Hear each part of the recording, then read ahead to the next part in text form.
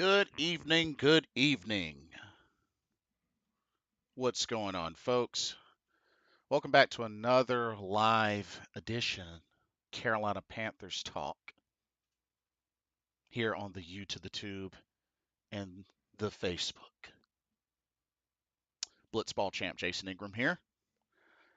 So, as promised, back on here tonight for a more in-depth recap of yesterday's chaotic loss to the Dallas Cowboys. Final score was 33-10. But as I said before, I can't say that I'm mad because I kind of expected Carolina to lose. Hate to say it, but I got to keep it real. Got to keep it real. I expected them to lose. I did not think they were really going to defeat the Dallas Cowboys. So I'm not surprised, but there was definitely some notable stats from this game that definitely stand out. As now the Carolina Panthers have a season record of 1-9. 1-9. Cowboys increase to a record of 7-3. And I'm seriously thinking that it's going to continue to get worse before it gets better. That's just me keeping it real. I have a feeling it's going to get worse before it gets better. Now, how exactly is that going to look remains to be seen. But, you know, they say, Houston, we have a problem. Nah, Carolina, North and South. We have a bunch of problems. A bunch of problems. And this was the game that Frank Wright got back play calling control. And definitely doesn't look like it got any better or that much different. But yeah, we're going to talk about it tonight. We're definitely going to talk about it tonight. But I hope everybody had a blessed weekend. Like I said, I had a fun time at the wedding that I went to. And yeah, this is Thanksgiving week. We're closing in on Thanksgiving. That's just a couple of days away. I know lots of folks finalizing their plans and getting ready to travel. So, hope everybody is doing well and hope everybody's plans go according to plan. And yeah, but anyway, let's dive in a little bit with this loss to the Cowboys, which Carolina hasn't defeated the Cowboys since Cam Newton, the Thanksgiving game, which was the season of the Super Bowl run. So yeah, it's been a hot minute. It's been a hot minute. Um, but notable thing I want to start out with is I kind of want to start with the defense first. I want to start with the defense. As I mentioned in the previous video, we may want to start at this point holding the defense accountable. Because let me share something with y'all. In the last 4 games, the defense has only had 3 sacks total. The last 4 games, only 3 sacks. 2 of them were in one game, which means 2 of those games, including the most recent one yesterday, there wasn't a single sack. That's not good, y'all. That's, if you ask me, that's unacceptable. But At the same time, it also explains and is even more proof that this defense has no pass rush. This defense has no pass rush at all. What's going on? Hey, Corey, keep pounding. Welcome to the stream. Good to see you. How you feeling? Yes, sir. Yes, sir. Happy to be here. Good, good. So, as you were coming in, I decided to, because typically we've started with the offense in the beginning. I decided to start with the defense first. I wanted to start off with how, bro, the last 4 games, Mm-hmm. this defense has only gotten 3 total sacks in the last 4 games, including yesterday, and 2 of them was in one game. Yeah, I think if you put a counterpart to Brian Burns, I think that would start to solve the problem. Hmm. Because if you think back, Charles Johnson had Greg Hardy, you know, and you can go and add in whoever you want. Mario Addison had his partner as well, you know, Hmm. on the other side that took the heat off of him, you know. Whereas if you only have one major pass rusher, they're going to key in on him, and they're not even going to worry about the other one because he's not going to do anything. Right. And that's a really good point when you think about it, because I mean, you look at, historically, a lot of the success with our D line, there's definitely been more than just one premier player on that D line. And this season, it just really hasn't been able to take off for this team. And and it sticks out to me so much because, the Carolina Panthers are usually known for having a pass rush. Not to mention, you know, if I remember correctly, Cowboys are ranked low in sacks allowed, and yet we couldn't get a single sack. So, Mm-hmm. yeah, that's kind of a head scratcher. It's really a head scratcher. Um, Chef 85, welcome to the stream. He says, pretty sad state of affairs. How is Xavier Woods? Do you have a face mask and horse collar tackle by the same player on the same play? I don't Mm. I don't know if that was Mm-hmm. just a frustration tackle or what, but I saw Did you see the play in question? I did. Like I did go Okay. back a little bit, and I was just like, oof. Like I Yeah. I don't know if that was just like out of frustration or incidental or what, but it And then was. a few plays later, their guy horse collars ours, and then we don't get a flag for that. This is true. This is And true. I'm like, why? It's a clear horse collar. If you're gonna call their guy, eh, you know, if you're gonna call one of our players for a horse collar, you got to call theirs too. What? Why are we not getting the flag on our side too? Like it's ridiculous. There were so many missed calls on that one. I feel like half of those flags were not justified Hmm. if you really go back and look at it. And I'm like, okay, well, here's one for example. That somebody got flagged for unnecessary roughness because they pushed a player. I forget who it was. Y'all have to remind me in chat, but they got flagged for it, Hmm. and the dude was just trying to stop himself momentum wise because he's running full speed, 280-pound guy, probably a defensive tackle or a linebacker, running full speed, trying to stop. And And I think that rule needs to be examined. I really do. Because there's the unintentional pushes, when they're trying to stop the momentum and Hmm. stop themselves from running, you know, and you can't just automatically stop on a dime. That's not how that works.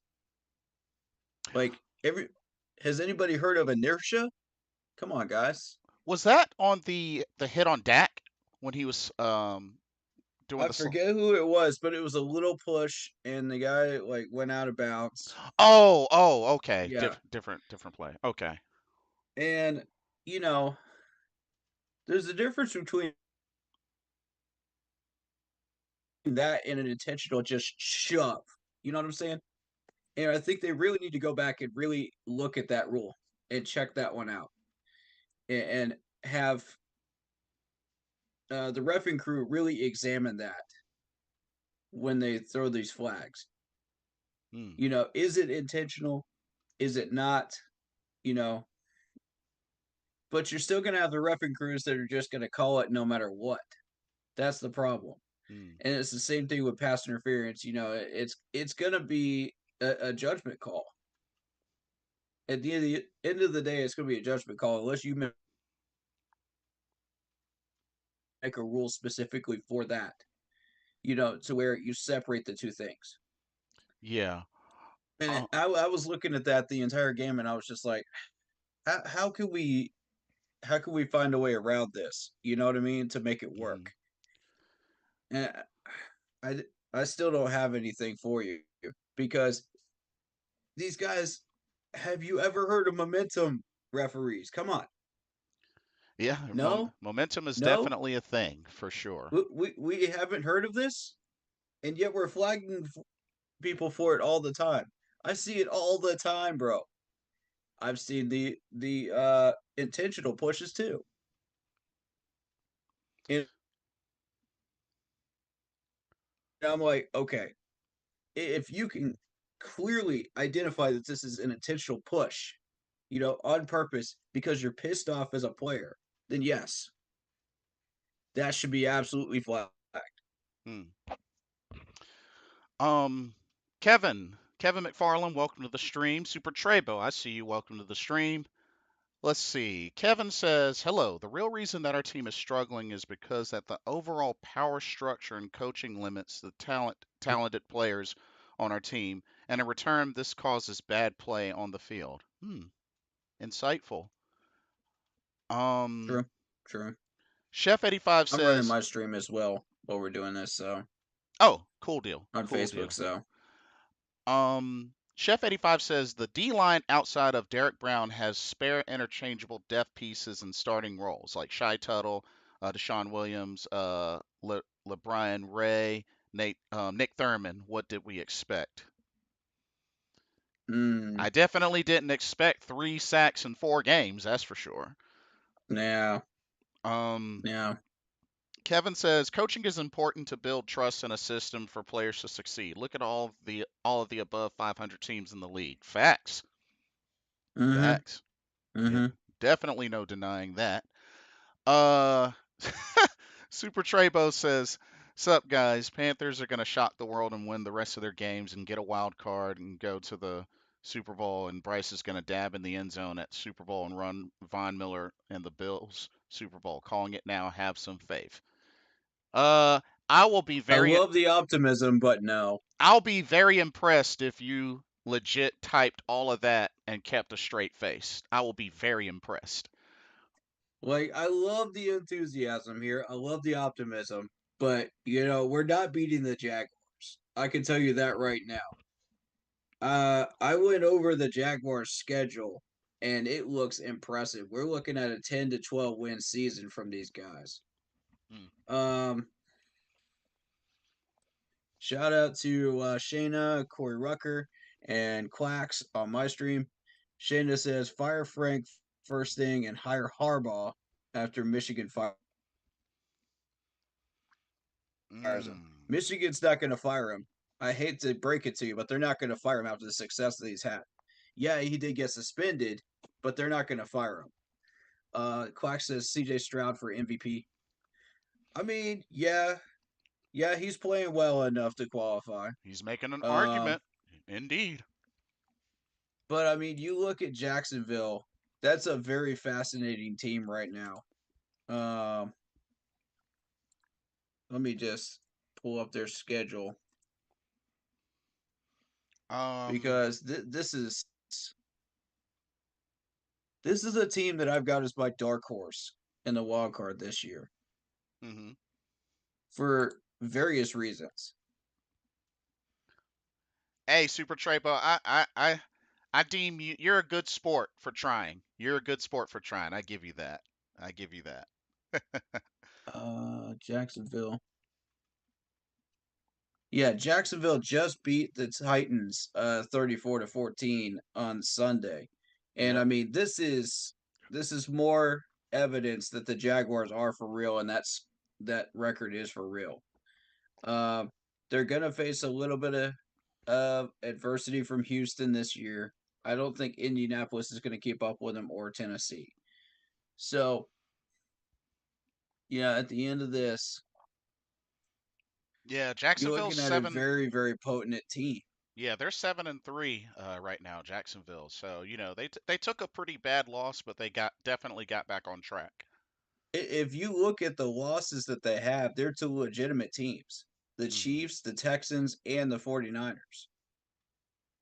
Right. And I mean, they redeemed themselves with this big win over the Titans. So And not to mention, they Houston. bounced back big, Not to and that's exactly mention what I expected them to do. Houston, was kind of up and down throughout the season, but you look at them now, they're Yeah, 6-4. So, def and graded when you look at the KC game, that was a 17-9 loss, and that was without Travis Kelsey. If Travis Kelsey was there, that would be 28-9. yeah. We all know this is the truth. You know, we've been watching Travis Kelsey. We know. All right.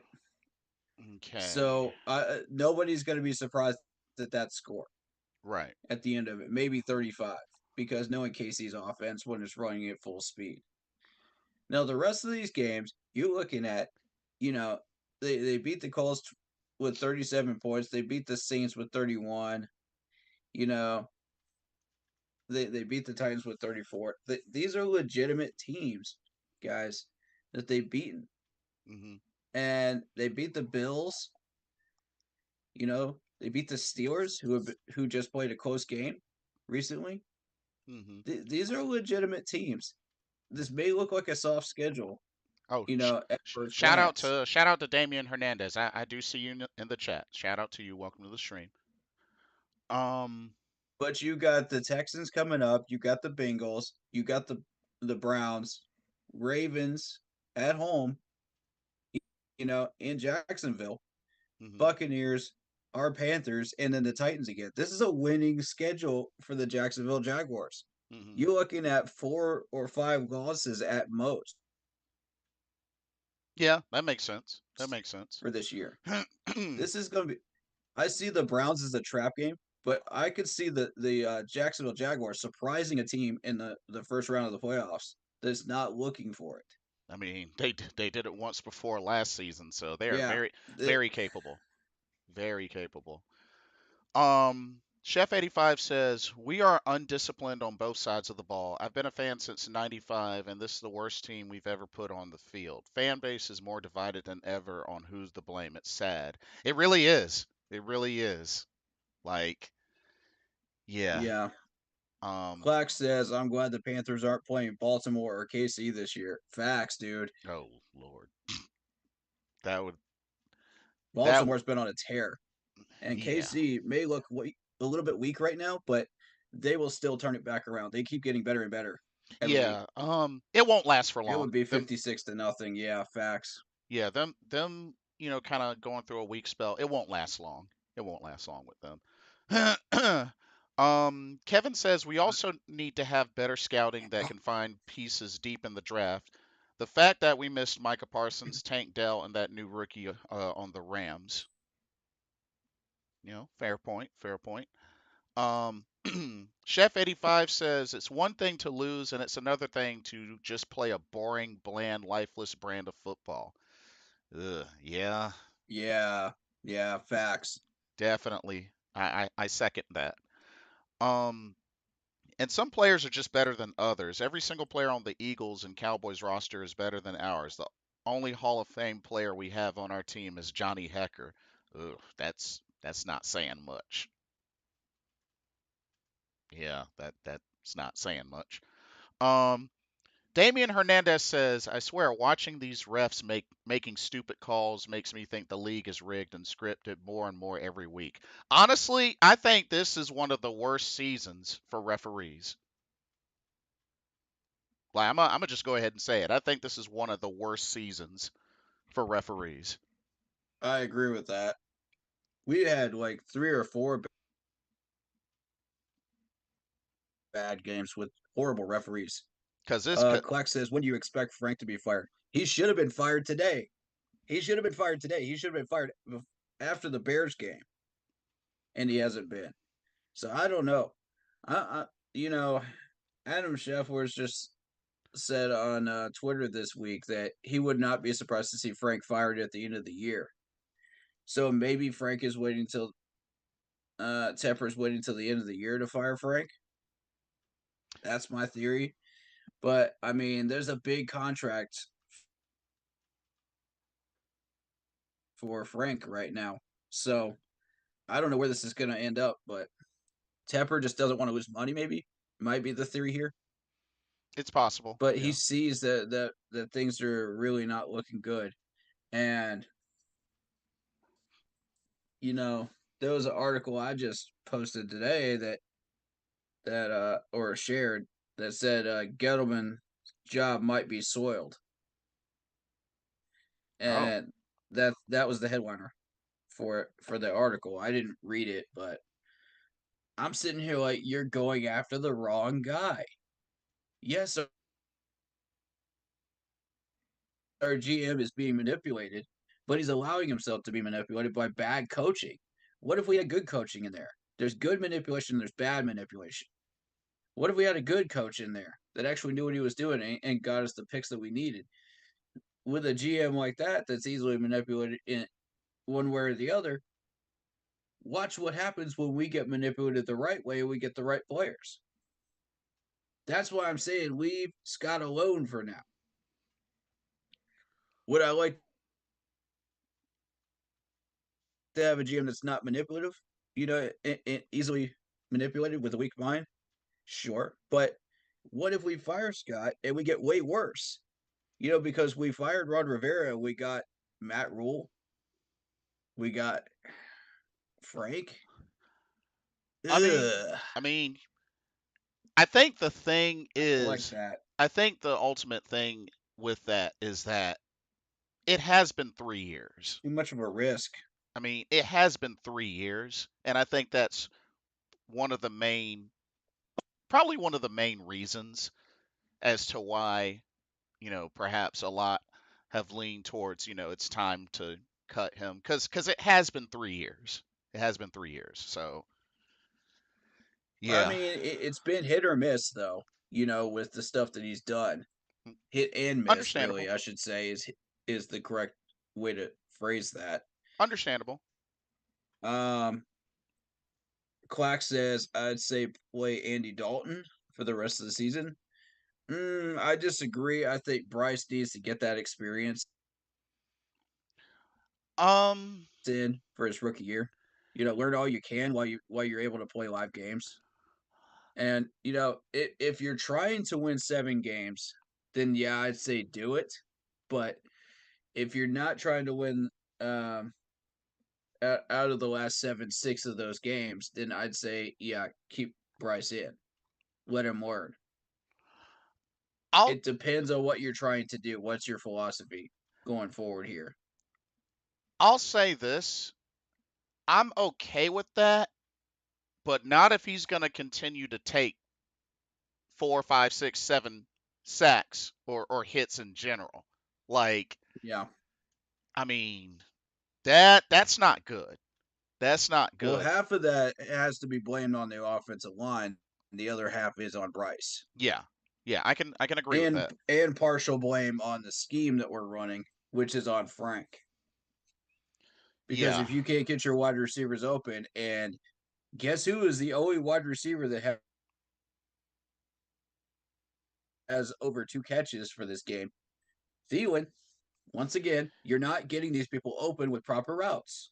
Yeah, So where is he supposed to throw it to? I Check down, check down, check down. I feel like that Thielen is pretty much a safety blanket, and just Yeah, I don't know if it's just plays are dialed up specifically for him so much, but it's just like, yeah. and then He was your safety blanket like CMC was yeah, and during the Matt then Rule era. not only that, I mean, you look at the pick six, and shout out to Mr. Carolina because he pointed it out in one of his videos. Tremble Mm, was wide open. yeah, he was. Not to mention the guy that was chasing down that undercut Mingo, like Trimble was a ways behind him, but Yeah, I saw that. nobody was in Trimble's vicinity. Like Mm-hmm. if he would have Mm-hmm. just not stared down Mingo the whole time and see that Go along through the your way progression, sir. and see that along the way Trimble was wide open crossing in stride. Like Yeah. honestly, that is a catch and run with a potential big gain. Mm-hmm. I don't know who is behind Trimble, safety No, wise, but nobody. That's the yeah, I thing. think everybody played up on Mingo. And shout out to Bland. And that's the thing. Bland, he's got 4 pick sixes this season. Yeah. That's You didn't do your insane. homework on this dude. I mean, Bryce, you didn't do your homework on this dude. And if you had done your homework, you would have realized this dude has insane closing speed. He will pick it off if he understands the play. He will at least deflect it if he understands the play. This dude is fast as lightning. Go look up his 40 speed. I already knew that coming into this game. Okay, Dallas has playmakers. You cannot ignore that. You got to pay yeah, attention. You got to do your research. You got to do your film study on these guys. yeah. I just, man, that's crazy. And This dude. that is being underprepared for a football game right there.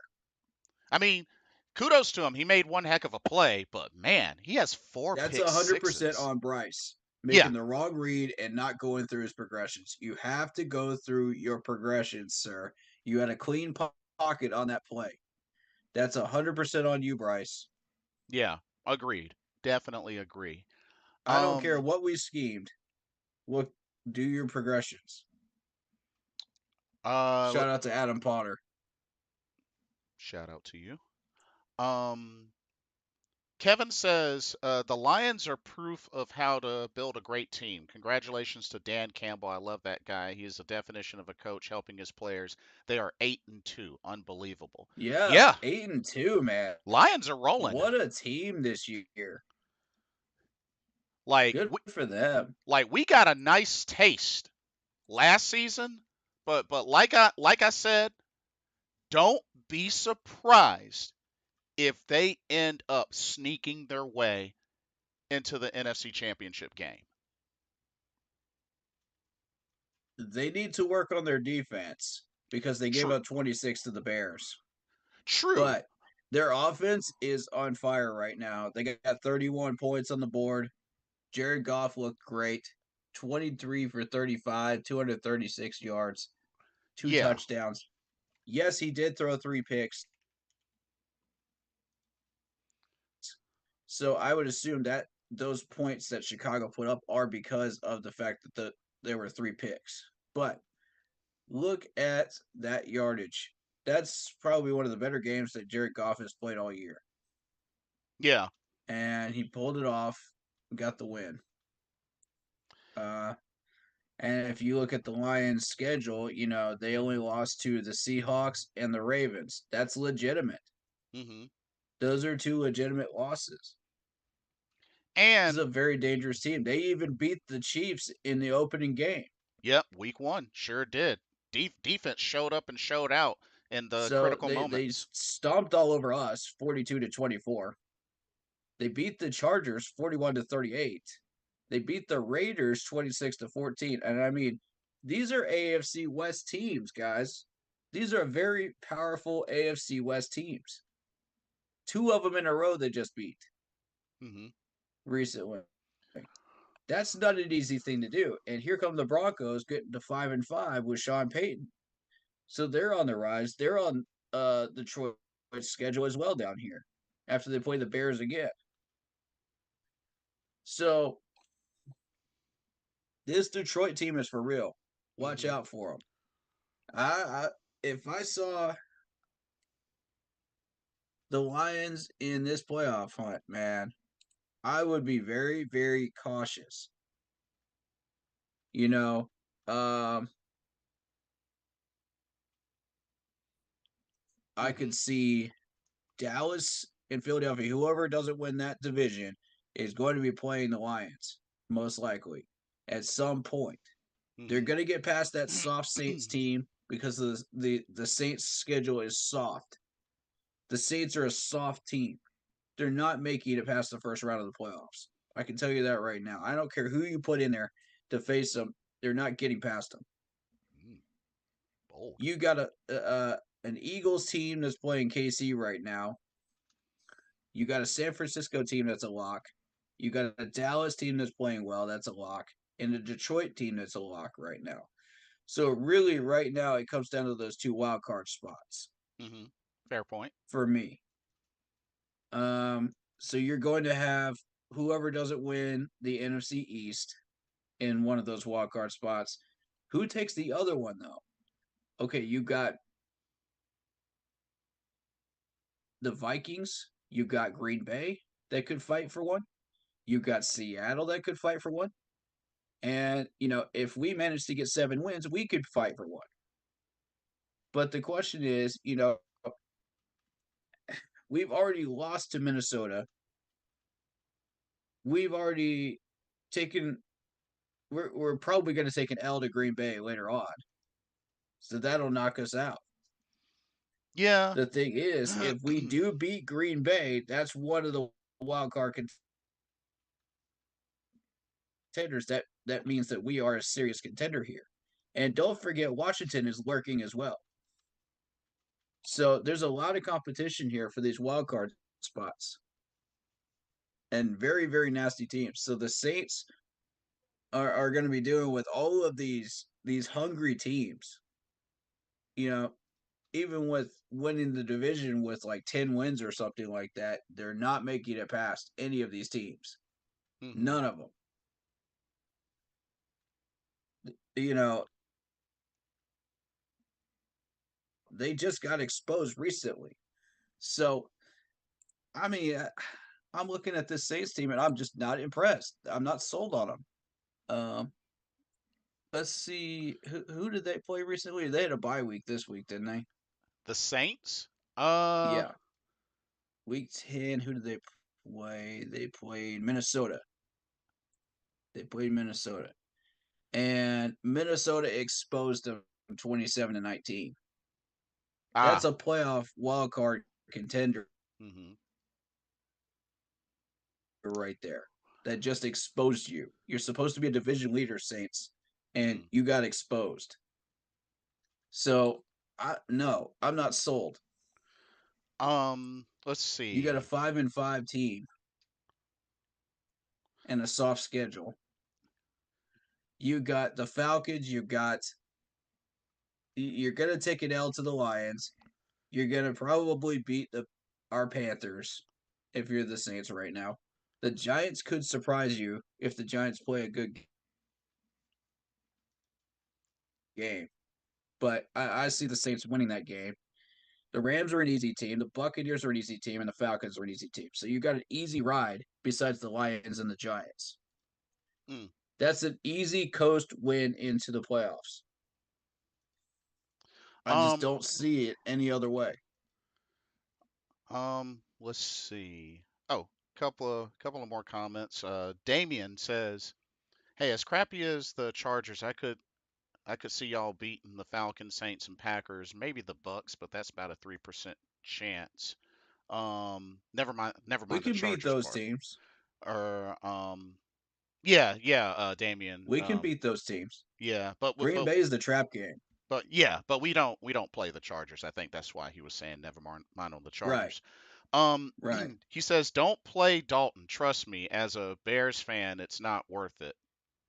I mean, Well, I don't know. He racked up 300 yards, I mean, and yeah, he was not the reason that we lost that game. yeah. To in Seattle, yeah, Dalton played good. I mean, hit He that was one not the game. reason we lost that game, ladies and gentlemen. That one game was better than every game that Bryce has had so far. Which I mean, he's a veteran. Which I mean, I'm not surprised. And we But put up 27 points, by the way. We found the end zone. yeah, that is true a couple of times. So Yeah. I don't know about that, Damien. But I mean, So you know, here's um, my thing. You either want to try to get those 6 wins that are possible out of 7, in which case you would put in Dalton because Bryce can't seem to find his way to the end zone. hmm, yeah, Um, that's a fair point. or you go ahead and call it a season and go ahead and put Bryce in and let him get that experience for the rest of the year. Depends on which way you want to go. Yeah, yeah, that's fair. Um, Chef 85 says Bryce under center looks like a duck out of water. Zone blocking doesn't work. O line is designed to run power I, not zone blocking. Hard to go through Right. progressions. Hard to go through progressions when you're on your back. Wright needs to go back to the couch. Guy has aged 20 years in 10 weeks. Yeah, That's a we fact. we were definitely talking about that. That's a fact. As long as Frank is calling these plays and this O line keeps being controlled by him in the depth chart, you're not going to get anywhere. Yeah. Oh, interesting comments from Damien. He says, Lions are frauds. Bears exposed them yesterday. We lost, but we had them the whole game. We just only lost because of bad coaching in the Uh, last seconds of the game. Lions only beat the Chiefs because Chris Jones and Kelsey was out. Chiefs have no legit wide receiver core. Lions got lucky. Hold on. Let me get him on this one. Let me get him on this one. okay. All right. And You got to remember something, then Dame. I'll make a statement as well. You got to remember something, Damien. Look at when the Chiefs won the Super Bowl last year. They didn't have any Mm-hmm. Pro Bowl wide receivers or anything like that. Not to mention, if I remember correctly, the Chiefs were they won and made it to the playoffs. What was it? 14 and 3. 14 and 3. And they didn't have any Pro Bowl wide receivers or big name wide receivers aside from maybe Juju, which that's Mm-hmm. arguable. I'll get to So your comments in a second, Mason. So, so I'm gonna have to disagree with you on that. Secondly, normally, if you would look at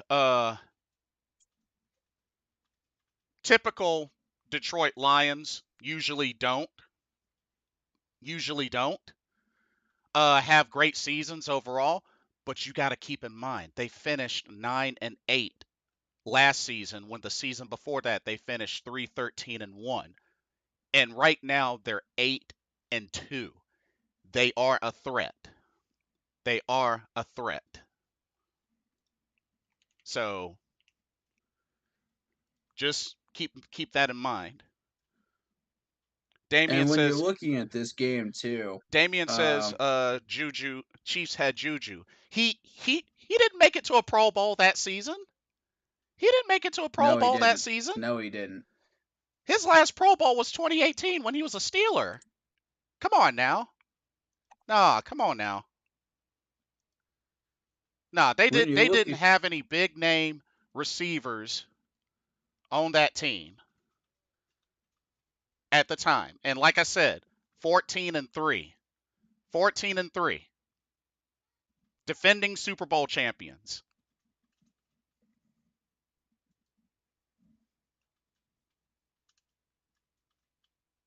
I think he's cutting out here. There we go. Oh, okay. Uh, did you finish? Uh Zoom nah, cut out on me. Um, so I'm not saying that, let me take the floor I'm here. I'm not Now, saying when you're that talking about the KC game, yes. oh, one second. Oh, you I weren't was finished. You weren't yeah, finished. Go one ahead. second. But I'm not saying that Juju's bad. Juju's definitely not bad.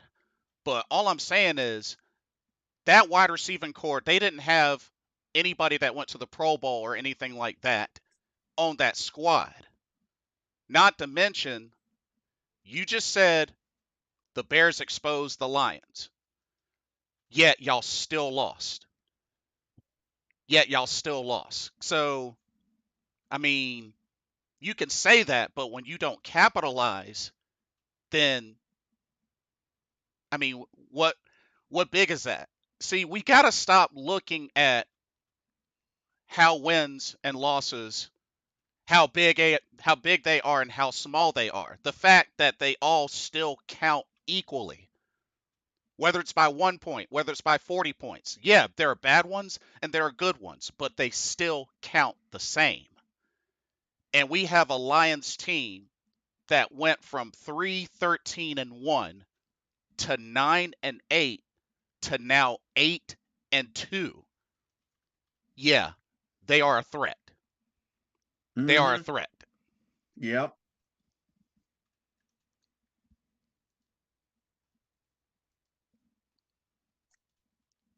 All right, go for it. Okay. So first of all, I want to address that KC game. Yes, you are correct. They did not have Travis Kelsey uh, for that game. So yes, that was the reason that they did not win against the Lions. Normally, that would be a KC win. So that was a weird way to start the year.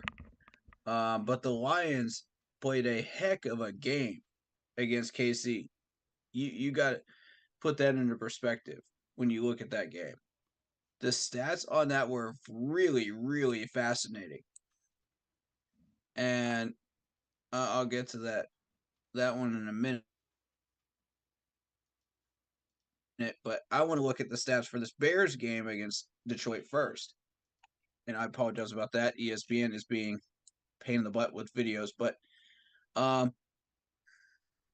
so the only difference here, you had 334 yards for the Bears, 338 yards for the Detroit Lions. Hmm. You had 25 first downs for the Chicago Bears. You had 23 first downs for the Detroit Lions. What's the difference? 4 turnovers versus the Bears one. And guess what those 3 turnovers were out of those four? Interceptions. So if Jared Goff had not thrown those picks, Detroit would have won by at least another touchdown. I want y'all to be absolutely clear on this. Hmm. This was a Bears team that got 14 of their points because of turnovers. This is true. Yeah, I'm looking at it right now. But yeah, this is true. This is not a good Bears team. They're 3-8 for a reason. Don't be deceived by that score. The Lions were not exposed in that game at all. You know, they were 8-11 on third down efficiency. I need y'all to understand that this Lions team is a legitimate threat. They could knock somebody out of the playoffs in the first round, and they won't be expecting it. Nobody's hyping up the Lions right now. Hmm. Nobody is. They're that dark horse NFC team that nobody's hyping up. Tell them And they're the about it. ones that are going to come up and surprise somebody. Tell them about it. When you look at that Lions schedule, you're thinking, okay, this is a soft Lions schedule. Yeah, the Lions aren't for real. And you can make up all kinds of excuses as to why these teams were not doing what they were supposed to be doing. But at the end of the day, this is a Lions offense that is for real. Okay? 338 yards, that's not a fluke. That's not a fluke, ladies and gentlemen. Now let's look at them against a legit team that they beat. Okay, say a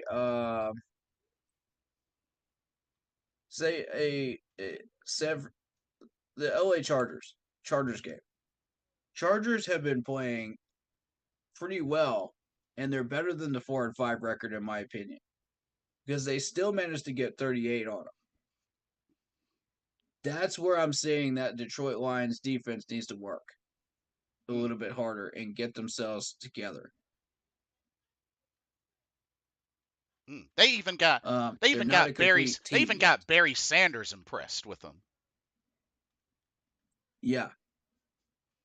So looking at the team stats from this game in particular, you're looking at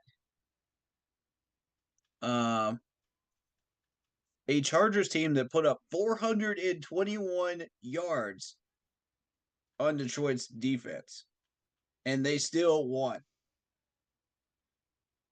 They put up 533. So if you think this Lions offense is not for real, try again.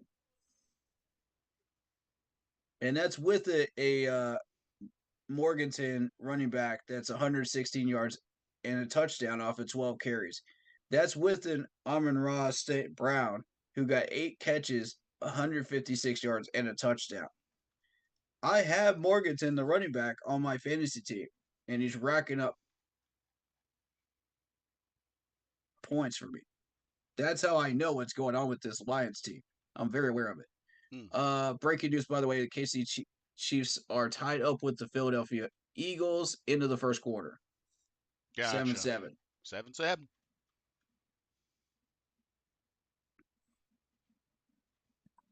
Right on, right on. Um, let's see.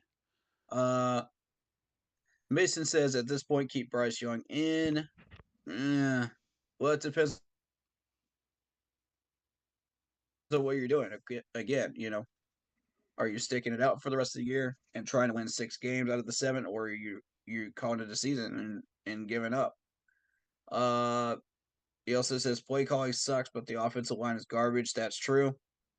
Need to run the ball more. They showed on ESPN they rushed only 21 times when they ran the ball like 35, 40 times a game. Um, Here's the thing: if you run it too many times, they're going to just put 6 to 8 people in the box every time and shut it down. We tried that. You know, that's predictable. That's one-sided football. And that takes away from the passing game. Mm, We've got to open up the passing game yeah, and do more than just throw it to Thielen. yeah, Yeah, it agreed. does open up the pass, Mason, but the problem is if you run like 75% of the game like we did with CMC, where's the passing game? Yeah, because we were Teams definitely, teams can just stack the box and then what are you doing? You're not moving anywhere. You're just yeah, getting 3 to 4 yards a pop and you're not getting down the field. There's no yeah, explosive plays. and we were And you have definitely to have at least one. 5 explosive plays, count them five, to be able to do something in a game to win. Yeah, and we were Big definitely impact plays. one-dimensional at the time as well. So that's a good point. And that's roughly five. It can fluctuate depending on the game and how it's going Um, and what the teams look like. let's see. Chef 85 says Zavala specifically has proven he is not ready, and Mays graded out high at left guard, and yet we go to Throckmorton, who's released now, and then back to Zavala. I understand continuity on the O line, but Mays played the best of the lot at left guard. Reich goes to Zavala. Yes. Everyone sees the screw ups with Reich and company regarding the depth chart. That's a good thing to point out. Yep. That's very true. I've been calling it out I since mean, preseason game 1.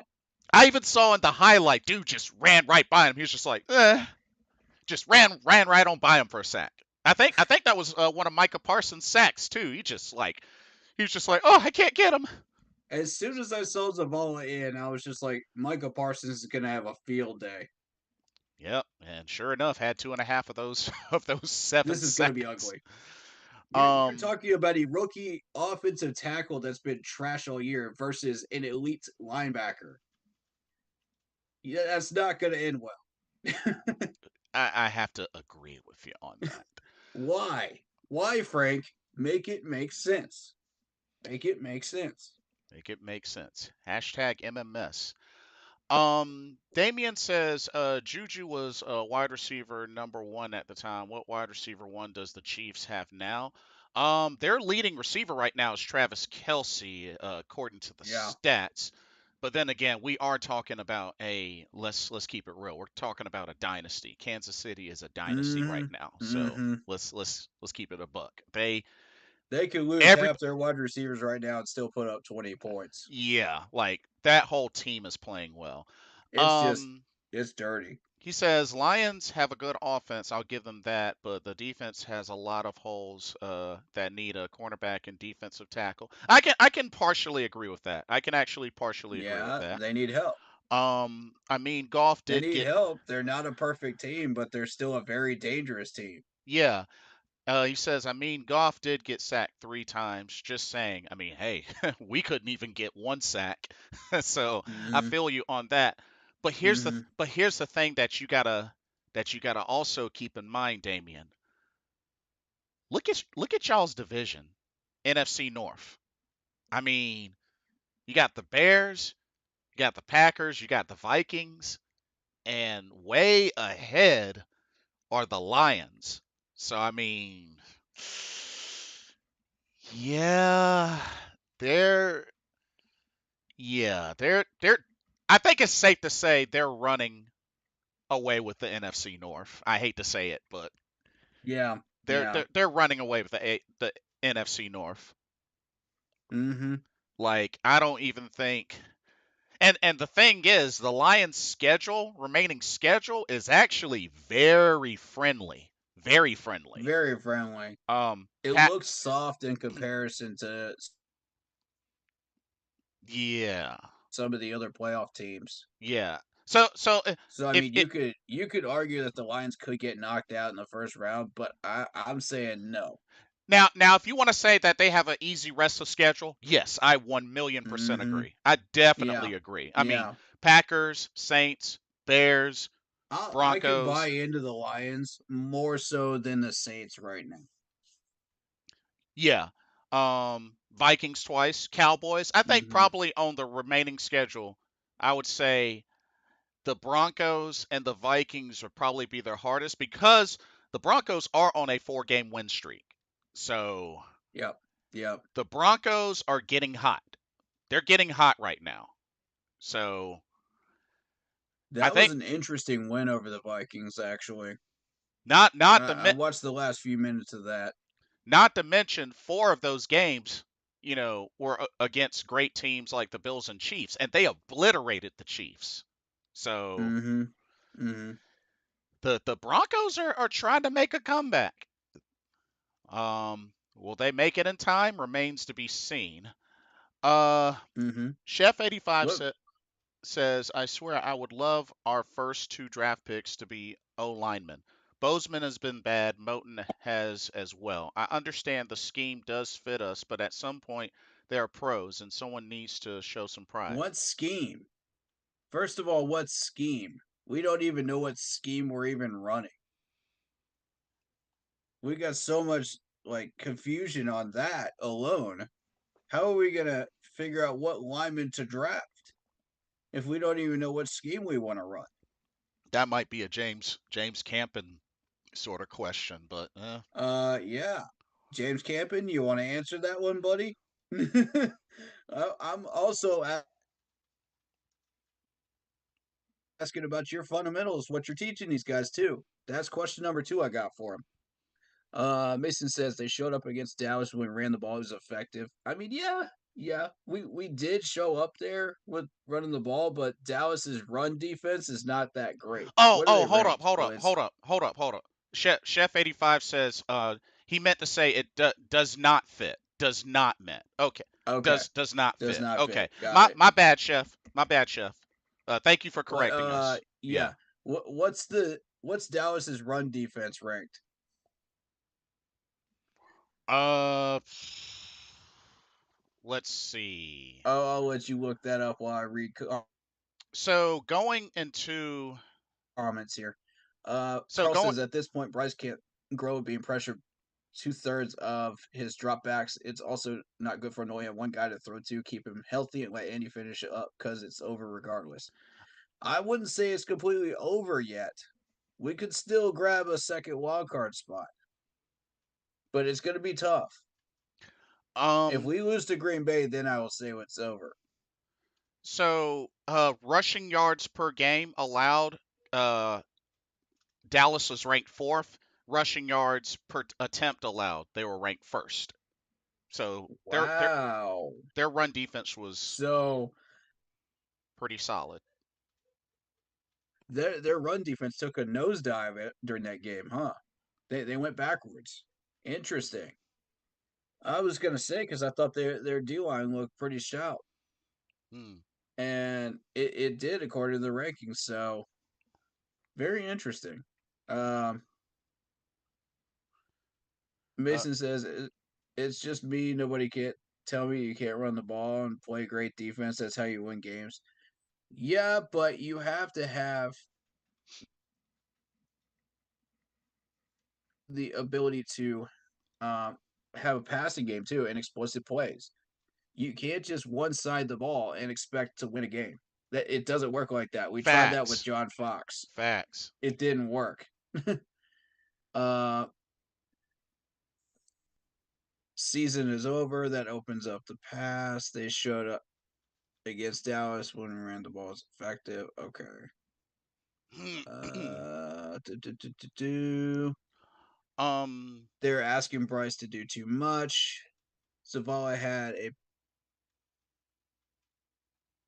PFF pass blocking grade of under 11 this week, and I called out this page this week. Why is he still starting? Yes, thank you, Carl. That's my moderator, by the way. Um, I'm not afraid of the shotgun either, especially when we are in short down situations. Mason says, "Told you, man, run the ball." That's true. I'm not saying that we still have to pass. But it doesn't work though. If you're one sided, they just load the box. yeah, That's exactly. what they do.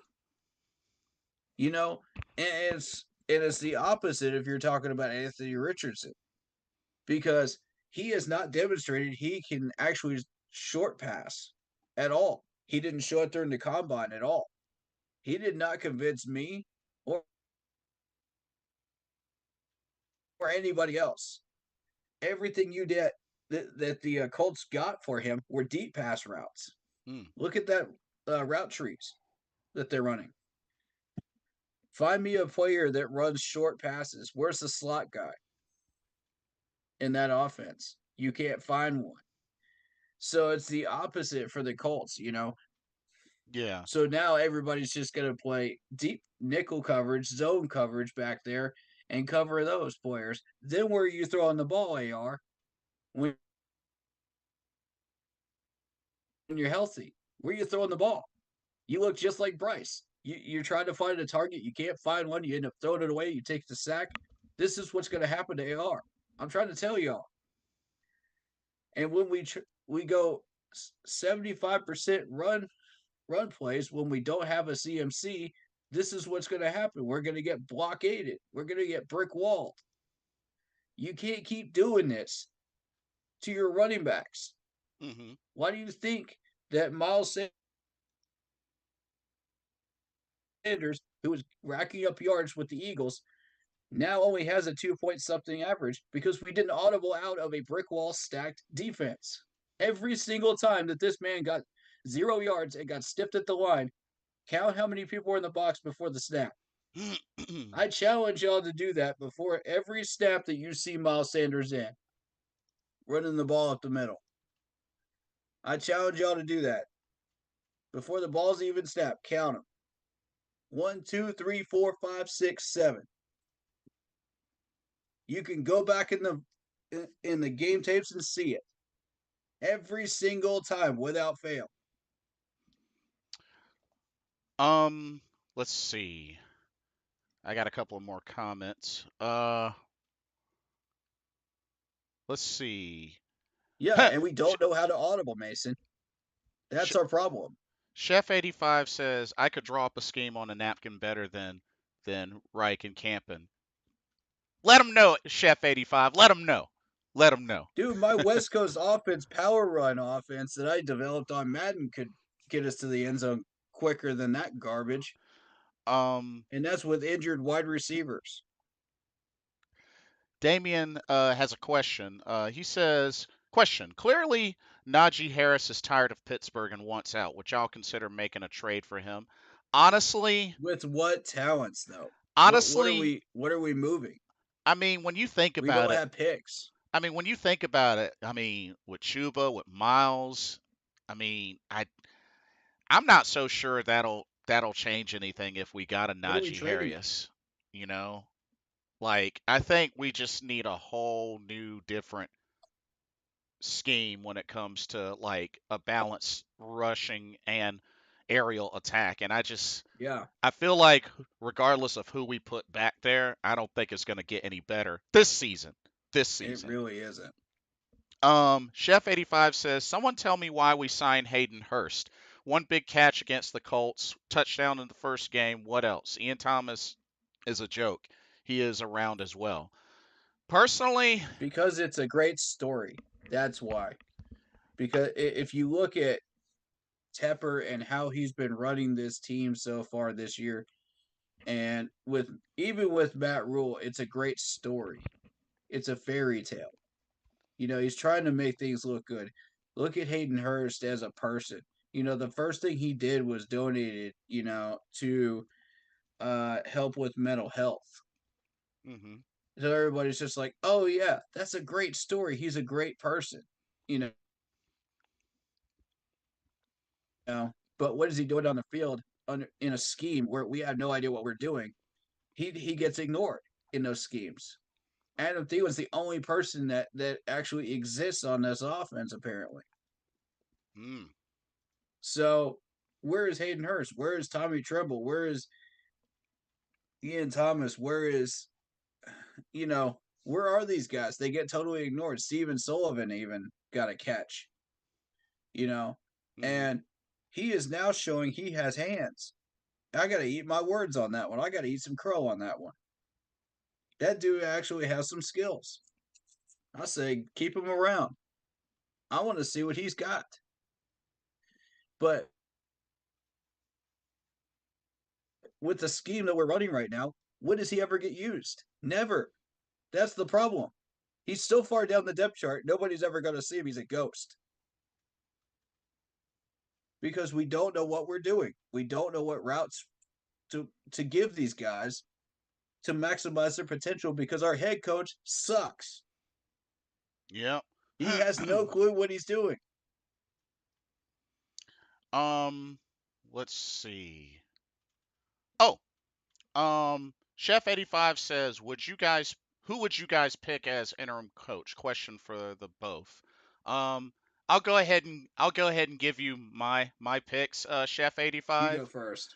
Um, I'd be willing to give Coach Ejaro Avero a shot. So one, Yep. Eric Bieniemy, that's two. If you can lure him out of Washington. Yes, Ben Johnson from Detroit. Yep. Agreed. Um, I would also consider. I mean, I'm kind of on the fence about particularly, Shane Steichen because I know that was a name Mm-hmm. that was kind of mentioned before. Mm-hmm. Um, which I think he could definitely help. And Mm-hmm. five, Brian Callahan.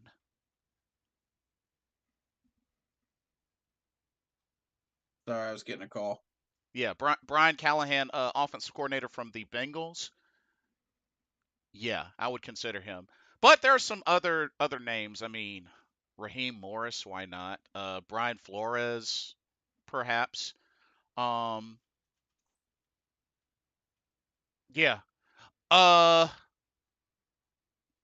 but yeah, I would say those are some names. What about you, Corey? For me, I consider Deuce Staley to be a name that you could throw in the hat as well. Oh yeah. Oh, absolutely, absolutely. Evero should be definitely in the hat.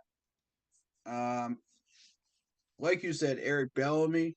If you be enemy, I'm sorry, I keep mispronouncing your name, sir. Yeah, it's a tough one.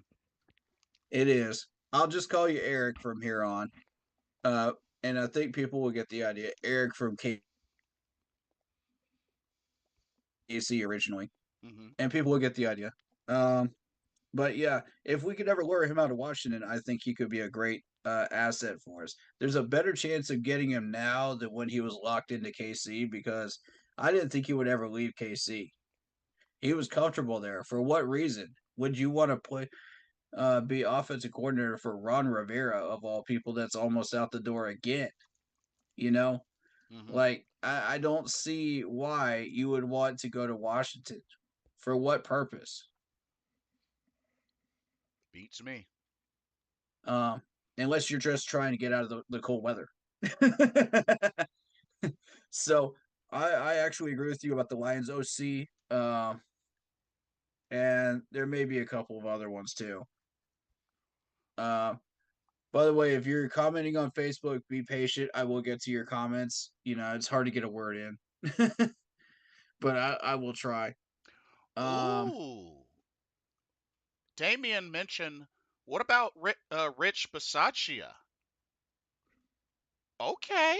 interesting, interesting, He, interesting. because remember, when he took over for Gruden after Gruden got the Mm-hmm. boot, Raiders made it to the playoffs. Mm-hmm. That's So true. I wouldn't be against Good it. point. I wouldn't be against it. Same. I mean, he didn't do that well as a special teams coach back at Right. Green Bay, but when he took over as interim head coach with the Raiders, they made it to the playoffs. So Mm. Damien's got a fair point there. That good pick. Why not? Yeah, it's Um, an option. Chef says we need an organizational philosophy change from coaching to drafting, etc. We are all sold a narrative on Reich, on Young, etc. Trimble has showed up more than Hurst has. Yep. Mm-hmm. Mm-hmm. David Screws, welcome to the stream. Good to see you. What's up, David? How you doing, man? I He saw you said try to call me. he says why wasn't Frank fired today? It's ridiculous. Tepper pitchforks will come Facts. in. You don't do something now. Comment of the day. And what's up, Mr. Gemini? Welcome to the Comment of stream. the day, sir. Why was this man not fired? And yet David Tepper says, well, maybe our GM has sold his job. Maybe. I didn't even read the article on that, but so it's out there on my Facebook page. Uh, let me catch up on my chat here. Yeah, go Carl for it. says, with how Frank continues to go against this team is built for and how this line is, we ain't making wild card. 4 out of 5 linemen this week were rated 25 PFF grade or lower. I mean, it's Frank 10 games to change the rush scheme. I'm not sure what you were trying to say there. With that last part of that, but I get the point. I get the gist of it. Um, and I'll mention this about the PFF grade, and I'll move on. The PF grade, yes, you can rely on the PFF grade, but I don't necessarily 100% rely on it. I rely on the eye test as well. Because sometimes that PFF grade can be misleading. So you got to watch these linemen for yourself and determine the full picture of what's going on. Mm, Sometimes these linemen will not get blamed properly for a mistake they're making, and they'll blame somebody else. That happens a lot more than you think, you know, and it will affect their PFF grade. So there's that point that I wanted to make on that. So I'm not 100% relying on the PFF grade. I'm about 90% on it. But the eye test is everything for me. Mm. If you don't pass the eye test, yeah, I'm not trusting the PFF grade if the eye test doesn't match up. Uh, Interesting. Mason says, I don't understand why they drafted Mingo. I was yelling at my TV for them to draft Josh Downs. I mean, yeah, here's my thing. We should have waited around before we went for a wide receiver. We could have done that. How is Josh Downs doing so far? That's a good question. Let me know. 43 catches, 523 yards, 2 touchdowns. Okay. Fair, Yeah. fair, fair numbers. He's doing a little something something for sure. But my point is, what will we do with a T Higgins? What will we do with the DeAndre Hopkins? What will we do with the Josh Downs when Thielen is apparently the only wide receiver we have, according to Frank, with his scheme? What are we going to do with these guys? They just end up sitting around collecting dust on our wide receiver core when we know they've got the skills to do it. And even when we do throw the ball at him, Bryce is inaccurate. He's getting swamped by defenders, because our O line sucks. But when he's got a clean pocket, no, he always sees Thielen. So where are these guys? It wouldn't matter who we drafted. We could draft another Ocho Cinco for all we care, and he would get ignored. We could draft another Steve Smith type wide receiver, and the only reason that he would get the ball is because, oh, he just happened to be open for one play out of 100 plays that we run. Mm, I mean, come on. This is Frank's offense. It's trash. So realistically, we could have waited a round and still gotten a good wide receiver, mm. but Steve Smith wanted Mingo, so I That mean is that's what we true. got. He did put a thumb up for I Mingo. mean, what player, what positional player did we draft the next round after that? Because I don't remember. Uh, I believe it wasn't it Savala? No, it was DJ Johnson. Remember, because we moved up to trade him. Or okay, yeah, we DJ moved Johnson. up. That was the trade up, right? Yeah, Yeah, that was the trade up. yeah. As I recall, I'm trying to remember who was available that round that we took Mingo because we weren't even going to look at wide receiver originally. Well, I know one of the names you were really high on that we didn't even touch was Hodges Tomlinson. Yeah. I mean, I'm surprised that that man made it as far as he did down the draft order through the rounds. Mm, But that's not who I was looking at because I wanted an offensive line. I mean, maybe a linebacker, I think, maybe a defensive end that round. I'm trying to remember who was available that round around that time, that we took Mingo. Um, but I know I had my eye on about two or three players around that point, and we wasted that round and we took Mingo. I was not thrilled about it, but I said, okay, it's Steve Smith. Steve Smith, the GOAT, gets his wide receiver. That's fine. Um, I'm not going to argue with the GOAT. You know what I'm saying? If you yeah, argue with Steve Smith, the GOAT, you're foolish. Okay? Let's be real. foolish. So that's who we um, wanted. That's who we got. Mr. Gemini said Uh, Frank should have been gone 2 weeks ago. Facts, Yeah, facts, big facts. Why is um, he still here? For yeah. what reason? Unless it's money reasons.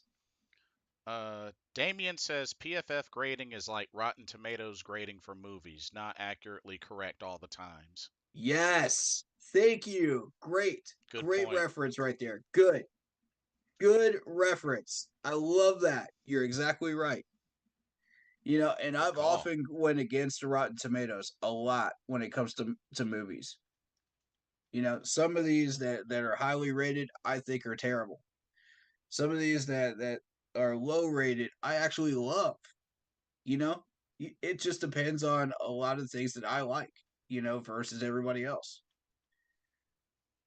I don't always fall into the popular vote here. So, um, I don't understand why they drafted. Okay, I already read that one. Mason says, well, when they line up in the shotgun and run the ball, that's when they get killed. Our offense line sucks. Line up under center and run the ball. Here's the thing. It wouldn't matter even if you lined up under center to run the ball. If it's a 6 to 8 man box, you're still going to get stonewalled. How many times? You don't, Mason, you got to count these guys before the snap even begins. Okay. Then come talk to me about running the ball. All right. And our offensive gurus don't know how to audible. They don't know what that is. So how are you going to teach a quarterback that's a round one pick one how to audible when you got a Josh McCown who was terrible at quarterback and did not audible? You had a Frank Wright who was terrible at quarterback before he even became a coach that didn't know how to audible. So how are you going to teach a pick one round one quarterback that's fresh out of the gate with a Heisman how to audible at the NFL level? You're not. And meanwhile, Thomas Brown is sitting over there in the offensive coordinator chair, just twiddling his thumbs. Like, put me to work, coach. Put me to Yeah. work. Um. So that's the guy you need to learn it from. Or a Ken Dorsey if you can get Ken Dorsey back here. Um,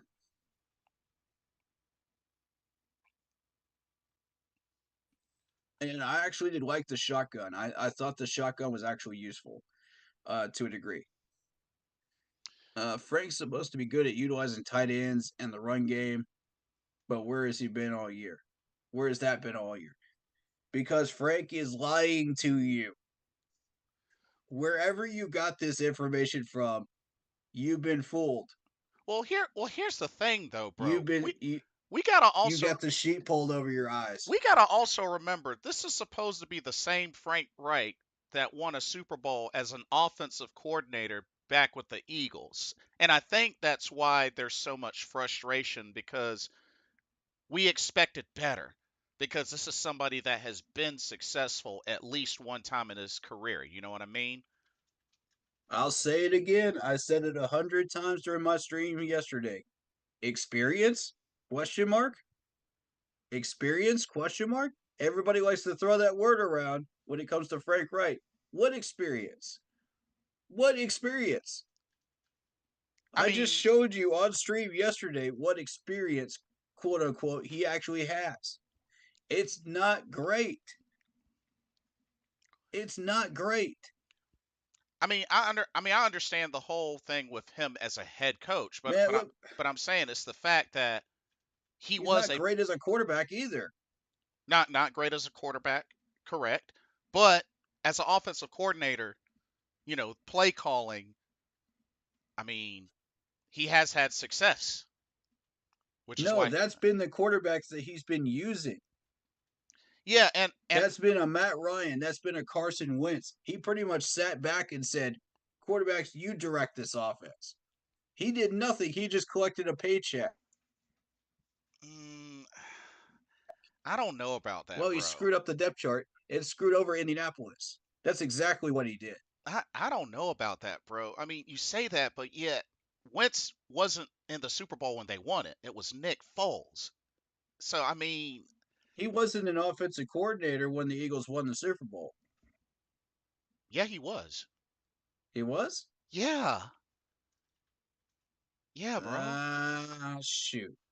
That's what I'm saying. Like, yeah, that's why Who it's was the quarterback then that won the Super Bowl with the Eagles? Nick Nick Foles. Because remember, Okay, so Carson Wentz got hurt. there's something else at work here when it came to that Philadelphia offense. Either he did not take that knowledge with him to Indianapolis, or there's something that just doesn't add up here. You know what I'm saying? Like, you Now, make him a head coach in Indianapolis with this. You should be running the same type of offense in Indianapolis that you were running in Philadelphia when you won the Super Bowl. yeah, Something doesn't add up here, folks. and not Two and and two does not equal five. and not only that. Remember, he was first time offensive coordinator with the Chargers before he came to the Eagles, offensive coordinator. So he Yeah. he had some experience before that. But yeah, I think overall that's why I truly believe that's why so like everybody has really been disappointed because it's like, it's just like looking at the Matt Rule comparison. Matt Rule came in head coach for the first time ever, in the Mm-hmm. NFL, out of Mm-hmm. college, fresh. Okay. To be fair, we'll give him the first year. Right, To be right. fair, we'll give him the first year. But after that, what have you done? Understandable. But now when we talk Frank Reich, especially we have to remember You before, got to be able to bring that same offense over to Indianapolis. Did he? No, he yeah, did not. and that's the thing. Why has that not been the case? Because then again, why has that not transitioned from Philadelphia That's why I'm starting to to ask questions here, Indianapolis? man. So Make it make sense. yeah, it draws a big question mark. It definitely draws a big Yeah. question mark. Mm-hmm. So, because I mean, after all, he's been the play caller like 90, at least a good 85-90% of the games so far this season. Um, Scott Fitterer got you the tight end weapons. He got you the running backs. I mean, we got, And what have you done with them? Nothing. we got five tight ends. So I mean, Carl says, I'll take Evero as interim. I agree. But you don't want to take him out of what he's doing well. You don't mess with what's working because then you got to hire a new defensive coordinator. Who you hiring? Ben turned us down to stay with Detroit, and Shane took the job in Indy, didn't he? Yeah, good point. Ben did take the job with Detroit and stayed there. mhm. I don't know why Shane took that job in Indy, but apparently he liked it over there. So you saw it firsthand. Dallas' entire D line beat our O line all the way across the board. So I'm definitely trusting it with the eye test this week. Yep, facts, facts, Carl. All right, I'm caught up. um, got a couple of more comments. How do y'all, Mr. Gemini says, how do y'all feel about Jimmy Johnson getting the Ring of Honor in our stadium? I feel like it was Why great. is What was it? he getting the Ring of Honor in our stadium? You should be getting the Ring of Honor in Dallas, sir. I think that was a upper I mean, man. I think that was an upper management move. That was kind of like, you know what? We know you're going to be going into Carolina with a win, so how about a little insult to injury? That's that's disrespectful. that. I honestly think that might have been the case. I hope I'm wrong, but don't quote me on that. Um, That is disrespectful to do that in our stadium, it is. It knowing that is. we are about to get absolutely destroyed by the Dallas Cowboys and their fans are filling up our stadium and taking our ticket sales. That is insulting. They made it like a home game for the Dallas Cowboys. That pisses me off because I can't stand Dallas. Um, Mr. Gemini says, and should we draft a quarterback next year? No, no. Like No, we no, Bryce is a good fit for us. We just need to find a scheme for him. Well, not only that, that'll be two more quarterbacks that we've given up on because we gave up on Matt Corral. Like we And we got, went through 7 quarterbacks since 2020. yeah, like the quarterback carousel has to stop. I mean, It's got to. we gotta settle in on somebody and we gotta put the work in. So Bridge quarterbacks are bridge quarterbacks, but they only are bridge quarterbacks for a year or two. You need to find a solid career quarterback that will get you 10 plus years of success. Mm, yeah, You got to settle in on somebody like a Drew Brees, like a Joe Burrow. Get somebody, man, yeah, yeah. that's going to last. I agree. But I mean, if we don't get him some protection, he's not gonna last long. Um, Right. Damien Damien says, question, nothing against Bieniemy, but why people still want him as a head coach? Don't get me wrong, he could be a good head coach, but let's be real. Face the facts. He's kind of a hothead. We've seen it on TV when he tried to choke Mahomes on the sideline going into halftime, and Bieniemy didn't want to leave KC. Chiefs traded him to Washington against his will. So, two things. Ooh, did they? Two things. One, wow, he really choked Patrick Mahomes? Really? Huh. I didn't know anything Mm, about that. And two, Damien, you kinda no offense, you kinda contradicted yourself a little bit because you said, don't get me wrong, he could be a mm-hmm. good head coach. So you know he would be a good head coach. So wouldn't that warrant demand? You know, there's a possibility there that he could be a head coach. You pointed it out. There's So demand there. there's demand. So Why would he end up in Washington?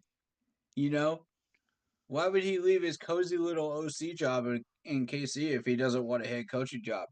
Why would he interview with a half dozen teams in the NFL if he doesn't want a head coaching job? yeah, and we got to remember this man has been a coach in the NFL since '06. So Granted, I can see why a few of these teams would not hire him because of his hot hit mentality and how he he acts. he I can does. He understand does. that. He I get it. does. You don't want that type of mentality on your team. I get it. Mhm. It hurts the locker room and it hurts the practice fields. When preparing for games. You know, But and we are in desperate need of a change of culture. yes, Desperate. we are. Lock Poppy, welcome to the stream. Says we are What's truly up, a Block joke Poppy? now. How you doing, man? He says we are truly a joke now. Facts.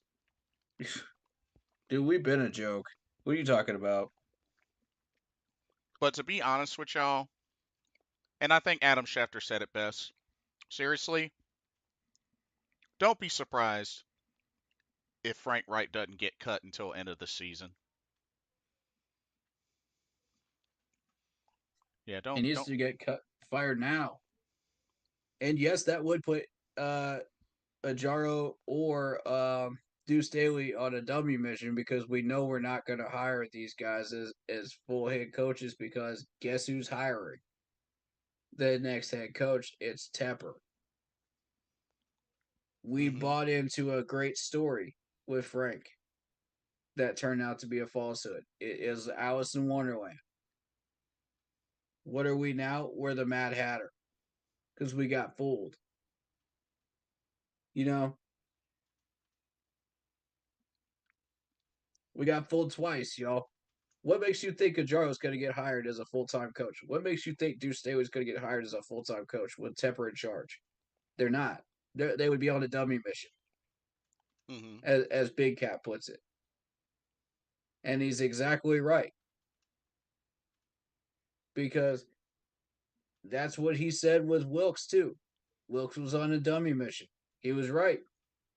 We had no intention of hiring Wilkes. Let's be real here. Even though he had every single box checked that you could possibly want checked in a head coach in Carolina, Mhm. and he still didn't get hired. Why? Because Tepper's making the calls. So what makes you think that either one of these guys, even if we put him at interim, is going to get hired? Dummy mission. And Jarl is going to go somewhere else and become a head coach. And I would venture to say Deuce Staley moves up to offensive coordinator somewhere. We don't retain either one.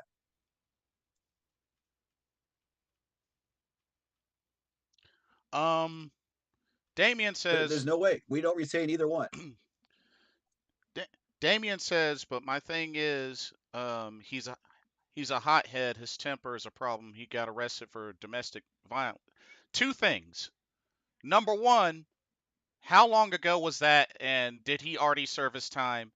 And two, if it's been such a big deal, why is he still a coach in the NFL? I Facts. mean, you would I think if mean, it, you got Sean Payton that got in trouble for a whole year, suspended for a whole year. He's still a head coach. yeah. I mean, at some point, I mean, You got you gotta factor the you whole know, picture. I mean, folks are saying, "Oh, he shouldn't be hired as a head coach," but if it's that big of a deal, why should he be coaching? Period. You exactly. see what I mean? Mm-hmm. Like, Mm-hmm. I think that's kind of that's not really fair. You could argue the NFL is kind of soft on this What stuff, but what I don't know. Now Damien, would you say that he shouldn't be a coach? Period. Is that what you're saying? Because if that's what you're saying, okay, then I see where you're coming from.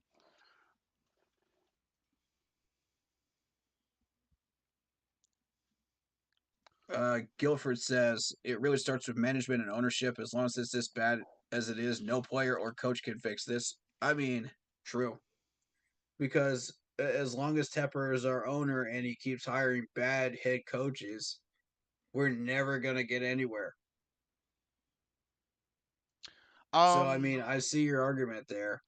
Um, and even if he does get lucky and hires a good one, it may be like a Ron Rivera type that puts us, just above 500, but that's all we do.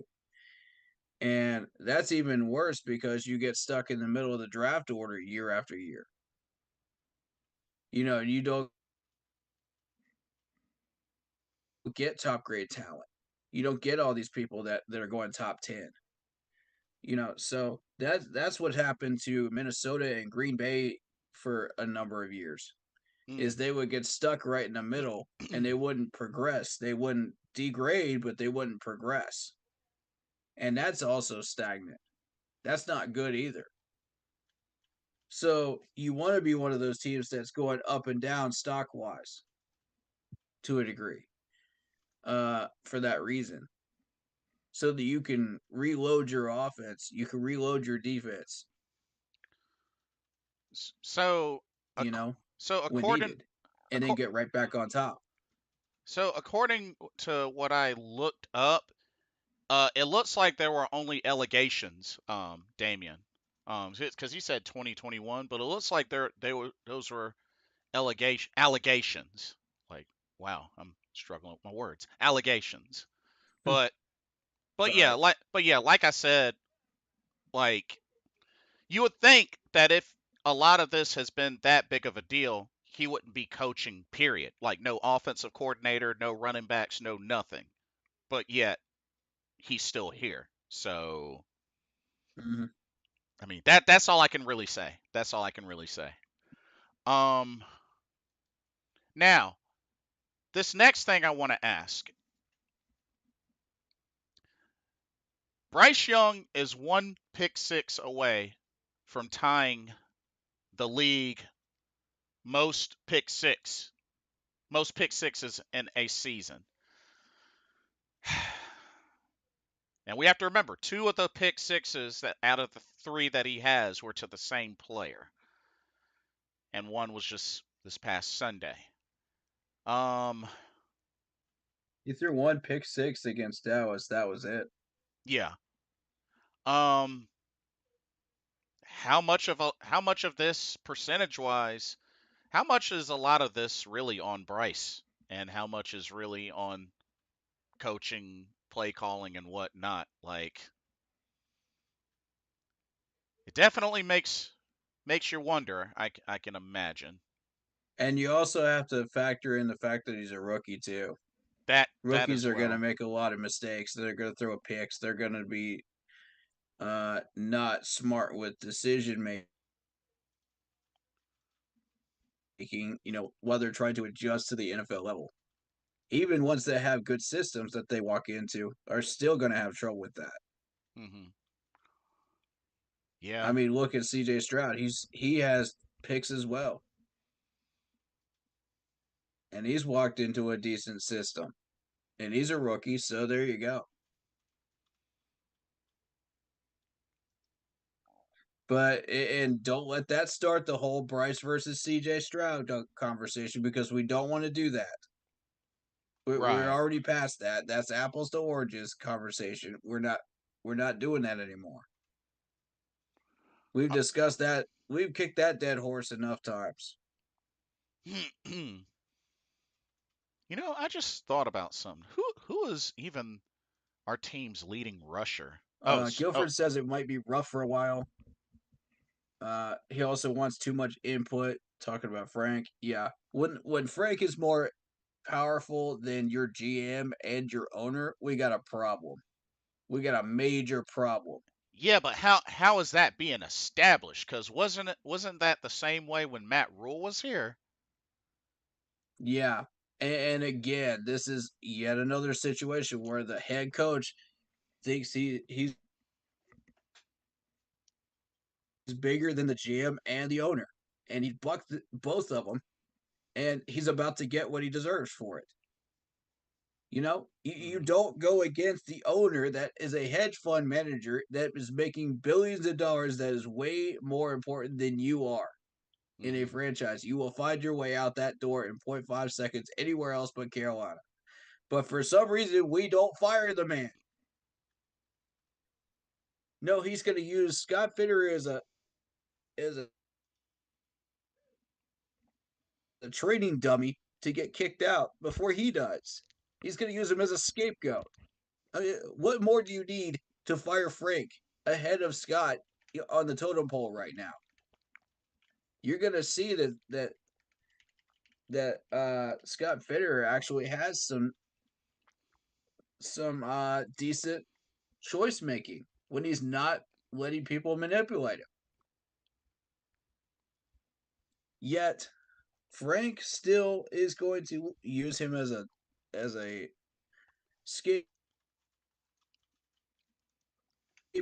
and a training dummy to get kicked out of here, man. And it's not great. It's not great.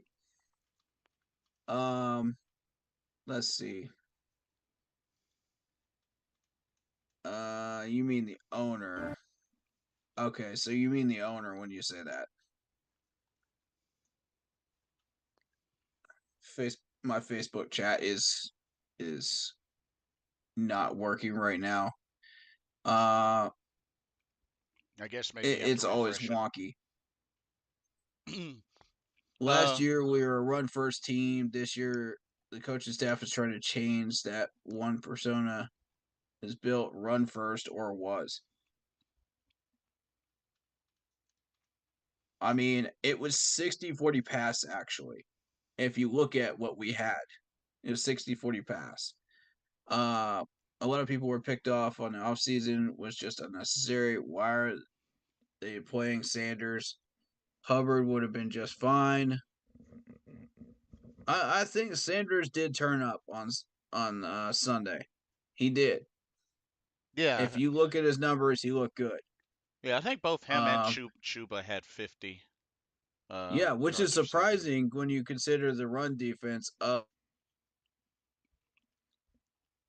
Dallas coming into this game.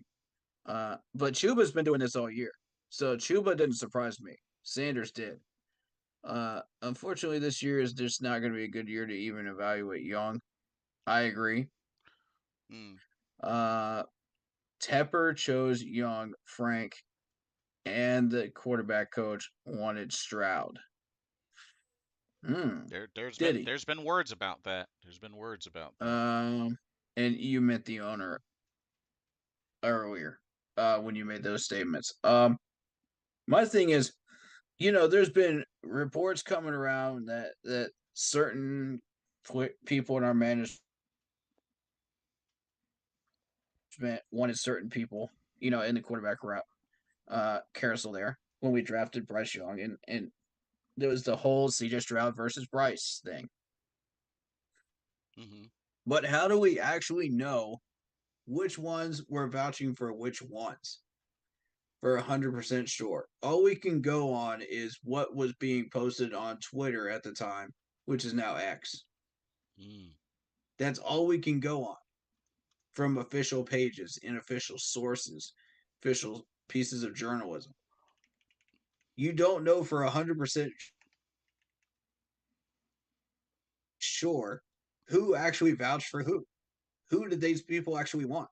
Unless you actually go up and ask them, or unless they said it specifically in press conferences after the draft was over. Not before, because they're going to fool you and give you a runaround answer because they don't want you to know who they're drafting. But after the draft, that's when you'll find out. So mm, I still believe in Bryce. I believe we drafted the right man. We got to put something around him. When you put something around him, look at C.J. Stroud. They put something around him,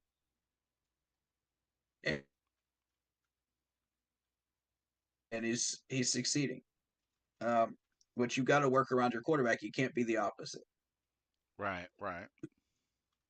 Look what they did with Cam. They built around him, and that worked. They built around Peyton Manning. That worked. They built around Joe Burrow. That worked. I mean, the Cincinnati Bengals had no clue what they were doing before Joe Burrow showed up. Yeah, let's keep because they were kind of in a it a holding. buck. They were kind of in a They had holding no clue. pattern after Dalton left, in a way. Yeah.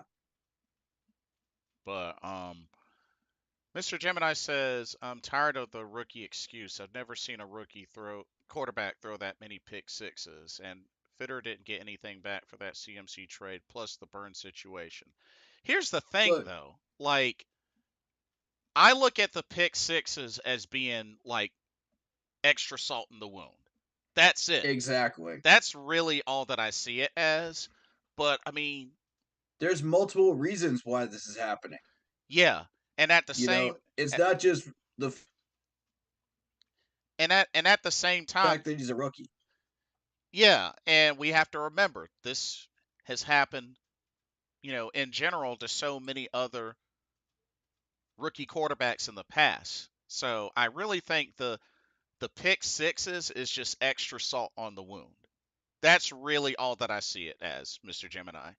Because I mean, and I know we go Mm-hmm. back to it a lot, but I mean, there's a there's a reason why, Peyton Manning still holds the record for most interceptions by a rookie, and that number was 28.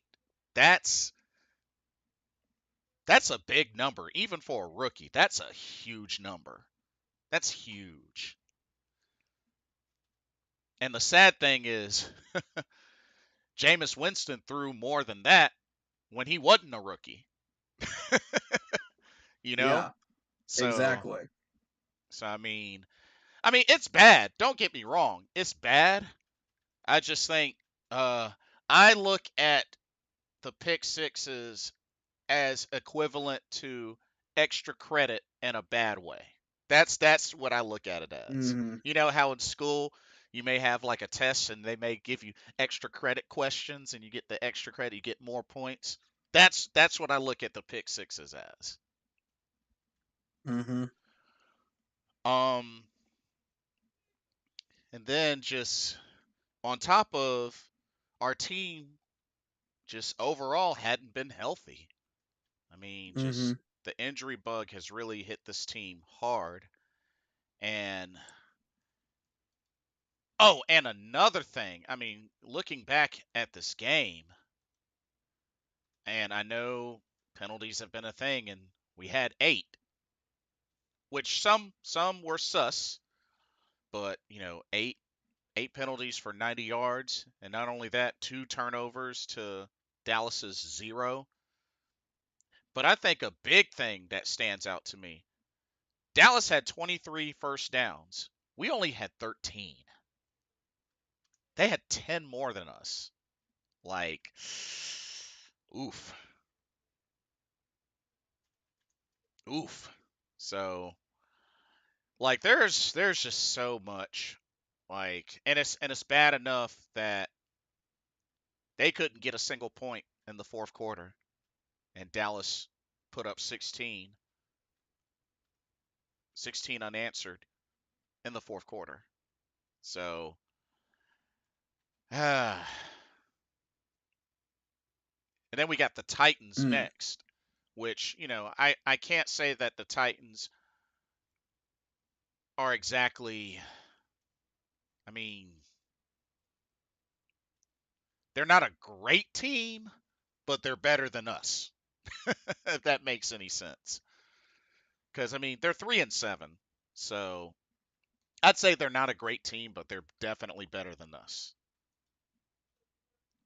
But, yeah, just overall, I mean, 1-9, it looks really bad. And just,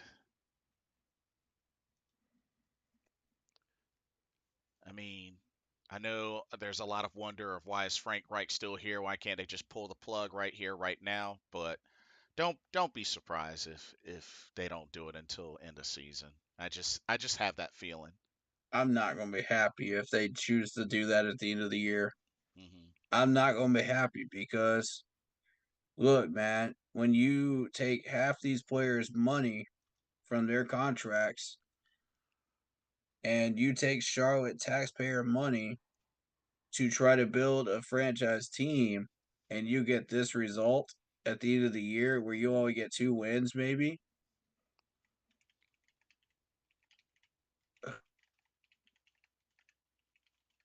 who's going to stay here? Who's going to want to come here? Nobody.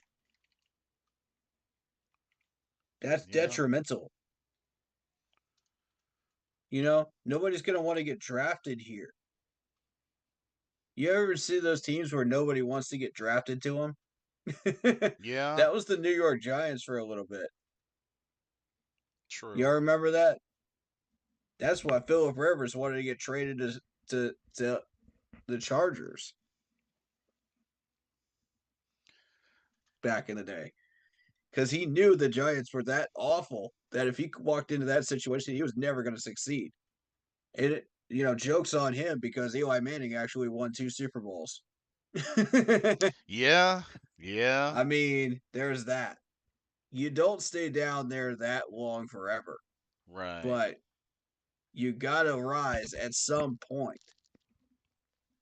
And, you know, I kind of want to switch gears here because there was somebody that Toria posted on my page about a Georgia tackle. Hmm. This is I'm trying to figure out his name. Hold on. Quick comment from David Screws. He says, just got done listening to Frank's press conference and I made a comment. Didn't even listen to all of it. He makes me sick. If a coaching change isn't done, we're not winning anymore. 1-16. It could Ingram Dawkins. That's the name. it could happen. Ingram Dawkins. It's a it's a hyphenated name. It's a Oh, hyphenated last name. interesting. Yeah. I think he's a defensive tackle. He's number 93 if you're looking him up. But he finished the game against Tennessee with 2 tackles and a tackle for a loss. Oh, quick pause. Thank you so much, David, for the super chat, for the $2 super chat. Hashtag Fire Frank. Appreciate the donation. All right, continue. But we really need a run stopper. And if this dude is everything that people are claiming he is, he may end up first round, late first round, maybe early second round. I'd like to learn a little bit more about him because this is the first time I'm hearing the name, but I've seen Georgia's defense just shut down the run consistently. And I think it was mostly due to him.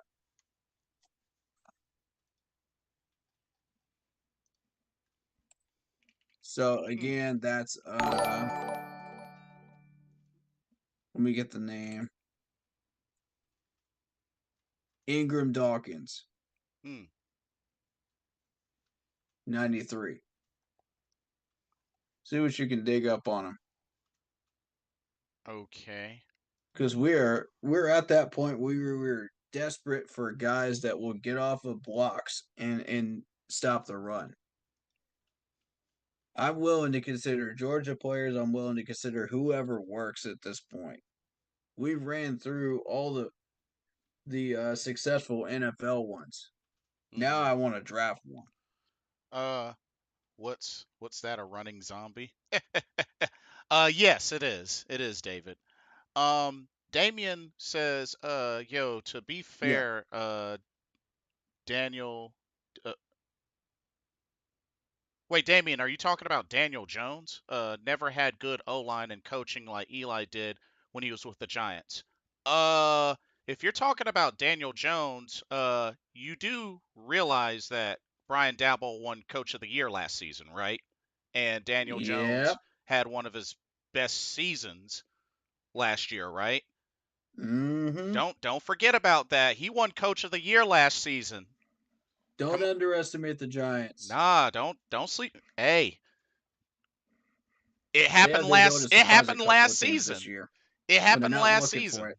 So don't They're forget still about doing it this year. don't forget about Brian Dabble. He won Coach of the Year last season. Um, say that name. What Ingram? It was Ingram Dawkins. It's hyphenated. Ingram. 93. Let me see. And he plays for Georgia. Georgia. Mm-hmm. Okay.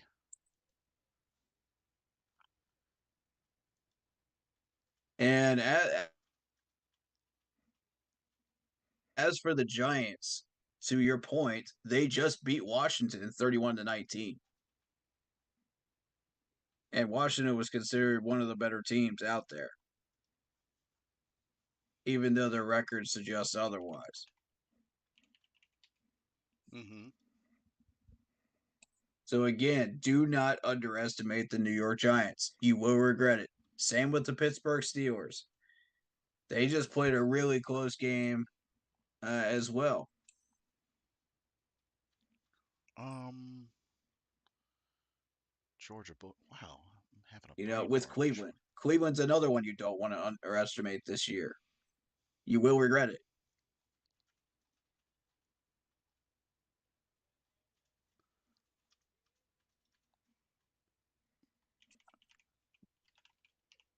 Okay, Ooh. roster. And he's a Update on KC right now, 17-7 on Philadelphia. Tyrion Ingram Dawkins. Wow, that is a mouthful. Uh, um, Interesting. 6'5", 280 pounds. From Hmm. Gaffney, South Carolina. I don't even know where that is. You know where Yeah. that? You know where that is? Yes, I do. Gaffney is one of the premier high school teams in South Carolina. Oh, Um, interesting. Okay. yeah, they're about an hour away from the upstate area. Oh, okay. They're halfway in between the upstate and Charlotte. Mm-hmm. Uh, right now And he just has the one. Gaffney produces a lot of really, really good players, along with their counterpart down here, Mm-hmm. and they all go to major schools. Oh, okay. Um, he has one pass deflected, one sack, and a forced fumble. Uh, I mean, he's a sophomore right now, so I Mm-hmm. mean, he's got years left. But 6'5", 280. Yeah, He's a show me some defensive numbers. lineman. What you got for me? Total in his career, in with Georgia, 18 total tackles, 14 of them solo, 4 assists, a pass deflected, 1 sack, and a forced fumble. Okay. And he's played for 2 years now? Yes, he's in his 3rd year right now. Third year. Okay. So he is going to be draft eligible after this year, I believe, right? I believe so, yes. I would recommend him staying another year in Georgia. Let him develop, let him get his draft uh value up, and then he'll be higher rated, he'll be drafted to a better team next year. Hmm.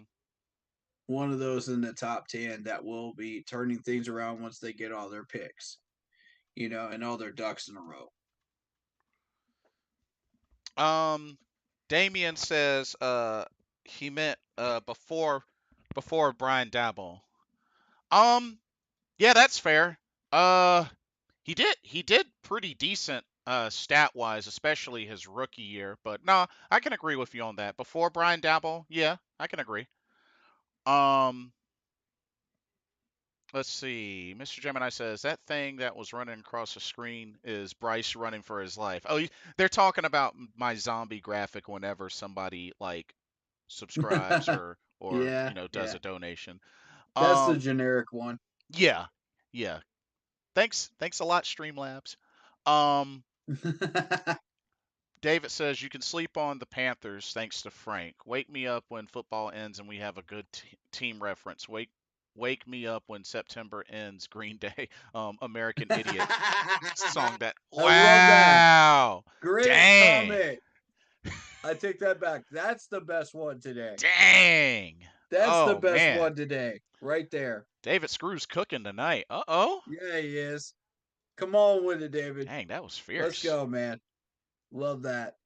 Well, but Um, and Frank says after this game, oh, the offensive line was playing really well in the first half, mhm. and we just didn't win the game. No, they weren't. The offensive line was trash in the first half. What game were you watching? Otherwise, we would have moved moving down the field further and actually maybe got in field goal range. There he goes lying again, y'all. There he what's goes. what's this? Oh, This man can't tell you the truth for anything. It's in the press box. oh, talking about Frank or no? Yeah, Frank. Oh, gotcha, Frank. gotcha. I was just I was making sure Yeah. I followed. Um, Man's lying again.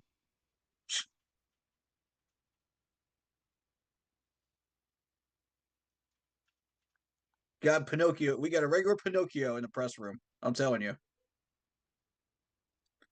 And then when he finally tells the truth, it's about us going silent count. I'm like, are you serious? That's the one time to keep your mouth shut as a head coach. And you can't even do that.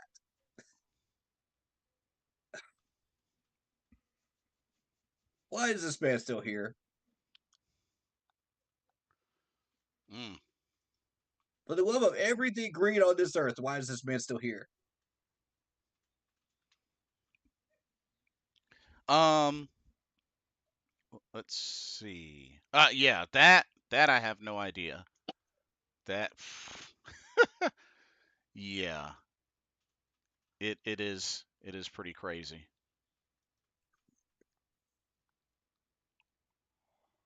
This Um, stupid, it hurts, man. It really does. It's painful at this point. um, let's see. Damien says, "Oh, the only reason why Dabo was winning games last season was because Saquon carried the Giants last season. If Saquon wasn't healthy, that Giants team wouldn't be in the playoffs." I mean, they ought to be thankful that he was Mm. healthy. I mean, when Yeah. you think about it, I mean, Mm-hmm. because he went off. But I mean, at Yeah. the same time, that's what you're supposed to do. That's what you're Yeah. supposed to do. I mean, isn't that what you're supposed to do?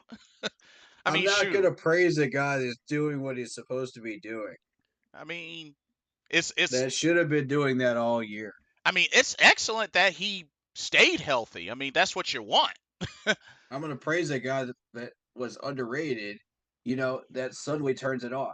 I mean, You know, those are the guys I'm gonna praise. I'm not gonna praise somebody that's supposed to be doing something and he doesn't do it, and then he finally turns it back on. It's just like, oh well, okay, where have you been?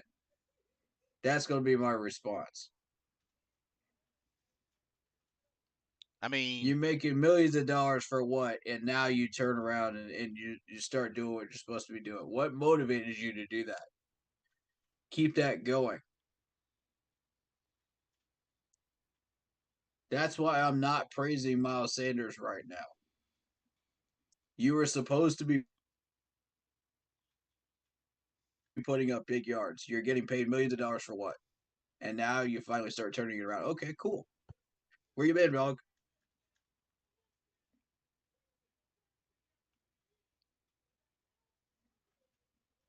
But oh wait, we keep running him into 6 to 8 man boxes, thinking that's the solution to our problem at running back. No, it's not, sir. It's called an audible. Learn the word, Frank. Please learn the word. You've been a head coach for how long now? And you don't know what an audible is? Shoot, if anybody should be able to teach you what an audible is, it's Peyton Manning. You worked with the man for an entire year, and you still don't know what an audible is. I don't get it. God, I don't get it. How does this knowledge not sink in? How? In yeah. what way? In what parallel universe does this knowledge not sink into your brain? Um. Oh, got some more comments. David says I really feel this way. Every game is unwinnable with Frank here. I'm coming to. I'm I'm starting to coming. agree. I'm coming to the March probably. I'm sick of this. I'm And starting to really agree with that. Mr. Gemini says I heard Frank walked off the post game press conference. I mean, Did he? Did he? I didn't even watch the whole thing. I just somebody posted him in my chat talking about how he said something about the O line. I didn't even watch the presser, and I got that comment out of it, and I'm like, oh my god, that's all I needed to hear. I didn't even need to watch the rest of the press conference to know that the level of stupid that we're dealing with here. It's just unparalleled. It really is. Damien says I think Saquon was good last season because he wanted to show the Giants he deserved the bag, which I still don't get why he didn't get it yet. Yeah, I agree. I agree. Yeah, and I'll shift gears to Brian Burns. That man balled out this game after the talks stalled. You know, they're talking franchise tag for this man. You know, and how much would the franchise tag be for him? That's what I'm curious about. That Because before that, they were talking 30 mil max. Because how much did what's his name get? Nick Bosa. How much did he get? oh You know, per year. he got a pretty big And then one. you got a big contract from Montez Sweat after that trade. So he got a 5 year, $170 million extension with 34 million per year in new money average. 34 million per year. That's the number I was looking for. Thank you. All right, so you got a Nick Bosa making 34 million per year. You got Montez Sweat that just got a big contract in Chicago. So no wonder those numbers stalled. You know, no wonder those contracts negotiations stalled when 30 million was the highest number we were willing to So Sweat throw out there. So After being offered two number one picks twice last year for this man, so and a Mont first and a third this year. so Montez Sweat is 24.5 million a year with his Okay, contract. 24, that's more reasonable. And I think if you're talking upper echelon, yeah, I would say somewhere in the neighborhood of 24 to 28 million dollars for Burns. I'm not going to pay him $30 million or higher. I'm not going to do that. Not after his stock degraded because he's not getting sacks this Right. year. After being offered two first rounders twice by two teams last year, and then Chicago wanted him in that trade, but they settled on Montez Sweat. Okay, so now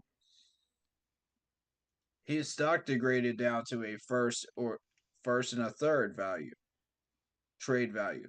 Hmm. So uh, if we were talking last year when he was hitting double digits and he had just hit double digits, yeah, I could talk, I could justify maybe 30 million tops.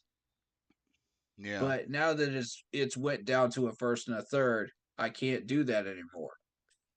24 to 28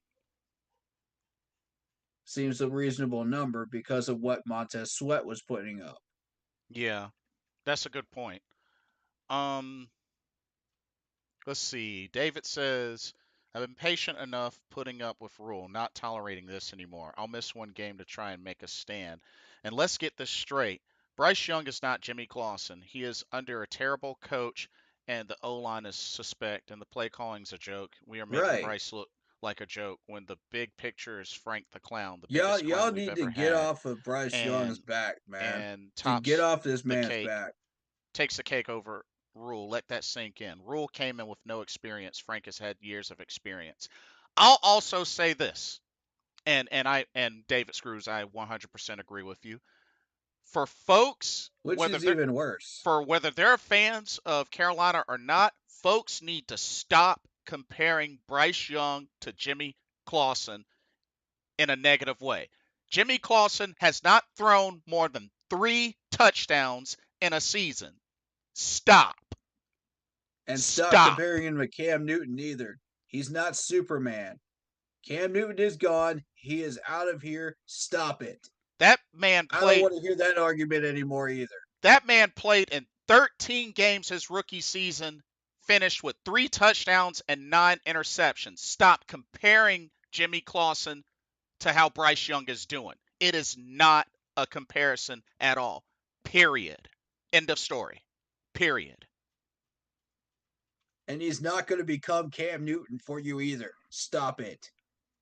You got to stop these comparisons. This is ridiculous.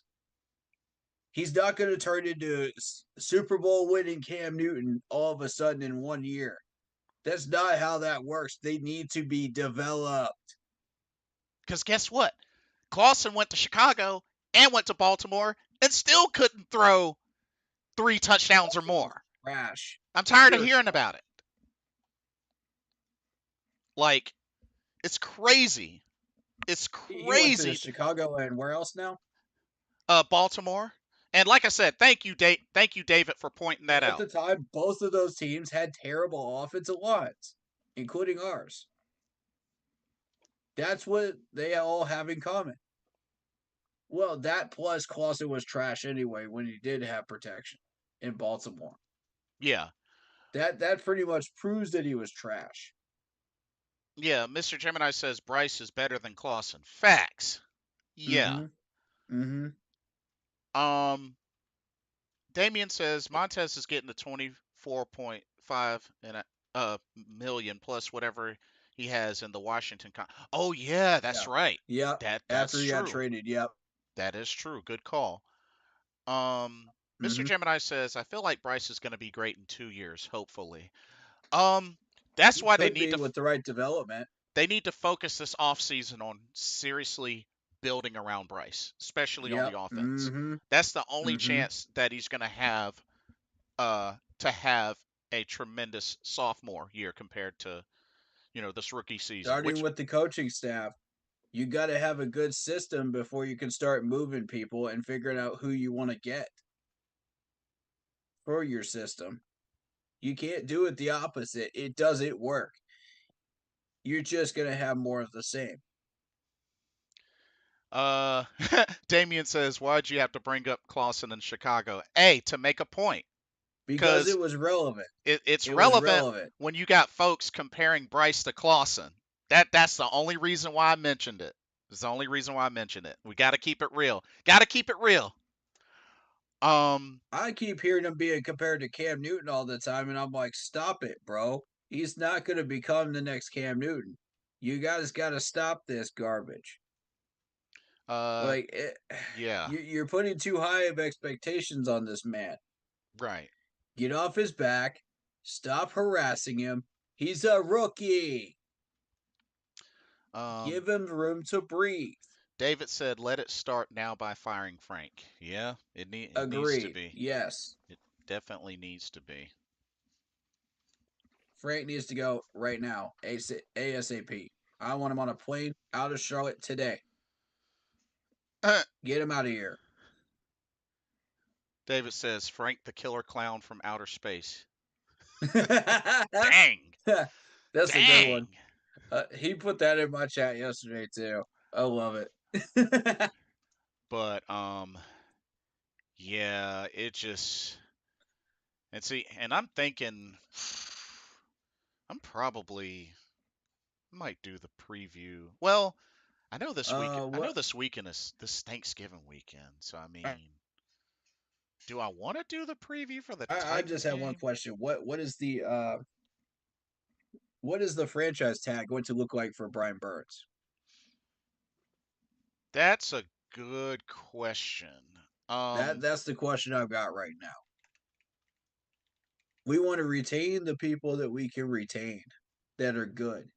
You know, pay the people that are getting it done. Reward them. You know, for what they're doing in this system right now. so Burns, according to this article on Bleacher Report, it sounds like Burns would stand to make around 22 million on the franchise tag. Are you serious? He Yeah, but a long-term was deal would negotiating for more than that. but a He long-term wanted 28 deal or 30. but a long-term deal would likely approach 30 million per season. Yeah. Mm-hmm. But here's the He thing. could get that. He could get more than that right now. That's Here's why the negotiations have stalled. But here's the thing, though. They also gotta keep in mind Frankie Louvu, and also figure out what they want to do with J.C. Horn, whether they want to take up his fifth year, because next year is You his last year. better pay Frankie Louvu. You better pay that man. You better pay that man. Do you want to play another Thomas Davis on the other side of the ball? Do you want to play another Luke Kuechly on the other side of the ball? No, you do not. Do you want to deal with Julius Peppers again? That type of talent on the other side of the ball every Sunday? No, you do not. You better pay that man and do not let that man go. Frankie Louvu better stay here. I So want that man extended. I want him to stay here. Damien says, "God, I need a drink after hearing Klaus's name." I feel you, bro. I feel you. I will fight. We suffered with him too. Um, David says, "Love you guys. We need laughs. We are going through so too much as fans. We deserve better. I know this sounds crazy. I regret us not trading Burns for 2 first rounders. I love Burns, but I what's mean, want I'm what's best for the starting team. to We second love guess you that too, bro. myself right now. We love you too, bro. Um, as a matter of fact, if we look at who's scheduled to be a free agent next year, ooh, If dude." I'd have known that Montez Sweat was going to be sitting out on that free agent pool this year, I would have maybe reconsidered, as far as that trade. Yo, check this out. So the players If I'd have known that that was what he was going to get paid. Yeah. So the players that are scheduled to be free agents next season: Mm-hmm. Justin Houston, Mm. C.J. Let him Henderson, go. Let him go. DJ Chark, Shark is fine. Frankie Lu- I'm 50-50 on Shark. okay, Frankie Louvu, He needs to stay. Brian Burns, Pay that man. Marquise Haynes, Pay him. Sam Franklin, 50-50 on Sam Franklin at this point. Yetur Gross Matos, aka YGM, Toss him. Laviska Chenault, Keep him for now. He's good on the return game. okay, Deshaun Williams, Keep him. David Long, Who's David Long? cornerback. Special team? I think so. Yeah. Is he a holder, punter? What is he? Cornerback. Cornerback. Oh, David Long. I don't even know who that is. Toss him. Uh, our favorite long snapper, JJ Jansen. Keep him. Yeah, keep the record going. Mm-hmm. Camus Groget Hill.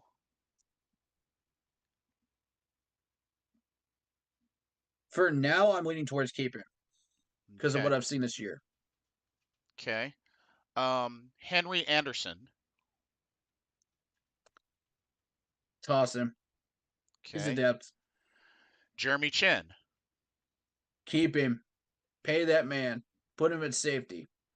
Troy Hill. Keep him. Okay. Emir Smith Marset. I don't even know who that Remember he was our new punt returner. is. We got him from KC. He was the one that had the punt return touchdown. Or excuse me, Uh, yeah, the punt return touchdown in the Bears game. he's the only one that actually. Um, well, he only got one. See, that's the thing. He's had some decent returns, but he's a journeyman. We can get anybody back there. Yeah, Toss him. he's only 24, so I mean, Let him go.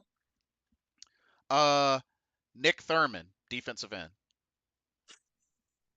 Toss him. He's a depth man. Giovanni Ricci, tight end slash fullback.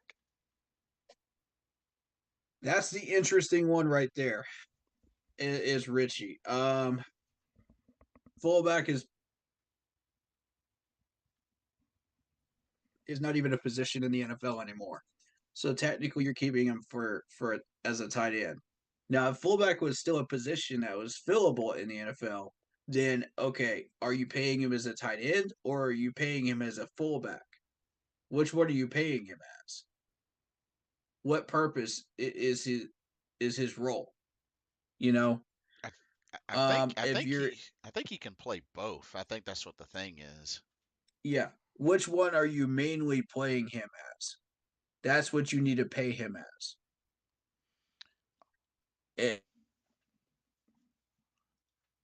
If you want to pay him tight end numbers, you better put him out there on tight end routes and blocking schemes.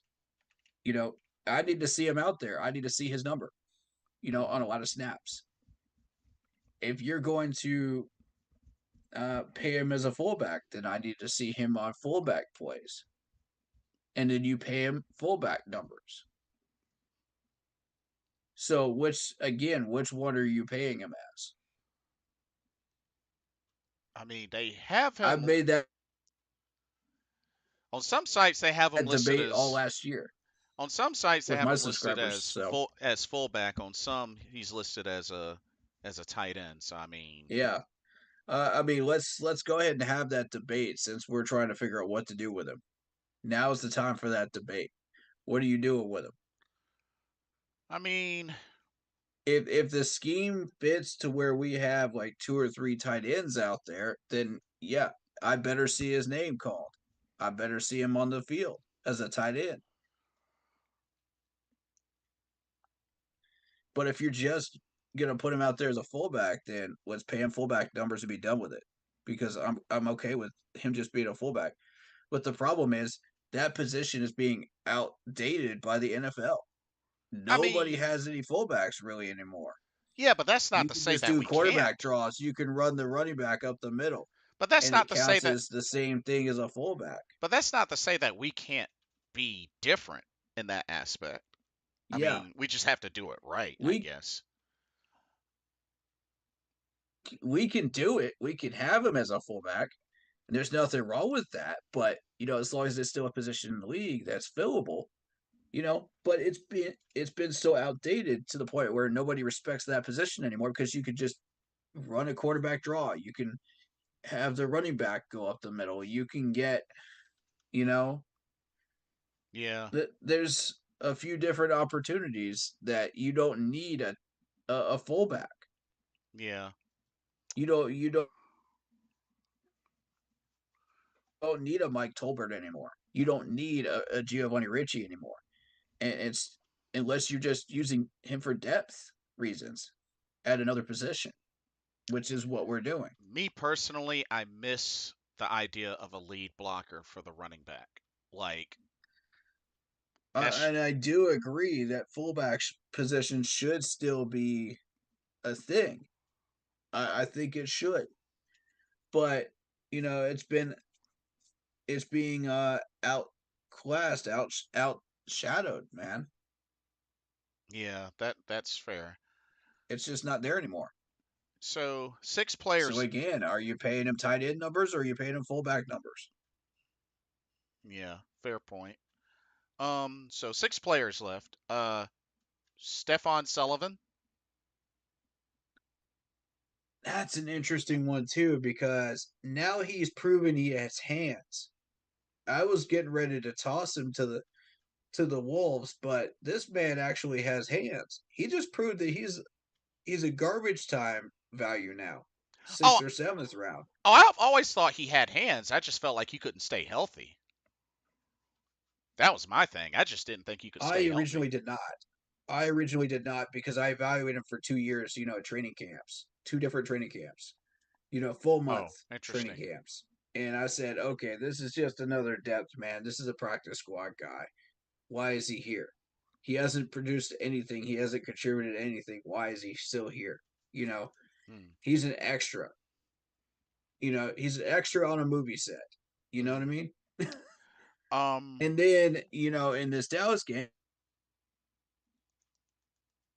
he gets a nice catch. And I'm going, whoa, whoa, whoa, whoa, whoa. Back up, back up, back up. Let's maybe see what we can do with it. Let's explore that one. So for now, I'm leaving him up in the air because it, the director says, "Whoa, who is this guy?" Yeah, that's He fair. he was just carrying some props around the movie set, and he can actually act. Look at this, Yeah, that. you know, it's a hidden talent. Yeah, that's fair. That's fair. Um, So LeBr- let's see what we can get out of him.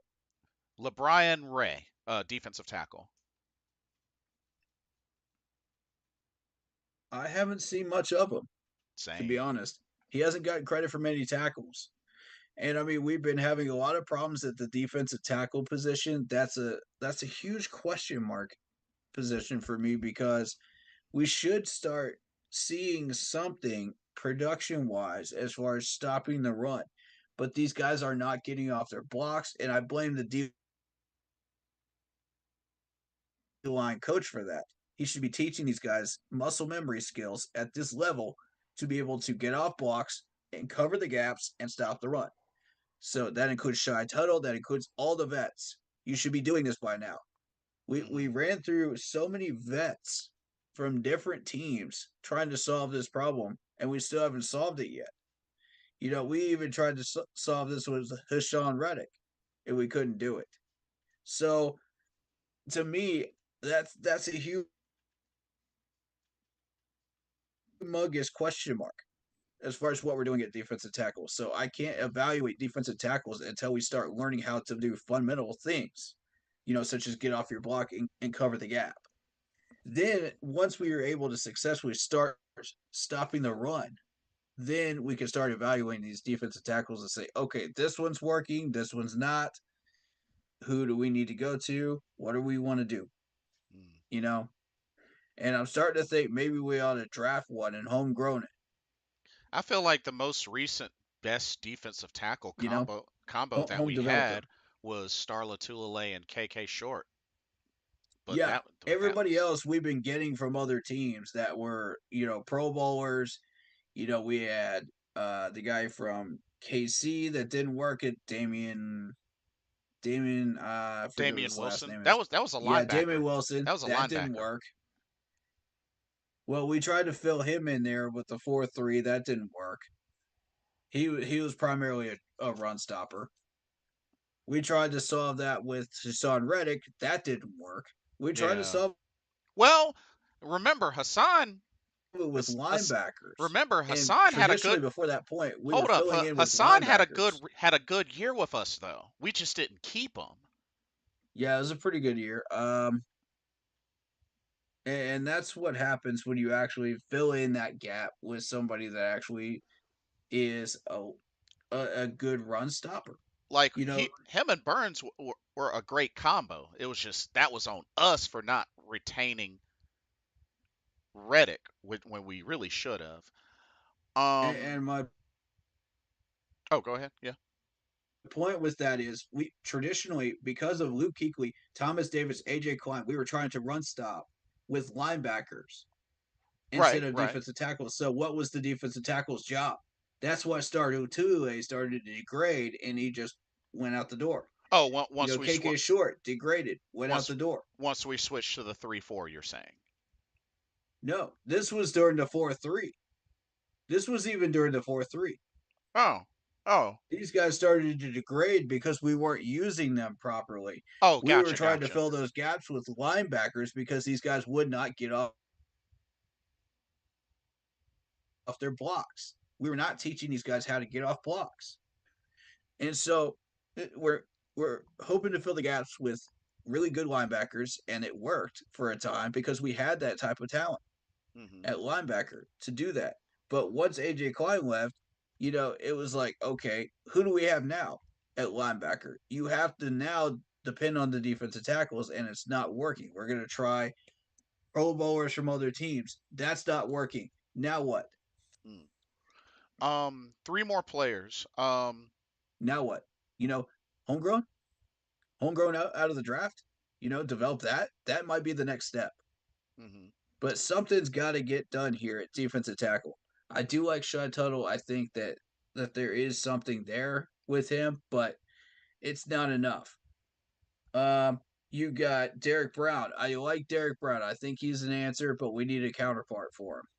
Yeah. Oh, highly agree. Highly agree. Yeah, we need to pay Derek Brown, and we need a counterpart. Keep him around. But So, as far as LeBron Ray, he's a depth man. okay. Depth man, and I at this point, I can't evaluate defensive tackle until we start using defensive tackles properly. Mhm. Three more players. Defensive end Jalen Dalton. I don't even know the dude. Toss, practice squad guy. Cornerback Mac McCain. Toss him, practice squad guy. And finally, Raheem Blackshear. Keep Blackshear. Okay. But yeah, that big list is who are scheduled to be free agents 2024. All right, so use that list, ladies and gentlemen, in the management. Use that list that I just gave you. That's going to be your teaching tool on what you want to do next and what Yeah. you want to build around. Um. Oh man, I gotta get caught up on the Yeah, go ahead and chat. go ahead and catch up on chat. I'm good. I'm caught up. Okay. Um. Let's see. David says Frankie needs to stay. Yes, we agree. They better sign Luvu to at least a 3-year contract. I'm down with that. Oh yeah, at least a 3 year. Um. You do not want to play against this man. Yeah. Um. Kevin says hello. I rewatched David Tepper's introductory interview with the Panthers. He said that the goal is to bring Super Bowls to Charlotte, and that is what um That is what good leaders do. How that has yet to come true. Facts. Oh, he talked a good game, but where are Yeah. we at? David says Yitor has shown flashes under Avero, though. He has, but That's yeah, but one I one see him might as trade value. one might feel So like I'm always high. there is that, and one may feel like, is he on thin ice? Is he on his last straw? Unless he just blows up. That's how I feel because he's had a little bit of time here under decent defensive coordinators, and he hasn't done anything with good systems and good people around him. Yeah, And he just hasn't taken that next step forward. He hasn't broken the glass ceiling. So for me, trade value while he's high yeah. Um, and he's making progress. and Kevin was saying, as far as David Tepper's 5 years so I far. throw him in a Yeah. trade package. Um, David says keep Camus. Um, Yeah, uh, keep Camus. yeah. Damien says Devin Hester twin. Oh, in regards to Emir Smith Marset. I mean, maybe, but Devin Hester is in a league of his own, if you ask me. Um, Yep. David says toss Ian Thomas, please. Can't get rid of this cockroach. The only thing that I can say about Ian Thomas is Trade package. his rookie year was his best year. 2 words, trade package. Yeah. So, Throw him in there with YGM. See what we can get. Kevin says Jacoby Jones was a great punt returner along with Devin Hester and Cordell Patterson. I'd say they're good, but I would not put them in the same league as Devin Hester. I can't. I I can't. agree. I can't. I'm with you. I'm sorry, Kevin, I but can't do it either. Devin Hester, like the dude owned punt returns, kick returns. He He wasn't was the reason you actually wanted to watch Bears games. he wasn't He gave you a reason. he wasn't great. He owned special teams when it came to returns. Oh yeah, Yeah. unmatched. So Nobody could touch him. yeah. I You mean Jacoby kickers Jones. purposely kicked it out of bounds to avoid kicking it to him. I'll give Jacoby Jones and Cordell Patterson, credit. Definitely they're threats in that, Yeah, but I can't put them in the same league as Devin Hester. I can't. I can't. Um I agree. Kevin says Ian Thomas sucks. There's no question about that as far as pass catching, no third down passes. He will fumble the ball. Like I said, he had He 30. has enough value to be put into a trade package, but that's about it. Like I said, his rookie year. I mean, he had 36 catches in his rookie year. So Yeah, I mean, take that for what you will. that's Um, when we actually know how to use tight ends. um, let's see. Uh, David's surprised he's on the team. Um, Mr. Gemini says a fullback adds an extra blocker, which is true. Which is true. True, true. Good point. Um, Ian Thomas must be a master speaker and negotiator behind the scenes, right? Yeah, because I mean, he did get that 2 year extension. I don't think anybody expected that. Um, Again, trade package. yeah. Um, LMAO is he's definitely doing something. He also gets a new contract. Ian Thomas has a good career though. He is happy, I guess. David's not happy. Ian is like, please, coach, keep me on this team. I've improved my catching abilities. No, you haven't, Thomas. No, you haven't broken to the next level yet. You have not broken the glass ceiling yet.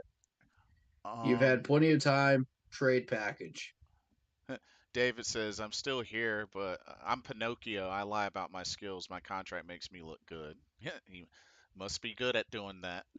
Um, I really Why are wonder. you so on top of Ian Thomas like all the time, David? Like, this is not the first time I've heard you say this Well, he's not the only one though. stuff. He's You not the said only it one. multiple years. There's a number of folks that are like pretty much sick and tired He's of been Ian going Thomas. nuts over Ian Thomas, and like, I'm like, he's just a journeyman that just hasn't broken the glass ceiling.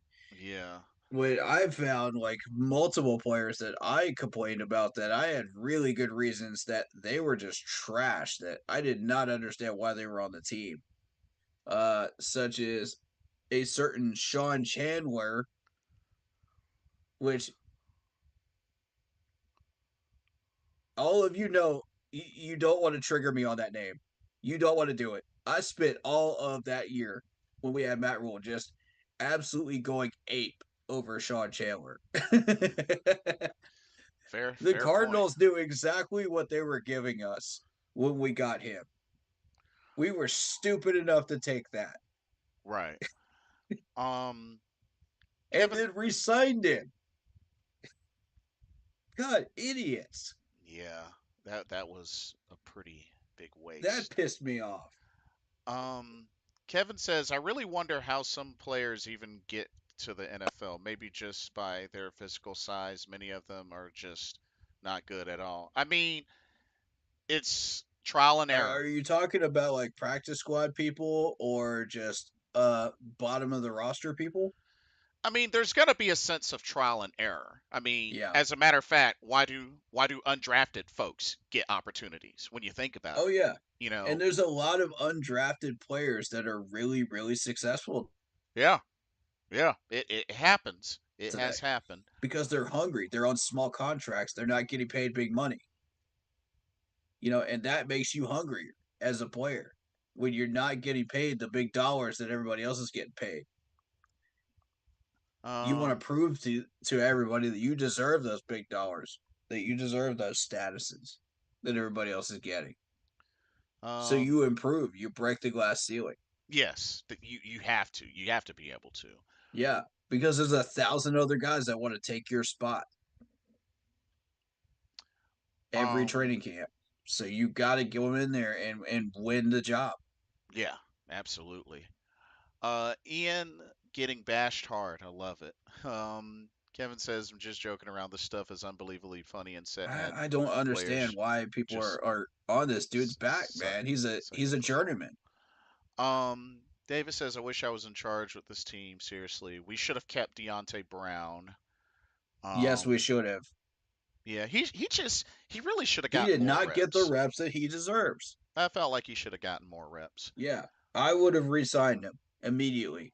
That was on my list of things that I would like to see happen today. Uh, yeah. Kevin says it's almost impossible to put these collection of players around. Remember all of Matt Rule's players, both Temple and Baylor. Yeah. Um. Well, the reason we have this collection of players is because Bozeman was here, Corbett was here, and everybody started believing in what they were saying, their message. You know, they thought, okay, we believe in the message of Frank Wright now. Mhm. When he got signed here as a head coach, we believe in uh, the GM and what he was trying to build, and we said, okay, I want to be a part of this. You know, and the more you started to bring people in, the more of these talented players wanted to come here. That's what happens when you build correctly, ladies and gentlemen. Yeah. Don't believe all this hype about, oh, we didn't build correctly. Okay, maybe you got the wrong wide receivers for whatever scheme you're trying to run. But the thing is, you don't know what scheme you're trying to run. If you Mhm. knew what kind of scheme you're trying to run, then why are you going after number one wide receivers from every team known to man? This is like trying to create a Pro Bowl roster for Hawaii, you know, Oh, yeah. on Madden. Like what for what purpose? You know, this isn't an all Madden team. You're trying to create an actual offense that works in chemistry with one another and works under a certain scheme. Hmm. You Um. go after certain types of players. You don't just go after whoever's best available out there in free agency. Right. Exactly. That's where Frank screwed up. And he's manipulating uh, Scott Fitterer into grabbing these guys just because, oh, ooh, ooh. Here's a jawbreaker. Here's a gigantic sucker. Here's this. He's just in a he's in a candy store, and he's saying, "Mom, I want this. Mom, I want that. Mom, I want this. I want this. I want this. I want this." So he gets the things he wants, and then he wants to act like, "Oh well, maybe if we just be patient, maybe we just no." You got the wrong people. You asked for the wrong people, bro. You don't know what you're doing. You don't know what scheme you're trying to run, and you got the wrong people. Hmm. Let's see. Don't blame it on on the GM. You did that to yourself. You asked for these people. So, You take 100% of the blame. David says we make the dumbest decisions. Well, the staff does. Um, Damien says, "Oh, Chark, Burns, and Chen are free agents. Interesting. Yes, that is correct." Um, let's see. Let's see. Oh yeah, Kevin had a question for David. David's a fan of Luvu, Johnny, Chuba Hubbard. Um, Yeah. David says, "Corey, I've been wanting Ian gone since Greg. I hate him that bad. He's terrible in my book." Well, there's your Uh, answer, you bro. you you cut out on Dang. Zoom for a half second there. Read that again, please. He said, "Corey, I've been wanting Ian Thomas gone since Greg Olson. I hate him that bad. He's terrible in my book." And that was David Screw saying that. Yeah, Yeah. I know. I know you have. And I Um. told you, be patient and let's see if we get any type of improvement under an actual decent head coach. And we have gotten a decent head coach. We've gotten another clown. Yeah, that's true. Uh. So that's why I'm just like, okay, maybe another year, and maybe we'll see something happen. But we got another clown coach. So it's been 3 years.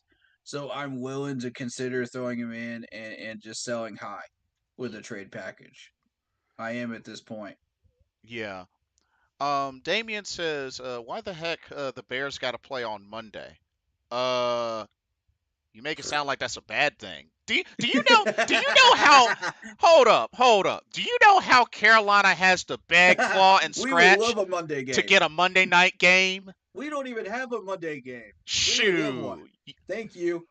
Give You us a y'all Monday game. shoo. Y'all the Chicago Bears would get Monday night games a trillion times easily than the Carolina Panthers. Let's not That's a kid fact, ourselves. man. That's a fact. Shoo.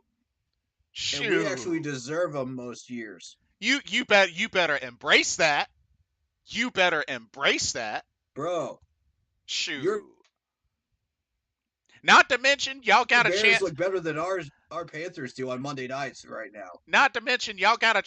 to get revenge against Minnesota on Monday night. Shoo. Bruh, You after better after the embrace Vikings that. just came out of a big loss too. You better embrace that. Yo, Cause it's not like y'all lost that badly to the Vikings. Y'all only lost by 6 points. exactly.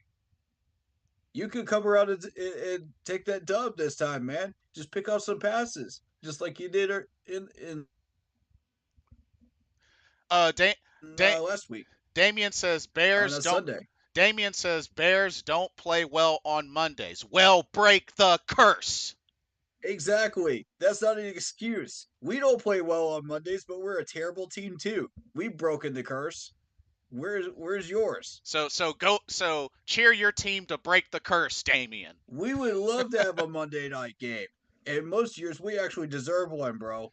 Shoo. We actually deserve one.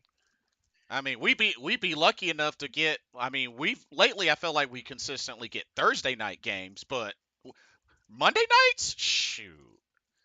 And I don't even remember the last time we had a Sunday night game. We don't deserve a Sunday night game or a Monday night game Shoot. right now the way we're playing. The defensive players do. The offensive ones don't. Um, let's see. David says Ron was decent enough for me with Ian. Case settled, no consideration. Period. Kevin says it's the coaching and the players that will lead to bad performances. David says, can the NFL get us a Thanksgiving game for Facts. our Super Bowl? And that's the thing. Like, Thankfully, we were Yeah. able to get that one Thanksgiving game, Yeah. which that was a good Thanksgiving. That was a Yeah, really good I'm Thanksgiving. surprised we actually got a Thanksgiving game because if you consider what the traditional Thanksgiving games are, it's the Lions, it's Dallas typically. We'll Yep. get a Green Thanksgiving Bay. game. Green Bay. Green Bay as well, yeah. Yep. You'll always see it from the NFC North, but you'll never see it from anywhere else. But yeah, shoot. I wish we had Monday night and Sunday night games more often. Yeah. Shoot. We just happened to be playing the Cowboys in 2015 on that Thanksgiving night. That's why we got a Thanksgiving game.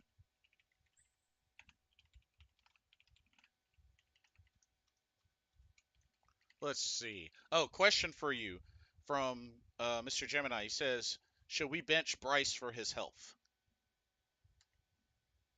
You cut out again. Uh, Mr. Gemini says, "Should we bench Bryce for his health?" As I said, if you're trying to win 6 out of the last 7, I would say, you know, then we need to put Andy Dalton in because he was actually put finding the end zone and he racked up 300 yards against Baltimore. And Baltimore is a legitimate threat for a wild card spot this year or a division title run. So to me, Andy Dalton looks good. But again, consider the ranking of that Baltimore defense at the time. So, you could swing that both ways as an argument. Uh, if you're wanting to just toss the rest of the season, then let Bryce have his experience. Let him have his time, to learn in live game environments. Because that's the only way you're going to learn as a rookie is through live game environments and experiencing these things. Uh, yeah, let him make mistakes for the rest of the year. That's fine. That's the only way you're going to learn. But you're not going to learn from the bench by watching another quarterback make mistakes that you would have made, Hmm. you know, initially anyway. Um, Um. and for his health, I mean that's a decent reason as well. Um, if you again, if you're trying to win these last six out of 7 possible wins, I agree Mhm. because our O line is trash and we need a future quarterback. So you have a point there. That is a valid argument. It all depends on what you want to do with the rest of the games this year. Do you think that we have a shot at that second wild card if we get the help that we need? You know, do you think that if we manage to get in as a second wild card, that we could actually make some noise? It won't matter at that point as long as we make the playoffs. That's what matters. You know, Mm. for the first time in how many years? That's at least progress. That's all I'm looking for. Yeah, I'm that's not looking for the moon. I'm not looking for, black holes in outer space here. I'm looking for just, okay, can you get the rocket up into the air at this point? Can you get it there to outer space? And if you can do that, and you got enough fuel to do that with this team, then let's try it. Let's see. You know, Uh. no harm in trying. With a 70+ million dollar roster, you better do something with it. That's what I'm saying to you, because these players will not want to stay here if they see a 1-17 record at the end of this. They will not want to stay here. They will not want to be loyal to Carolina, and they will leave. You know, Mhm. so will the coaching staff Let's see. that have actually been doing their jobs. So, Kevin was saying, you know, We were good that year. Of course, the year we had the Thanksgiving Day game. That was a great game. Yeah. We had the exact same scores, which was 33-10. Yeah, funny how that came back and got us. Mm-hmm. Um, let's give thanks to a terrible coach and on New Year's wish for a really good coach. Start dominating again. This losing crap is getting old. That's my Understandable. Christmas wish. Um, Damien says, question. We all know Sanders is a good running back, probably top 10. So why do y'all think he's having a hard time in Carolina? I'm not gonna say top 10. That's a little. I'll answer this one. Yeah. I'll let you go I first. got I'll let this you go one. first. Go for it. I got this one. All right. First of all, we have a scheme where we do not know what we are doing. We are trying to figure out a way to establish a run. With Miles Sanders, who's been successful in Philadelphia, and you can make the argument, oh, he's a product of the system. There's a small argument to be made there, but if you consider his numbers, I don't think so. I think he's legitimately talented. And Philadelphia was not running him into 6 to 8 man stacked boxes constantly. Go count how many people are in the box before he runs the play. If you see him in the backfield, that's even before the ball is even snapped. Count how many people are in the box. We have done this so many times. It is incredible how we have not figured out that we can audible out of it because of our clueless head coach right now that does not understand what an audible is. He is clueless when it comes to that. I mean, I'm just calling it what it is. Y'all can get mad at me all you want, but I'm calling it what it is. Uh-oh. Everybody wants to bash Miles Sanders all year long, yet nobody wants to blame any of this on the fact that Frank doesn't understand what an audible is.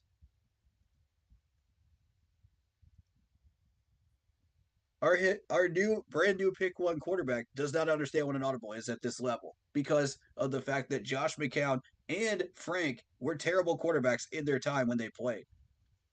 They did not understand what an audible was either. Hmm. They never ran one. They were pocket passers.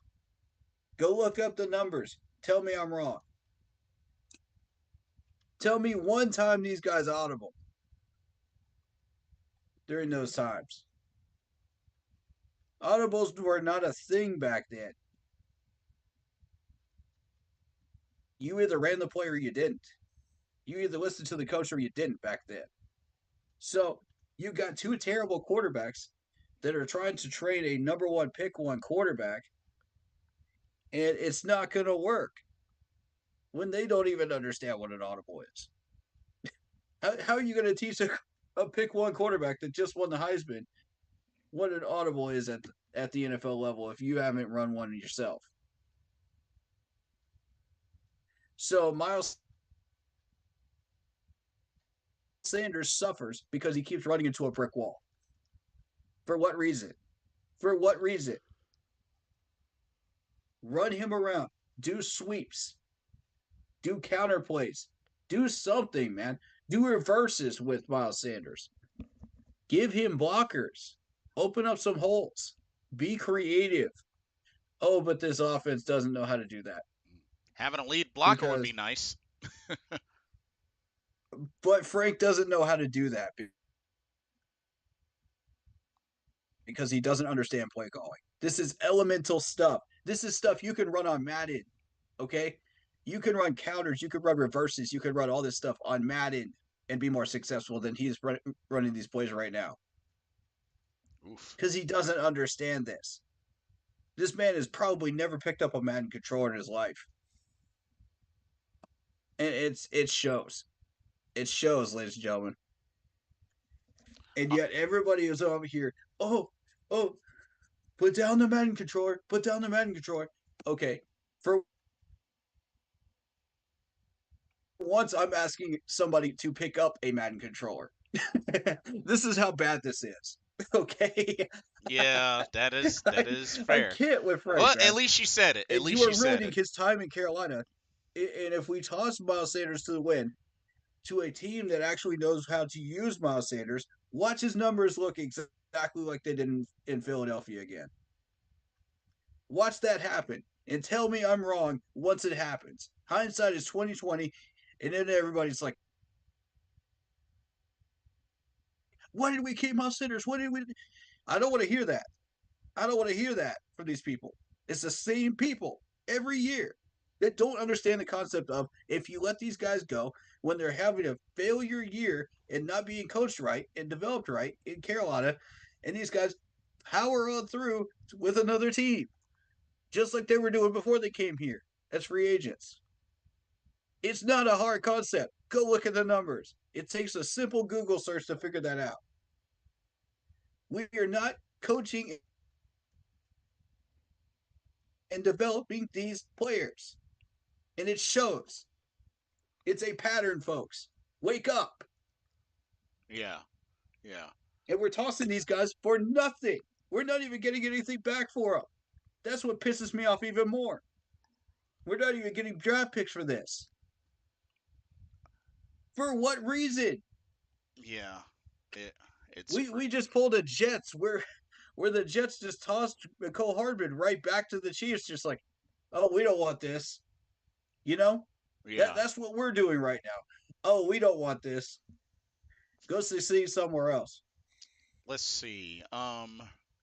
David says, And scheme. some of these people are just like, oh yeah, these players should be out of here, and they'll thank us for it for not being in Carolina anymore.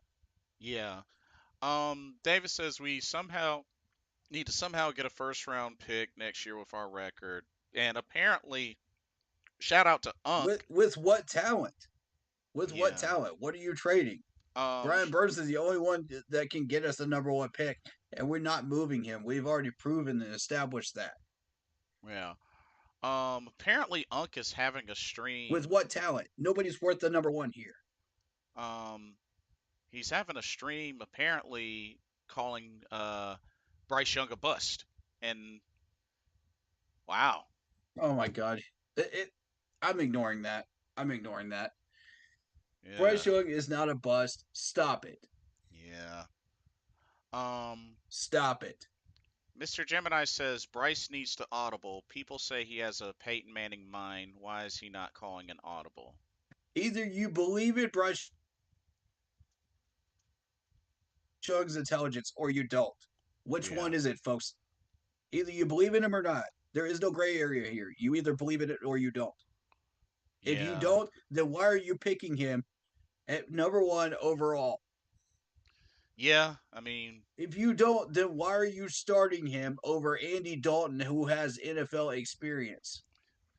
my thing is if they let him walk, that's two quarterbacks that they've given up on. Matt So Corral was a fourth rounder. Yeah, third, fourth third, round talent, third. third He round was talent. third. I call him a fourth rounder though. I call him a fourth rounder because of the talent he was showing. Because he didn't show us jack. I mean, to he didn't really have much of a chance outside of preseason though. Because we didn't give him a chance. Yeah, That's I yeah, exactly. I agree. That you know, give him the reps he needs. um David says your answer is Frank, bud. He's controlling everything, even calling kindergarten plays. Dang, I didn't know there was football in kindergarten. Thank you. Dang, it's Anybody that that doesn't bad. see it, I don't know what else to tell you. Is Anybody that does not see it at this point is blind as a bat and watching a different game than we are. I don't know what to tell you. Like, I rest my case on this man. You just accepted a. All right, all right, all right. What? uh-oh. You just accepted a punt penalty when we just pinned Dallas on the 1 yard line. Like, how clueless are you? How clueless are you? I rest my case with that right there. Like, you don't. I don't even need to go down the whole list of reasons why this man is clueless to at the NFL level. He's completely clueless. He doesn't know what he's doing. Even in college, you don't do that. Even in high school, you don't do that. Come on. It ain't rocket science. When you're down 14 points. Okay. Did anybody glance at the clock when he did this? What quarter we were in? Middle of the third quarter. Middle of the third quarter, we're only down 14 points.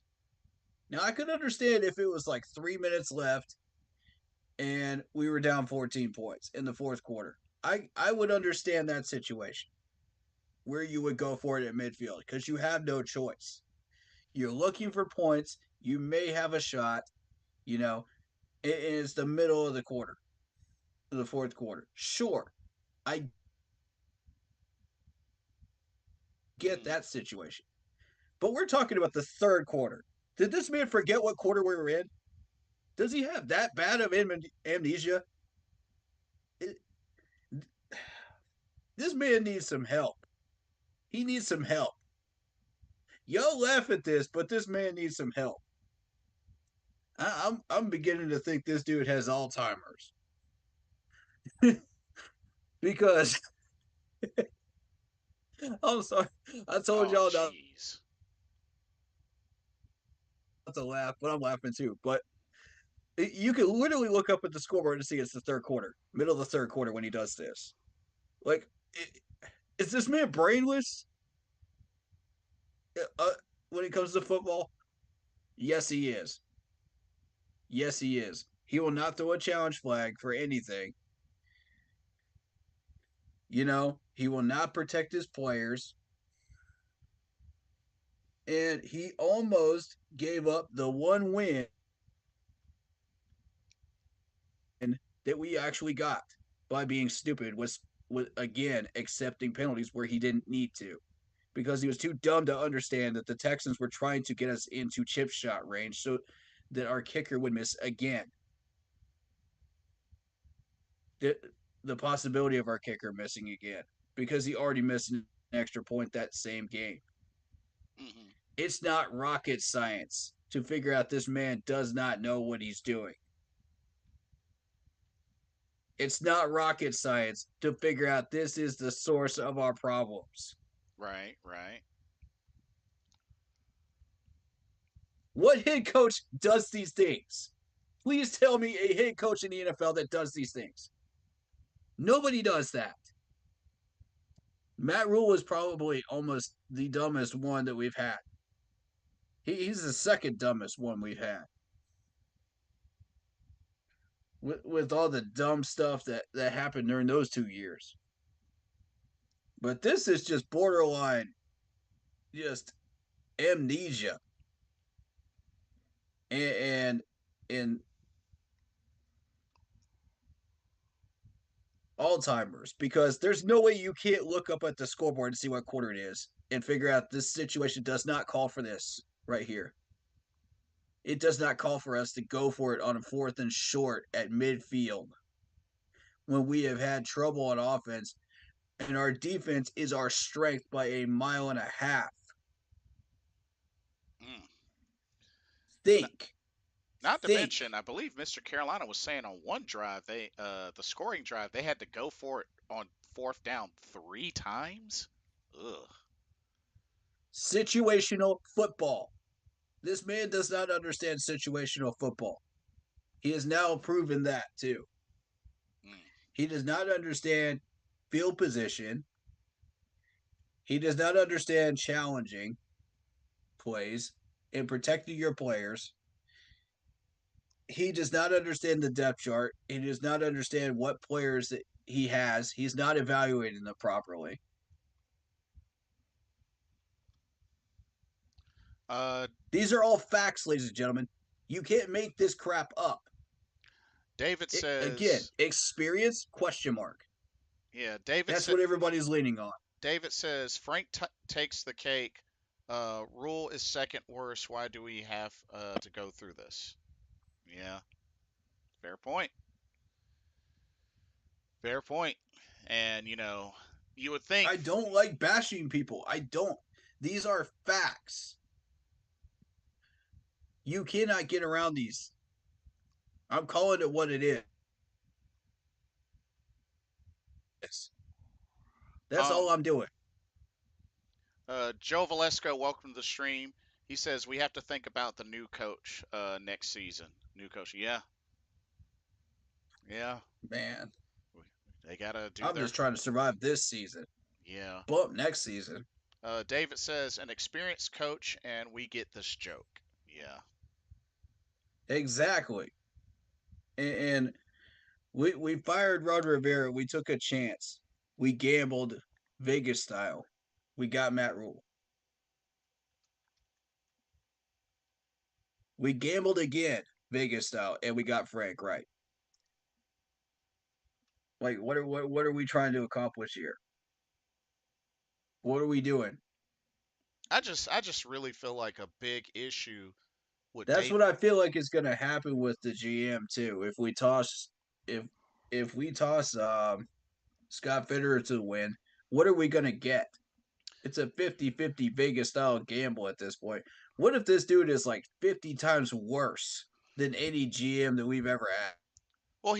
Here's the thing, though. Like, I think That's the there's, chance that we're taking I think, because Tepper doesn't know how to hire. well, yeah, that's one issue, and not only that, there's way too much focus on analytics. Way too much focus on analytics. Yes. Like, Yes. at some point, you're gonna have to just ignore that and take a risk, and really evaluate talent for what they've been able to do instead of relying so much on analytics. You got to be able to at some point kind of break away from that, And because what's going on with because this scouting analytics department, because man? the Are because they the thing scouting is these players well, properly? because the thing is analytics isn't the end all be all, and it's not always going to be the Exactly. That's guarantee. only half the picture. If these players don't pass the eye test, yet Right. they pass the analytics test, something ain't right here. Right. You're only looking at half the picture. That's why I encourage people, if you don't watch Panthers games this year and you're just going off the numbers, that's not going to tell you the whole story. You got to watch the games too in order to understand this team and what these guys are doing and not doing. And don't just go by one game, go by like 2 or 3 games. That'll tell you who these people are and what they're doing. Patterns, ladies and gentlemen, patterns. Patterns are everything in this game. It determines who you are identity wise as a player. If you display good patterns, then you're a good player. If you display Right. bad patterns and you keep doing the stupid stuff that you're doing, you're likely to be cut from the team at the end of the year or sooner. That's everything in this game. Coaches, if they're doing their job right and evaluating you correctly, look at patterns a lot to determine who you are.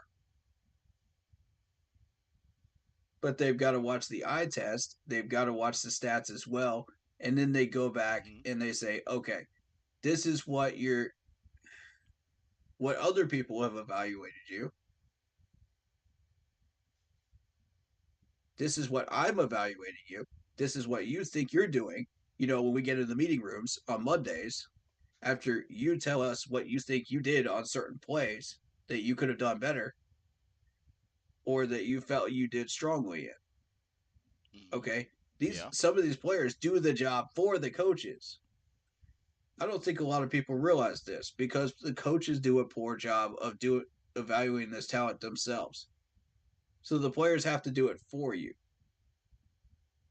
Frank, these players are doing this for you at this point.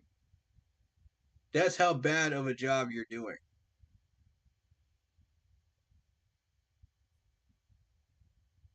And as far as the NFL scouts are concerned, I've been scouting these guys for the draft for about 3 to 4 years now, officially on camera.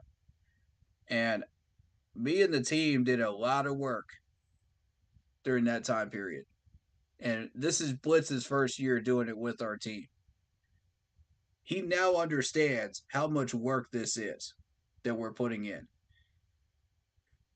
And keep in mind, we only hit on two players out of that entire group. That's how hard this is. I just Yeah. want people to understand and respect how hard this these jobs are. And these guys have to get these things right or they will get fired. You know, our jobs are not on the line. We're just doing this just for the heck of it because we want to provide you the most information that we can. And so far, I have hit on 5 players on record, 5 players that we have actually drafted that were on my radar. Out of how many that were Ooh. drafted? That just shows you Uh-oh. how difficult this is. Do not take the scout's job for granted, ladies and gentlemen. Please don't. But at the same time, you have to start wondering, okay, are they scouting these guys correctly? So there is that element too. Are you getting the most accurate information to your GM and your head coach to be able to evaluate these guys properly so they can do their job properly? So it's a 50-50 side of the coin here, you know? But again, do not underestimate these guys' jobs. Um, All right, I'm good. quick question. Mr. Mr. Gemini said, I wonder if we would still be having this conversation if we had CJ or even AR, even Levis. I bet you we wouldn't Yes, we would. be 1-9 right now. Yes, we would. That's not guaranteed. That Yes, we honestly, would. that's honestly not guaranteed, Mr. Gemini. And I say that because you have to also you have to look We at would the still whole be having the picture. same conversation because we would still be having the same conversation because Frank does not know what he's doing as a head coach. And Tempers hired Frank. He's 0 for 2 on head coaches now.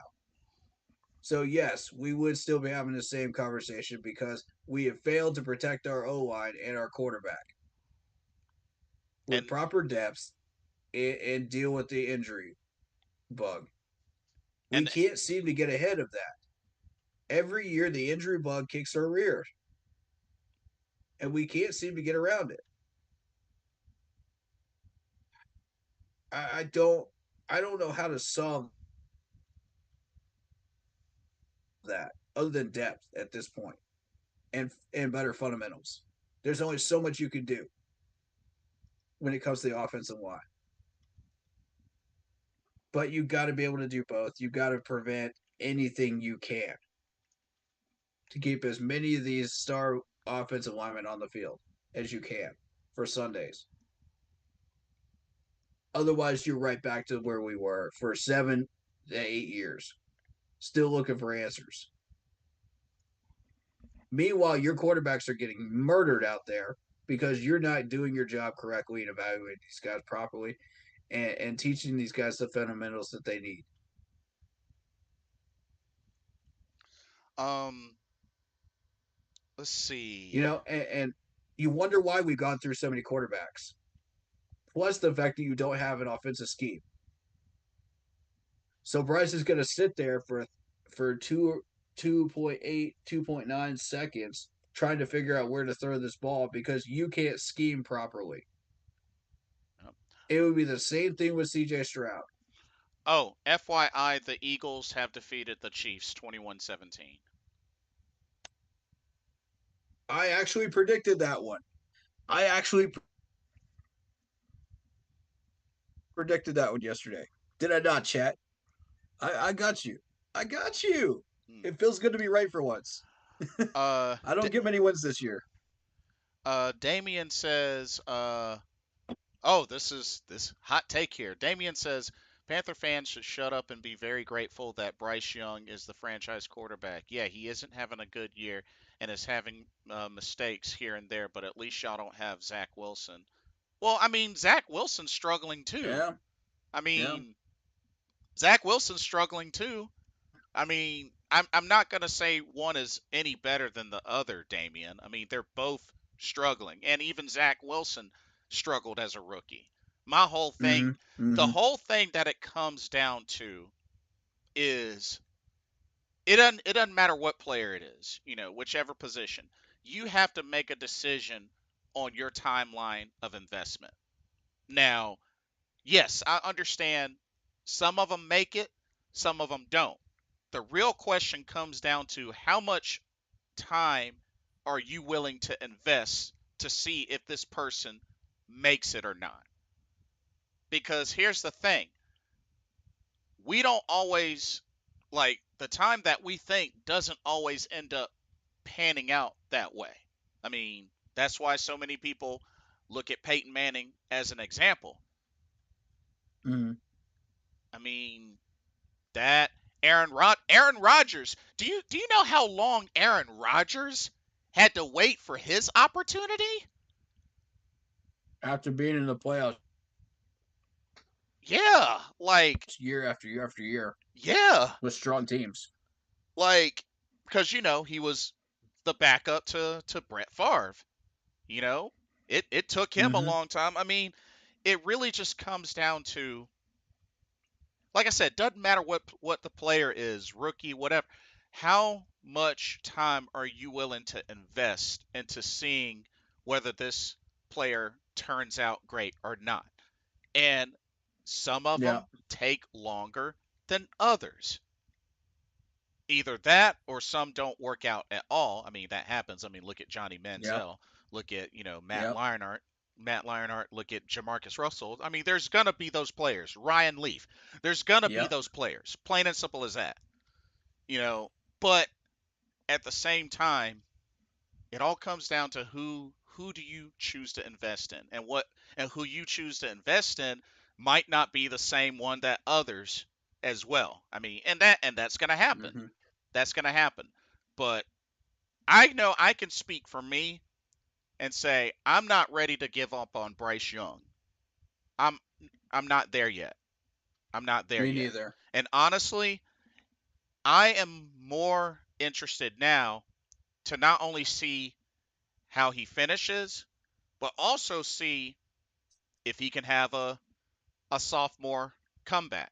Because when you think about it, let's keep it Mm-hmm. real.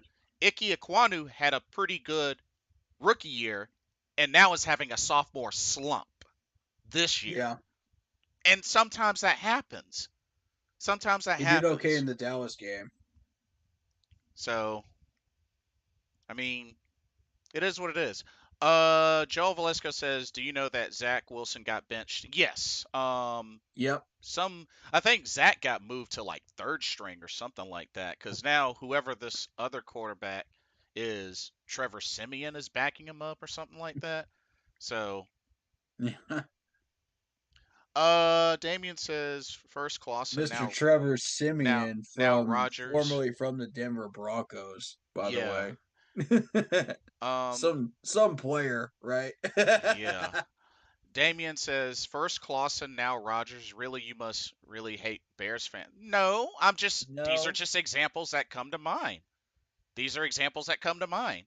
I mean, exactly. I mean, Yeah, don't hate me because they exist. Um, exactly.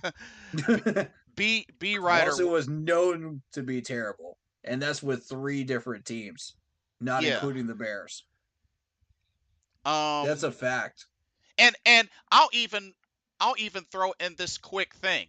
I'll throw in this quick thing, and like I said, I know this is a sensitive subject, but I gotta Yeah. throw this in to make my point clear. So many want to Okay. talk so badly about Bryce Young, yet we once had an MVP that they talk so badly about being inaccurate and dressing weirdly during press Same people. conferences, that and dressing Same people. and dressing weird during press conferences that have nothing to do with the game. Now, now, Facts. now, keep this in mind. Oh, and Same over and people. over and over the dreaded fumble, whatever. I'm not going to get into that. But so many folks want to Right. bash on that when we had it great. When we had it great, like 10 times better than we have it now, but yet want to do this currently. Same people. But y'all had no problem doing that when we were doing great with Cam Newton because of certain things like not jumping on a fumble or because he dressed a certain way during press conferences. And that Come on with it. and that even more enhances my point that honestly this franchise really doesn't deserve a Super Bowl Come on with it. when you really think about it. Cuz we don't hype up our own players enough, and it tends to be a lot more Come on hate. with it. There tends to be a lot more hate than like praise. That's all I'm gonna That's say. right. That's all I'm gonna say. So Are you hearing this man right now? Are you hearing this man right now? Same people. Same people. I mean that's all I'm gonna say with that. B writer I B don't understand this fan base sometimes. I don't. Yeah. Um, B Rider, welcome to the stream. He says it's frustrating the plethora of mistakes his staff has made this season. They have whiffed on every decision this season's save for the land. Yeah. Yeah. Mr. Gemini says players flourish and reach their peaks at different times. CJ could be average next year. You never know. You never Good know. point. Good point. He might And go through a sophomore slump. Who knows? Damien says, to be fair, Cam wasn't good after he left the pen. Dude, God, did here we you not go. see Here we did you go. not see the injury, the setback that he had not been able to recover from in that Steelers game? When guess what, The Damien? He was concussion. guess He what? wasn't making proper decisions after that point. Hold on. I got this. I got this. Number 1, Damien, only MVP in franchise history. Number 2, that Steelers game changed Cam's career up to this point. Let's not get it twisted. That man was in the MVP conversation that season up to that game when we were 6-2 and he had his best completion percentage of his career.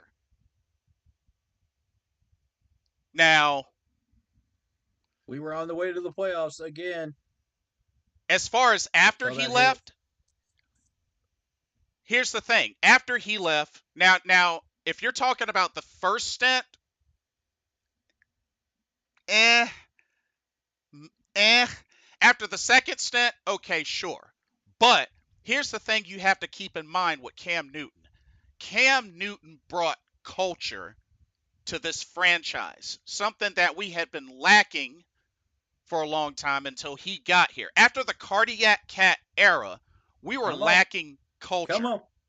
And then once he arrived, that Come whole on. dynamic changed and it lasted so long. I mean, there's a reason why we saw the dab. There's a reason Preach. why every touchdown a fan got a football. There was a reason why he would do things like, "Oh, you don't want me to dab? Stop me." Facts. Like, I don't think other fan He had that bases. Steve Smith energy. Yes. And not only that, look what he was able to do even when he came back to Carolina. A good part of that culture was revived, especially returning in that Arizona game Yep. where not only did he run for a touchdown, but he threw for a touchdown. And we obliterated the Cardinals, who at the time were the number one team in the NFC. Mm-hmm. So, I mean, all I'm saying is after he left the Panthers, okay, sure. He might not have put up the kind of numbers with the Patriots that he did with the Panthers. But here's the thing. Do keep in mind, do keep in mind after the injury, not after he left, not after he left, after the injury, he hadn't been the same. I gotta clear that up. I gotta clear that up. He wasn't making proper good decisions after the concussion. What quarterback would make good decisions after a concussion? Find me one. Oh, wait, you can't because they don't exist. The baby made a Carolina Panthers dab song. Nice. Concussions do that to players. David says Cam was only the best quarterback in Panthers history. Facts. I mean, Thank you. there's and it doesn't look like there's anybody that's gonna take Preach that it, brother. that's gonna take that anytime soon. I'm just saying. Like, Yep. Yep. I mean, Yep. there's a reason why when it comes back to going and looking at a lot of highlights of the good times, 9 times out of 10 it has to do with Cam Newton. I'm just saying. I'm just saying. Facts. But nah, Damien, I would say after the hit. Not so much after the Panthers left, but after the hit. After the hit. Yep. It's a pattern. Look at his decision making Oh, after he's the hit. oh okay. Damien says, "Oh, he gets what we're saying." Okay, gotcha. Okay, Yeah. thank you for clearing that up. Thank you for clearing that up. No problem. A lot of No people don't problem. get it though. And that's who I'm talking to. Because Yeah, they yeah, guys they want to be hard headed about this and they just don't understand it.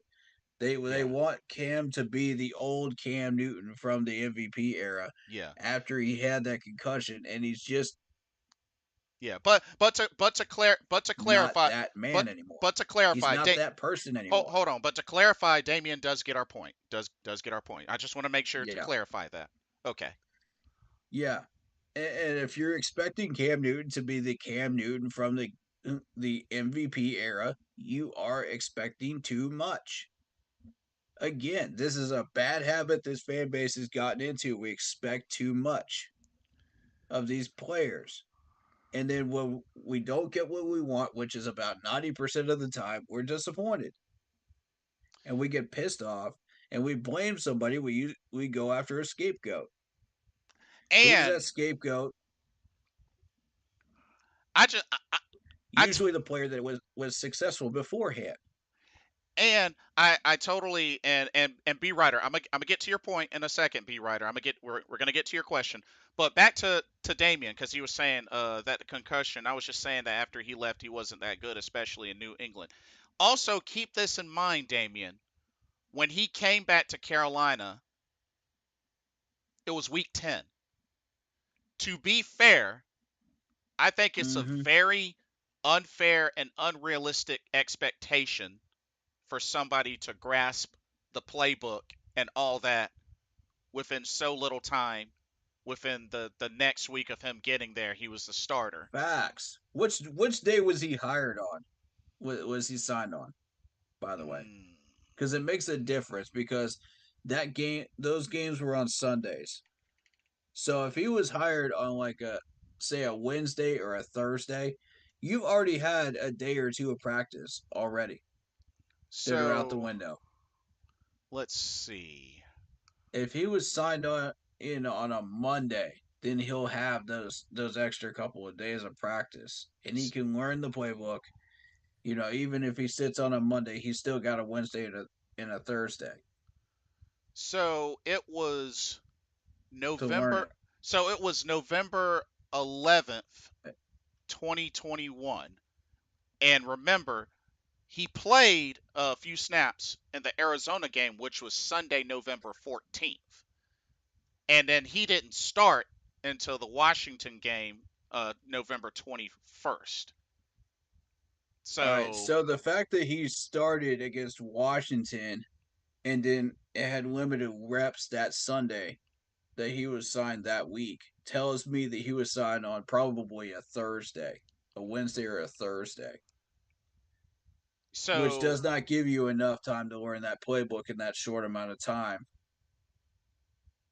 And people were saying, "Oh, well, he he's he's Cam Newton. He could do anything. He's Superman. Like, man, get this dumb garbage out of here, man. I Miss me mean, with that. you still got to get them You ramped up in got the to take system. the time to develop and learn the playbook. Yeah, exactly. He's not going to do that magically in 2 days, people. He's not going to cram. This is not the exams in high school. Okay?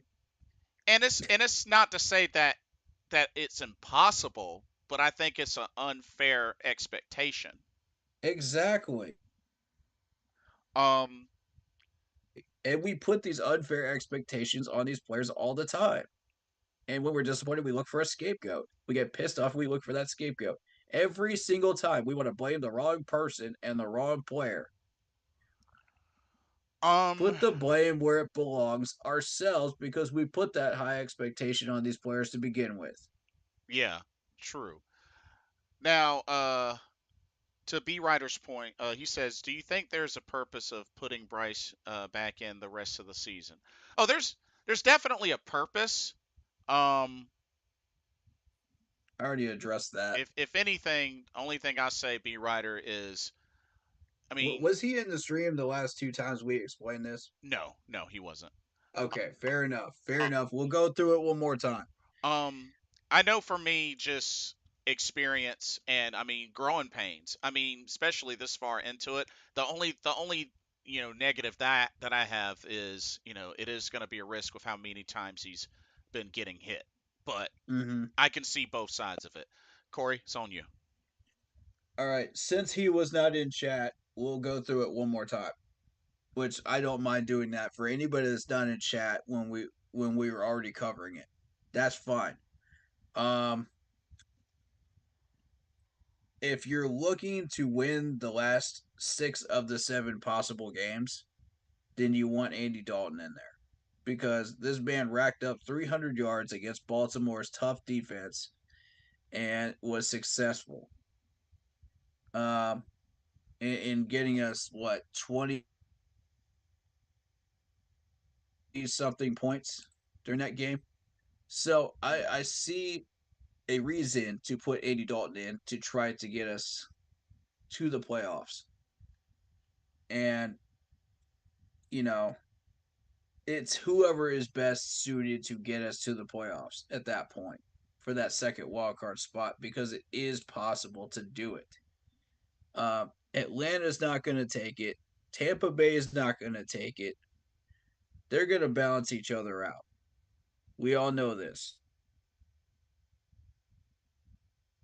Okay? Let's Hmm. not kid ourselves. They've been balancing each other out all year. So you would be competing with a Minnesota, a Green Bay, a whoever doesn't win the NFC East will get the other one, whether it be the Eagles or Dallas. And at this point, I'm probably going to go ahead and say that Dallas will get that wild card spot because Mm, Philadelphia looks like they are on top of the world. They just beat KC. All right, so yeah, with big us, win. it's fighting for the second wild card spot. We have no other choice. We know Dallas is locking up the first one. We've got to take the second one if we're getting in at all. So my thing here is if you want that second wild card spot, the most we can get at the end of the year is 7 wins. We're not beating Jacksonville. I'm going to go ahead and get that out of the way right now. They just racked up 34 points against Tennessee. That's a legitimate team. They've beaten some legitimate teams already. Right, right. So if you want 6 of the last 7 games as wins, put Andy Dalton in because Bryce cannot work with this system. He's already proven that to you. Andy Dalton can, and he's already been in successful seasons already with Cincinnati with a terrible ball coach. So he can do that already for you and get you 300 yards and compete with everybody else. Let Bryce learn from Andy Dalton while he is in that situation. Let him sit. Plus, you're keeping him healthy so that he can further develop once we get a good head coach next year and a good offensive coordinator that has a system that will work and protection for him so that he can run these plays in the correct wide receiver set for that system. Now, I still believe Chua will be the number one running back at the end of the year Hmm. for going into next year. That's a fair point. Tight ends will probably look the same. I'm not even going to kid you there. They're going to look the same. So, what that says to me is okay, are you trying to get these last 6 wins? That's what that path looks like. And in order to go down that path, you need to fire Frank Wright. You need to fire Josh McCown today. Today or tomorrow. He needs to, both of these gentlemen need to be gone. I'm okay with Thomas Brown being the assistant head coach for now under an interim, you know, coach. We'll deal with Thomas Brown at the end of the year. We're not sure what to do with him just yet. We'll deal with him later. Right now, we need somebody that this locker room will rally behind as a head coach, even just an interim style, and and favor and try to play for that wild card spot. That will inspire them. That understands this team. Do Staley or Ajaro. If you put Ajaro in the interim slot, which I think he will refuse that spot because he's going for a head coaching job later, after this year, then we got to find a new defensive coordinator. The search begins mid-season. That's too complicated. We don't need to be doing that. Put Deuce Staley in as the interim right now, and you could solve that problem right now. Bring in Ken Dorsey as your offensive coordinator. He has proven that he is successful in Buffalo, and let him take over as offensive coordinator. Let him take over play calling duties and the depth chart. He will take care of what he needs to take care of, what we have right now, and he will do something with it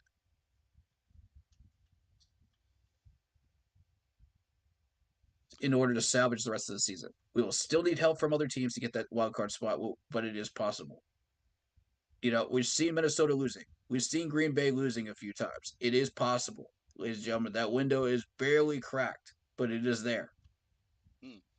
But it And won't be there if we keep Frank here. It will not be there if we keep Josh McCown here. You got to make those moves today. Now, the next moves you need to make is we need to bring Andrew Norwell here for the offensive line. You need to put Cade Mays in immediately in order to protect whatever quarterback you choose to use mhm. immediately. Do not um, waste time. Do not collect $200. Do not pass go. We need these things to happen immediately if we want to salvage these last 6 games, because Tennessee is the start of those 6 winnable games. Now, that is the path to trying to save the rest of the season.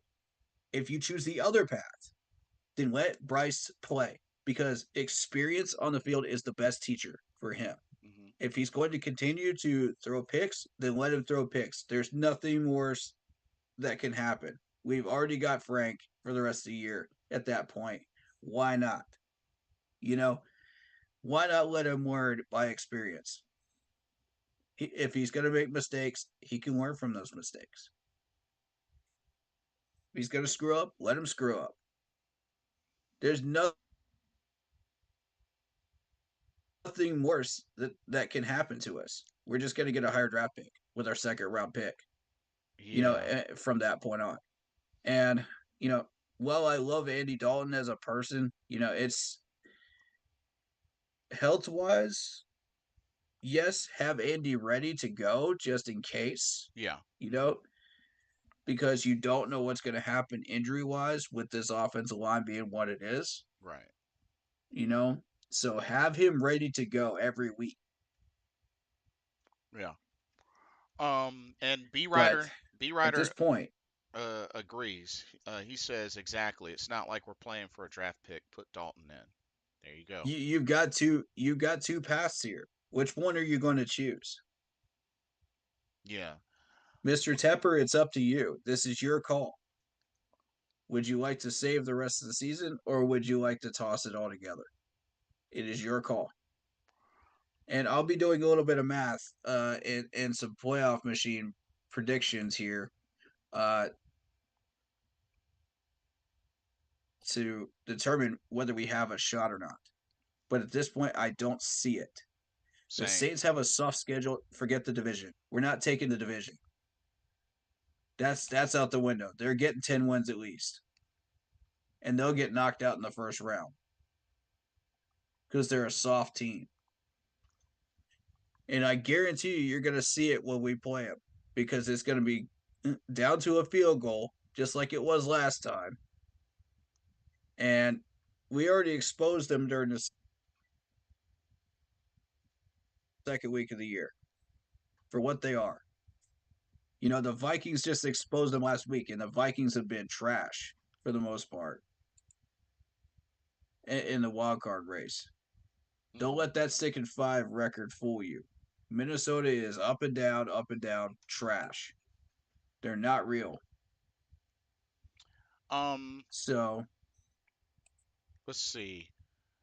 A couple of quick comments. David says, I will say this. He is healthy now, and I feel like the NFL is passing up something good. I'm not oh, talking about Cam. I'm not expecting it. I know he still has that dog in him. Rule didn't give him a chance. Facts. Then the media Cam mm-hmm. is washed. He barely got one series a game with Rule. Why bring a legend back and not even play him? Same goes with Josh Norman. Good points. Um, Damien says y'all can have Getsy for free of charge. Man, he's not really a fan of Getsy. Well, uh, at least he's being honest about it. Which I get it. I totally get it. Um, that's how I felt about Sean Chandler last year, yeah. free of charge. Joe Valesco says if Frank gets fired, will you We'll be pay you to take him off our hands last year. yeah. If Frank gets fired, will you be okay with Jim Caldwell? Asked the coach. Um, Maybe, maybe. What's his track record? I mean, he Let's has. look at him. I mean, as a head coach, I mean, he has a good track record. The thing is, like, it's been a while, and he got left in the dust after Detroit, even despite him being the head coach, the last like great record that they had, which was pretty messed up that they got rid of him after that. But Jim Caldwell has a 62-50 regular season record and a 2-4 postseason record as an NFL head coach. Hmm. So I would say maybe we need to vet him a lot, you know, my in my order to know. my only thing is, I mean, he turned 69 in January. So I mean, he is up there in age, but I mean, he has two Super Bowls. So I mean, hey, you know, Oh, I forgot a wild card possibility. Seattle. Keep an eye on Seattle. yeah. But but yeah, he was on Tony Dungy's staff with Indy when they won a Super Bowl, and of course and then he was the offensive coordinator for the Ravens when they beat the Excuse me. Niners in the Super Bowl. So yeah, I'm not against it. My only thing is just he's up there in age, but I can't say that I'm against it. Mm-hmm. Do I think he'd do a better job than Frank? Yes, Yeah. Mm-hmm.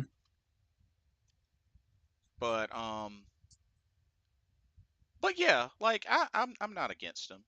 Not against that. Um, Ooh. but let's see. Um, think it's about time we do final thoughts. You want to do score Want to do what now? wrap up and then predictions for next week. Score wrap ups and predictions for next week. Oh, okay. Just scores from this Yeah, past week. yeah. Okay.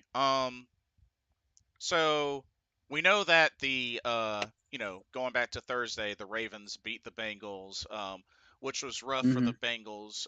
It was 34-20, which, Joe Burrow missed the rest of the game with the injured wrist, and now he's out for the season. So it'll be really interesting to see how things go for the Bengals the rest of the season. Right now they're 5-5, so Yeah, there's it'll an interesting matchup with the Bengals and Steelers next week. And the Steelers just came off a very, very close game with the Browns. So there's a very tight battle between those three. Um, very good defensive teams, but struggling on offense. All three of them. So it's going to be really interesting to see where that one goes. I'm going to keep a close eye on that one. that won't probably go either way. That'll Yeah. probably go either way. Oh, Damien says, hey, if y'all fire Frank, y'all should go after Nick Saban. Mm, mm,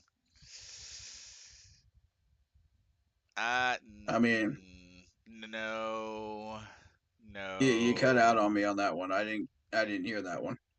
He said, Damien said that, hey, if y'all fire Frank, y'all should go after Nick Saban.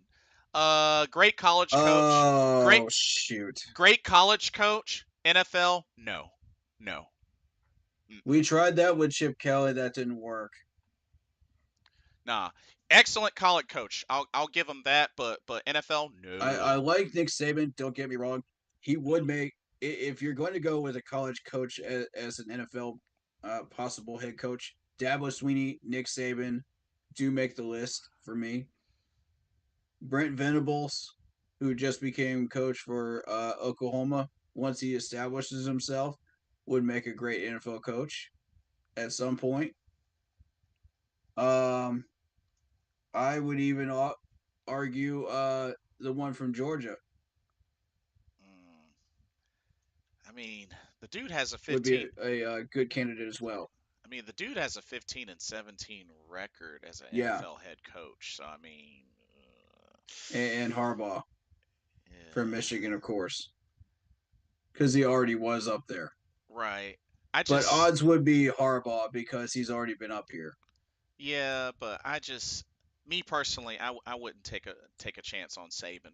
That's just me personally. I like him better than the options we got right now. Um, let's Just see. saying. There aren't many. Of course, yeah, Cowboys beat the Panthers 33-10. Yeah, we know that. Browns beat the Steelers 13-10. We know the Lions beat the Bears 31-26. Packers beat the Chargers 23-20. That was a really close game, and now both teams are 4-6. Uh, Dolphins beat the Raiders 20-13, which means the Dolphins are still undefeated at home. Um, Giants beat the Commanders 31-19. Uh, That's a surprise one for me. I was not looking for that one. hmm, Um, Giants can surprise a team every once in a blue moon this year. they ran away with it in the fourth quarter when they scored 17 points. So, Yeah. yeah. Jaguars beat the Titans 34-14. Not surprised there, especially considering Jaguars. As I've said, Jaguars are for real, man. Jaguars are for real. Well, 10 to 12 win season.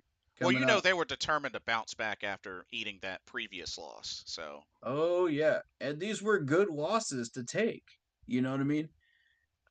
And there's some people out there that are like, "Oh, loss is a loss." No, there are good losses that you can take to legitimate teams that you don't mind taking if you got a soft schedule and you have a chance at 10 to 12 wins. Take those L's. Like we were doing with Wilkes. Take those L's where you need to, but get the wins where you need to as well. Take care of business in those games, and you shouldn't have to worry about it when you do take those L's. hmm That are good L's and uh, respectable L's to take. Joel Valesco says, for me, if we hire a college coach, I say go for Jim Harbaugh.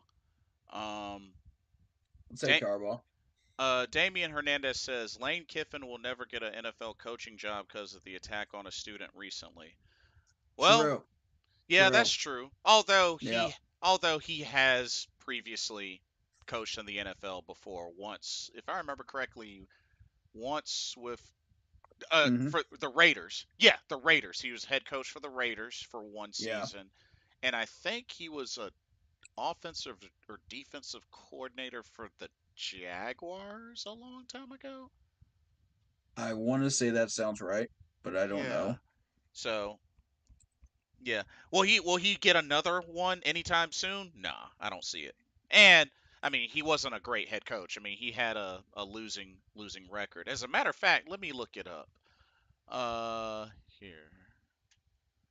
Oh, here it is. Lane Kiffin. Yeah, he had a 5-15 NFL head coaching record. Yeah, so he really wasn't a good head coach in the NFL. So there you go, Damien. Um, let's see. Of course, we know the Texans beat the Cardinals. They're on a roll right now, 6-4, 21-16. The Niners got back on track and beat the Bucks, 27-14. Bills obliterated the Jets, 32 to Yeah, 6, which the Jets are in all sorts of turmoil. that got my attention because the Jets have started out so well, and now here we are mid-season. Like they don't know what they're doing. Um, They Rams got couldn't find a use for McCole Hardman, so they tossed him back to KC for chips and a Subway sandwich. yeah, Which I mean, McCole Hardman's worth way more than that. Come on, people. How yeah. much was he making in KC? Come on. Um, the Rams got the 1 point victory, 17-16 over the Seahawks. So that was a little something something for them because they've been struggling. That's a surprise too. So that was a That's big a win. helpful surprise. But That's a helpful surprise because Seattle's in that wild card race. yeah, but I think a big thing was Rams scored 10 unanswered points in the fourth quarter. So Yeah. yeah, that was a Don't ever think you have the game won in the NFL if you got a 14-point lead. Don't ever sleep on any team. Any team can surprise you. It only takes one player balling out to surprise you.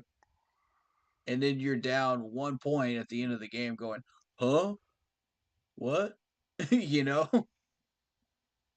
um and then let's see. Broncos beat the Vikings 21-20. I mean, which they Vikings have won Look at four Sean Payton.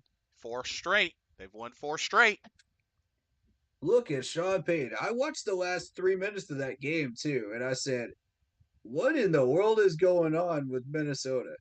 They think they've got the game won. They're up by like 6 or 7 points. They're like, oh yeah, we got this one. We got this one. We got here comes Denver. And the last drive, I'm telling you, it only takes a few big plays. Yeah. Yeah, that And is true. guess who knows how to make those plays? Guess who knows how to make those plays in crucial situations? He's got a history of it. Russell Wilson, ladies and gentlemen. Russell Wilson is back. Yep.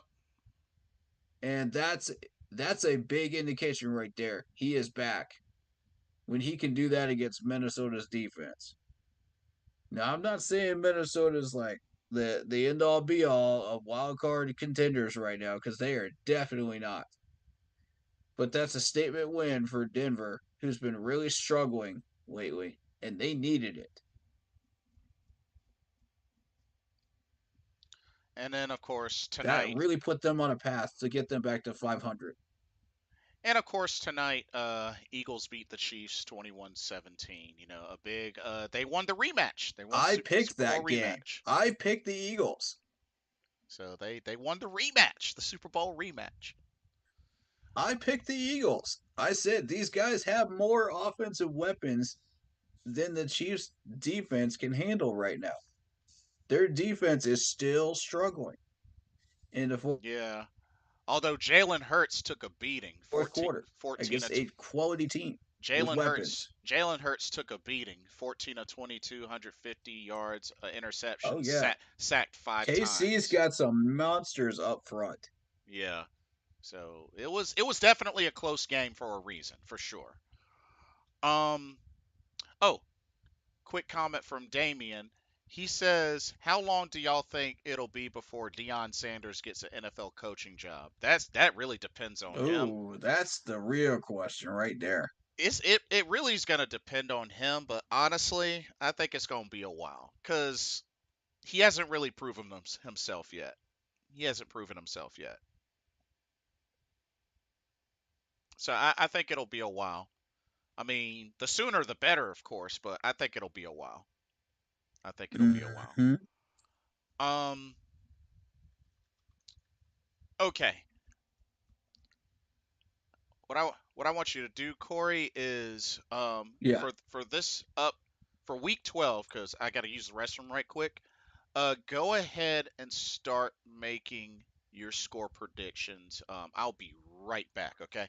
Go ahead and start making your score predictions and go ahead and start sharing them. I'll be right back. All right. So I don't really do score predictions, but I will give you matchup predictions. Um. So first of all, we're gonna go ahead and start with Detroit and Green Bay. Detroit's gonna win here because they've been on a roll. They're not gonna get trapped by Green Bay, and they're gonna play a great game. So that's a win for Detroit. Dallas is going to play a really, really interesting game against Washington. Now, Washington could sneak up and get an upset there, but I got Dallas. I got Dallas. Let's be real. All right, San Fran and Seattle. San Fran is definitely established themselves as a playoff lock right now.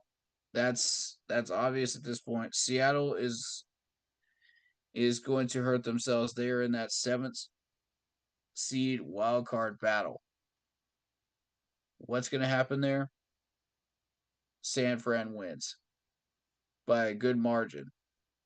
I'd say 14 points. Uh, at least. They're going to go a little easy on Seattle because, you know, Seattle is struggling right now and they look better. But it'll be a win. Dolphins over the Jets. Definitely. That's coming. Look at the Dolphins right now. Dolphins are playing well. This is a team that is going to get Randy, overlooked. I'm back. You know, the Jets are going to get overlooked. But here's the thing, the Dolphins are being ignored as potential playoff caliber teams right now, as far as very dangerous playoff caliber teams. So the Dolphins will knock somebody out. That's going to happen.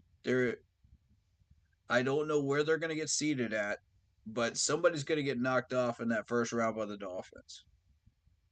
Now, if it's Jacksonville, that's going to be a heck of a game. I want y'all to keep an eye on that game right there because if that happens first round, boy, howdy, that's going to be a fun one. That's going to be more entertaining than anything else in that playoff round. That I would love to see who comes out on top there because everybody's doubting Jacksonville. They think, oh, Jacksonville's a trash team. They play Dolphins and they play a close one to a field goal. First round divisional playoffs. Watch out. Mm. Whoever wins that thing is going to be the dark horse. I'm telling you right now, you do not want to sleep on whoever wins that game. Okay, how far did you So get? How far did you get? I'm only 4 games in. I Okay. picked the Lions over Green Bay. You Lions. know, Yeah, Lions over Green Bay. I agree. Um, although you got Dallas over Washington, but not by much. Consider Washington's defense is better than people think it is. yeah, and That could be a little closer of a game than people think it is. and That all Sam Howell's been playing a pretty good game right now too. and don't forget the Cowboys are undefeated at home. Yeah, Sam Howell's been playing some pretty good ball lately. So keep an eye on that one. Yeah, but uh, That could be a potential upset. yeah, I'm gonna play it safe though and say Cowboys because Me too. they've been looking Me good at too. home. Yeah, I feel good about that one. Niners and Seahawks. Niners. Niners have clearly established themselves as playoff locks. You Yeah, it might surprise us, and this they're might a be very, very dangerous playoff contender right now. I've got Eagles and Niners for the NFC Championship right now. they. End of the road. This might end up being close, but I'm still gonna play it safe and say the Niners get the win. But they are playing in Seattle, tough place to play. And Seattle is probably the weakest of the wild card contenders right now. Yeah, If you really that's want to fair. throw them a bone right now, then Seattle's going to lose by 14 here. Hmm. It's not going to Um, be close. Dolphins and Jets. I'm going Dolphins. Dolphins, although this game will be closer than people think it will. The Jets have really been struggling. I think that yeah, actually I'm changing my mind. This is going to be a blowout. This is going to be a blowout because the Jets are really struggling lately. They need a statement game to show people that they can actually compete. This is not it. Definitely not it. Dolphins are playing some exceptional ball right now, and they deserve their playoff spot. Hmm. Yeah. Uh, but if you would ask me 2 or 3 weeks ago, I would have said this would be a very, very interesting game, but it would be won by the Dolphins. Because the Jets were playing well 2 or 3 weeks ago. Now they're not. All right, so Of course, Panthers Titans. Ugh. we should beat the Titans, but the problem is Derrick Henry. With our lack of a run defense, we're last in the league at run defense. Derrick Henry will run circles around this defense. And this is an away game, so He will run circles around this defense without even trying yeah, because we don't know how to get off our blocks. We don't know how to tackle. yeah, And the Titans wide receivers, who actually is a threat with the Titans besides DeAndre Hopkins? You got to double up DeAndre Hopkins. I am telling you this right now. If you do not double him up, he will shred the heck out of you. yeah. Like he is the big threat in that wide I receiver would core. know. I am a Clemson fan. I know this dude, okay? I can vouch for him. I know what he's capable of doing. Hmm. He was shredding defenses even as an Arizona Cardinal with Kurt Warner. Right. No, not Kurt Warner, but who is it? Their quarterback down there when he was with them. Same one they have now. Ryan Tannehill. No, not Tannehill. Shoot.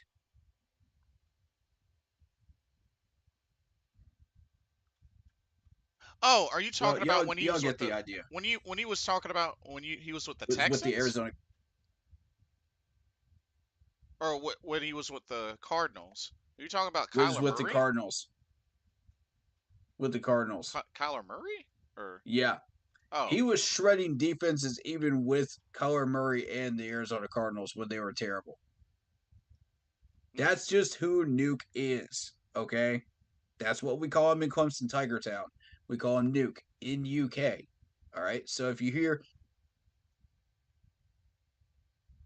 Nuke during this game during Tennessee, that's who he is. All right. uh, He's still going to shred you. If you don't double him up, he will shred you. yeah.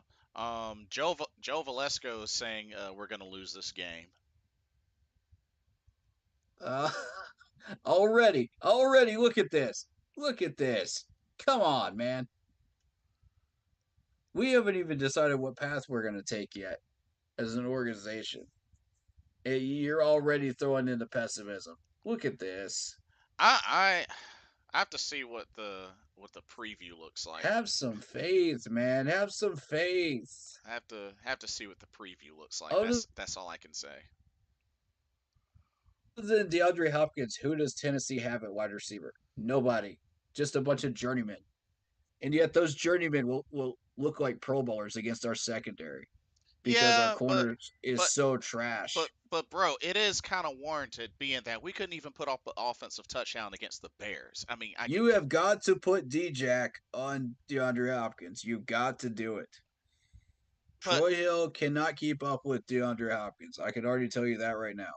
I mean at the same time though, like we have to remember we couldn't put up a single offensive touchdown against the Bears. So I mean, I get and understand Joe Valesco, you know, picking a loss. I do.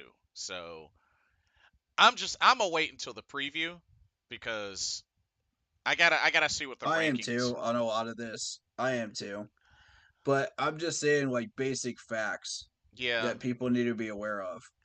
And You because cannot put Troy Hill on DeAndre Hopkins and expect a good result. and I don't even know how good or bad the Titans defense is, to be honest with you. I have no idea. So yeah. He will roast the heck out of you. Um, Bills and Eagles. Well, I got a win for my Panthers, by the way. I'm gonna say, well, this is another home game. Uh, Probably Eagles. Eagles over Bills. I got Eagles as well. Eagles Um, defense looks really good. They just proved that against KC.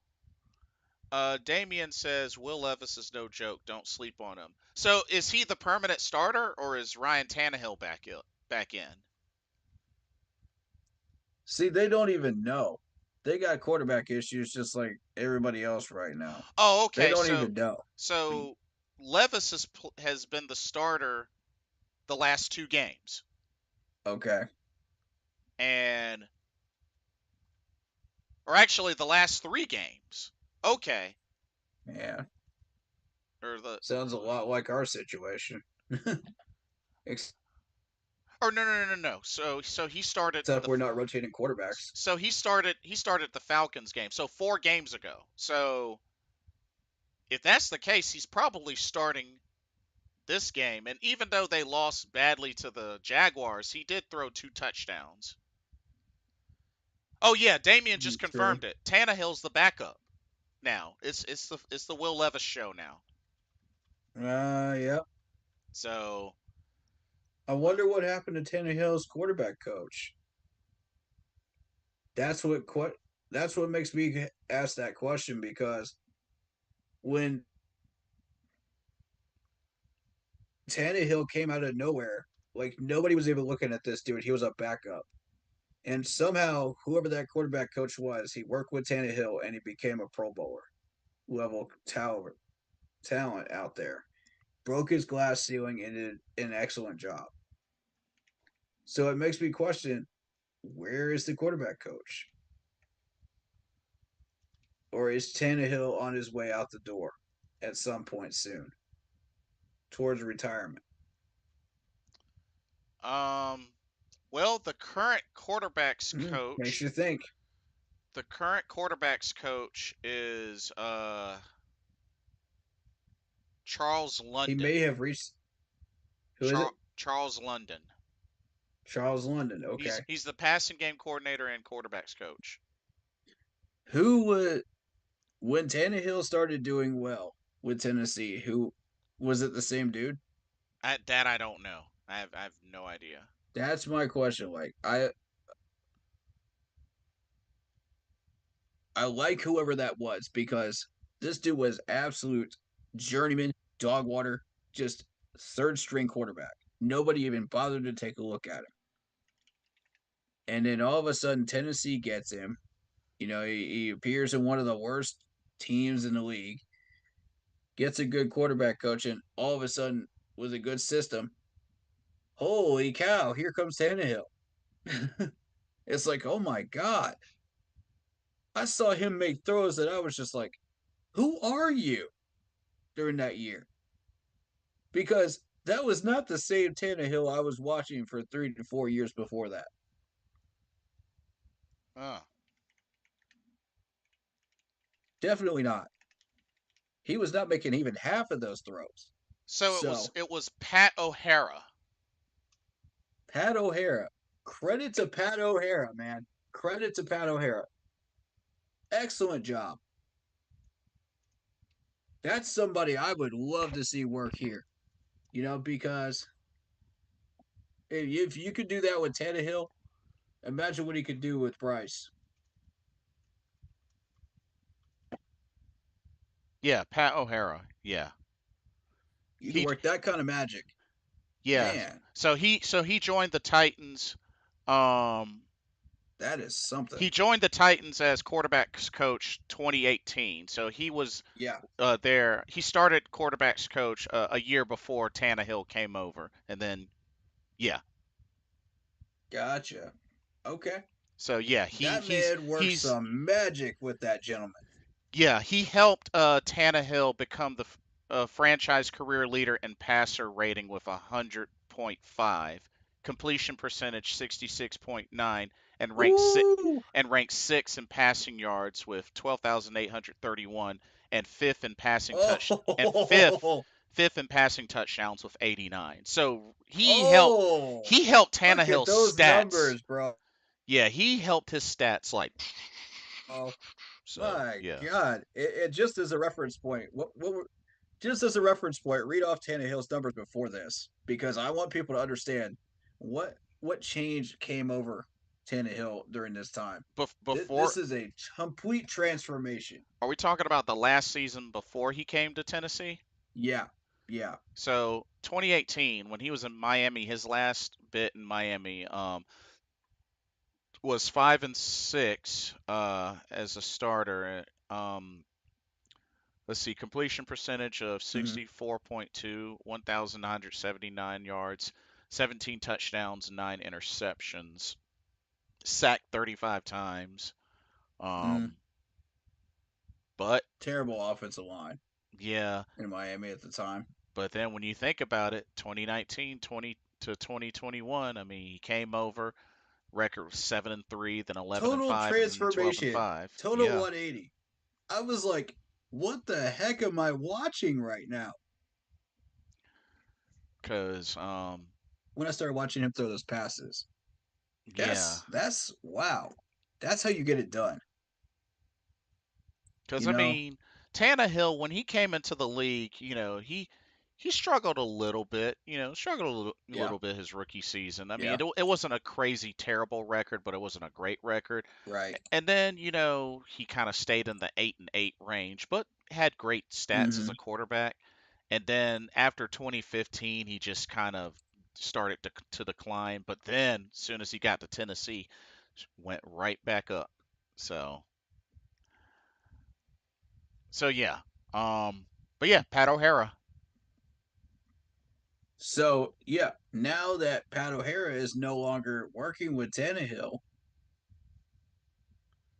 his numbers go near Yeah, plane crash. this Charles London. I don't know about the guy. So, I told you mm. this is what happens when you take away success. But let's see. We picked Eagles over the Bills. Saints and Yes, Falcons. What about Saints and Falcons?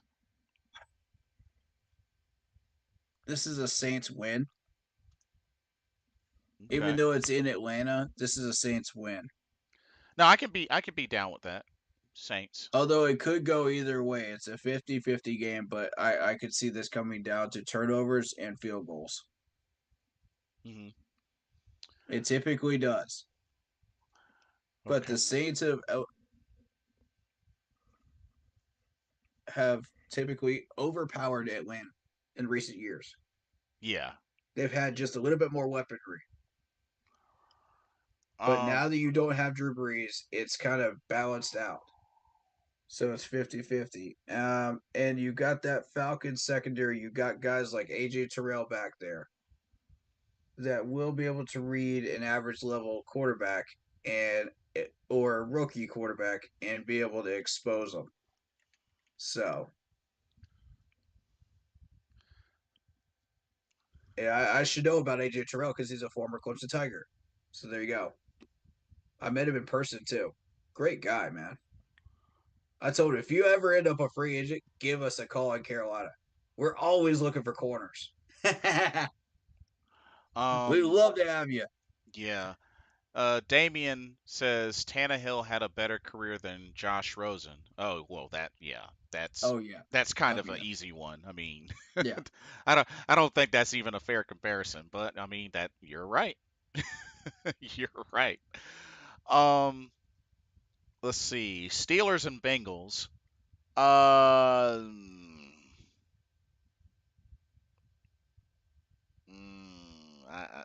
I don't know. I don't know about that one. I don't know about that one either. It's in That's going to come Cincy. down to defense. It's in Cincy. So It's going to come down to defense. Both teams are, because Pickett hasn't really had a great season. and they rematch each other again on this in week 16 too in Pittsburgh. Yeah. So keep that in mind. Although Jamar Chase is still tearing it up, he's not that far away from 1,000 yards receiving. I And feel like the Browns are a little bit better than both at this point, just slightly by a hair. But it's a tight race for number 2 though in that division. I think you're right. I think it's going to come down to defense. And if that's the case, I'm gonna have to go with Pittsburgh just because they're known Yeah. for defenses for a long time. So I'm gonna go Pittsburgh. Yeah. Um, Colts and Buccaneers. Yeah. Me too. Me too. They just played a really close game. And the Steelers played a really close game against the Browns and just couldn't pull it off because the Yeah. Browns were just a hair better. Like I said, Um, so Bucks and Buccaneers and Colts. that's the tough one for me. I mean, who's the quarterback for the Colts right now? Garner Minshew. Ooh, But they have a terrible record at home. They're 1-4 at home. the last. Okay, this is gonna sound weird, but before Garner Minshew's name popped up with the Colts, the last time I remember seeing his name pop up was with the Jaguars. No, Eagles. Eagles. Well, yeah, he was with the Eagles too, but the last time I remember his name popping up was with the Jaguars. I don't remember hearing him with the Eagles at all. Yeah, he was with the Eagles before the Colts. He Okay. was with the Jaguars first. Yeah, I had no idea he was in that Jaguars in the Eagles quarterback room. I did not remember hearing about that. So, I had no idea he was even there. But he's sitting there with Jacksonville, in the old days when the Jags played the Colts, and it reminded me of that. did he actually win those games against the Colts? Because Uh, it feels like the same old Colts team that played the Jaguars back then when he was a quarterback for the Jaguars, doesn't it? That's what it uh, feels like to me. Except now, you got Garner Minshew as the quarterback of the Colts, yeah. I which is guess. really weird. I guess that. Yeah, that So, is pretty weird. Um, like I said, it was gonna sound weird. Just roll with it. but I'm gonna put my hopes in that the Colts win. I'll say that. Mm, But I think Colts will win that one. I like Gardner Minshew over the Buccaneers. I mean, whenever the Jags played the Buccaneers with Gardner Minshew as quarterback, they always pulled it out because both teams were equally bad, and I just felt like Gardner Minshew was just a little bit better than the Bucks. yeah. They've always been just a little bit better. Um, Damien says if the Steelers lose this game, Matt Canada definitely should be fired on the spot. Honestly, I've been hearing that apparently the play calling for the Steelers has been pretty bad under him. So Oh yeah, yeah. it's been all defensive. That's been the Pittsburgh success so far. So yeah, I don't blame you for that, Damien. Um, Giants and Patriots.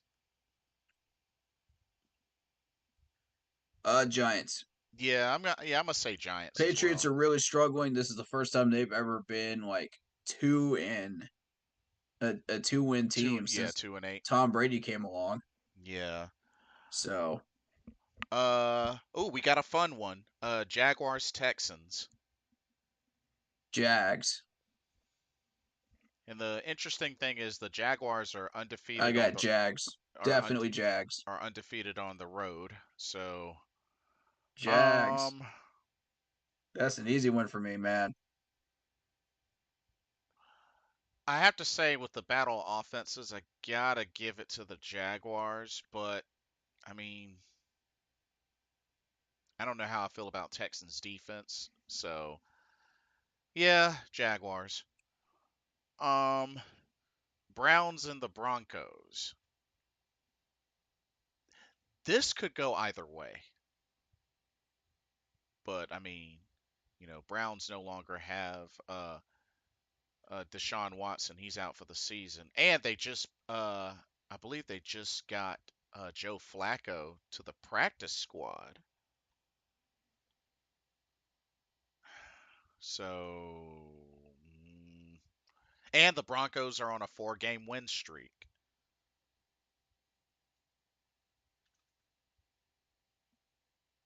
You know what? I'm gonna go with Broncos, just mainly because Russell Wilson Whoa. has made a comeback, and I think they'll take the Browns. So I'm gonna say Broncos over Browns. Holy cow. What what is it? What do you got? This is gonna sound really interesting. I've been running the playoff machine right now, Okay. and I see an opportunity for us to claim a seventh seed. Okay. Whoa. We the man, oh man. We this is gonna get real interesting when we start doing this. All right. Um this is assuming we beat the Titans. The Colts beat the Broncos coming up. I mean the Buccaneers. The What's Saints beat the Falcons. what's the criteria set on though?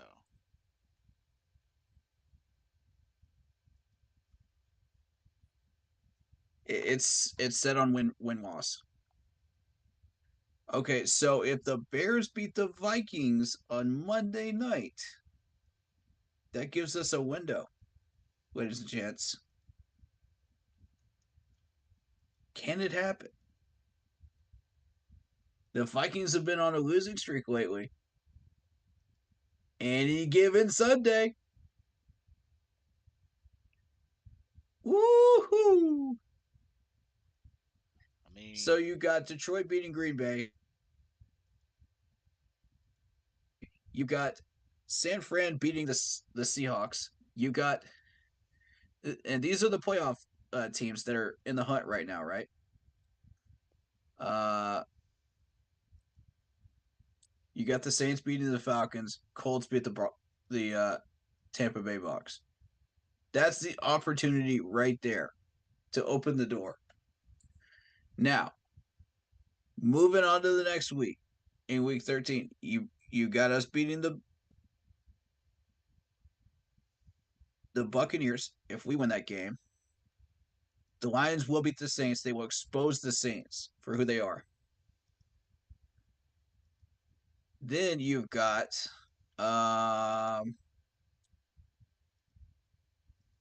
if the Jets beat the Falcons, that gives us an opportunity to move up. Cowboys will beat the Seahawks in week 13. That will happen. I see that happening. Clearly, I see that happening. Green Bay's got that week off, so we will be moving up the ladder. hmm Moving on to week 14. This is just strictly our teams and the playoff contenders that we're dealing with. Okay. I'm not even looking at the other games. Falcons beat the Buccaneers in week 14. Then you've got let's see. We beat the Saints in the dome. If that should happen, we're in we found our window, you know. Uh Raiders will beat the Vikings. They'll be knocked out. They're a wild card contender as well. San Fran will knock out Seattle in week 14. Uh Green Bay could get upset by the Giants. That could be a possibility as well. Don't discount that, folks. The Giants have been known to surprise a few teams this year. Don't overlook them. Um, all right, so with that being said, week 15, you're looking at us beating the Falcons, Tampa Bay losing to the Green Bay. The Saints continue on with their soft schedule. They beat the Giants, taking the division, of course. You got the Eagles beating the Seahawks. You've got let's see. What else are we doing with here? The Bengals beating the Vikings. I mean, I'm not giving the Vikings any credit here, man. The Vikings just are gonna fall. They're gonna fall. That Bengals defense is going to stop anything the Vikings are doing offensively. That's where it's gonna be ugly. hmm So with that being said, you move on to week 16. Saints continue on with their soft schedule. They beat the Rams. Lions beat the Vikings, knocking them out. Jags beat the Buccaneers, knocking them out. Now, here's where it gets interesting. Colts beat the Falcons in a very, very interesting game in week 16, which opens the door for us. But if the Falcons were to win that game against the Colts, Falcons take the 7th seed. They take the lead there. This is assuming we somehow get past our trap game of Green Bay, which I don't know if that's going to happen or not. Knowing our team, I don't know. This is, again, assuming that we make all the changes that I'm suggesting for this team immediately this week to start this road. Uh, Washington gets knocked out by the Jets. They're not a threat anymore Mm. at that point. Seattle will get one back against Tennessee. They will get the they will get back in the race here. So we're on to week 17.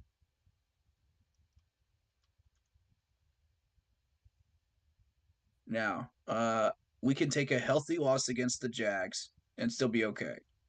The Falcons will beat the Bears. The Saints will continue on with their soft schedule and beat the Buccaneers in week 17. So we don't have to worry about that. Um, we will continue to see uh, two very, very interesting matchups in week 17 that could impact this seventh seeding. And the first one is Pittsburgh and Seattle. Now, if Seattle somehow wins that game, they're in contention again. They've already got the 6 seed locked up at that point. But if they were to lose that game, that knocks them down to 7 wins Mm. on Interesting. the year.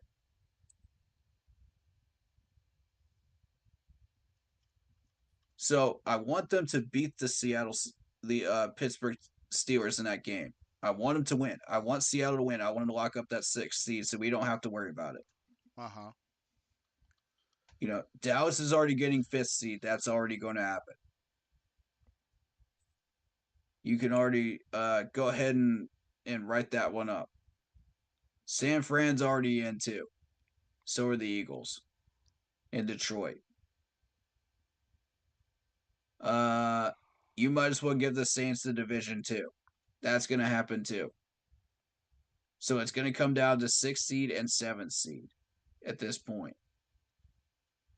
Now, the other interesting one is Green Bay and Minnesota. Now, if Green Bay wins this game, they take the lead for the 7th seed. But if Minnesota wins, they take the lead for the 7th seed, knocking us down. Mm-hmm. Because all three of these teams have 7 wins. Whoever wins that matchup on that Monday night, Green Bay and Minnesota, will have 7 wins and tie it up with us for that 7th seed opportunity.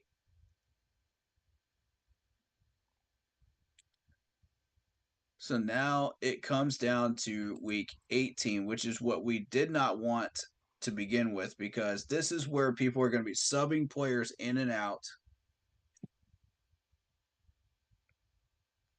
because they think they've got playoff spots locked up. This is where we take that win against the Buccaneers. Mm-hmm. Uh, Falcons still have something to play for. They're going to try,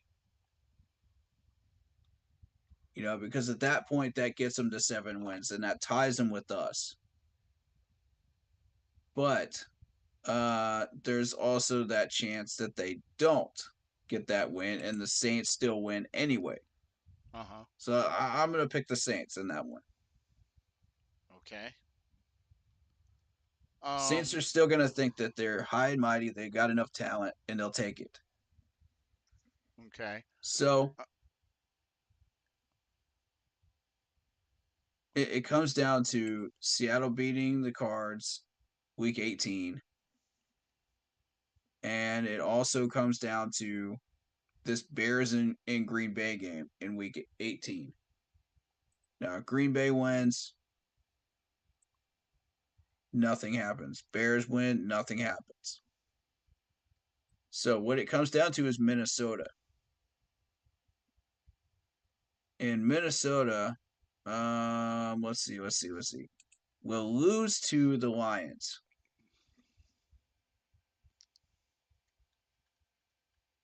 in week 18. Hmm. That opens the door, but only briefly. Now, say we beat the Jacksonville Jaguars in week 17. Say we win that game. That locks us into seventh seed going into week 18, which means that uh, this Bears and Green Bay game won't matter.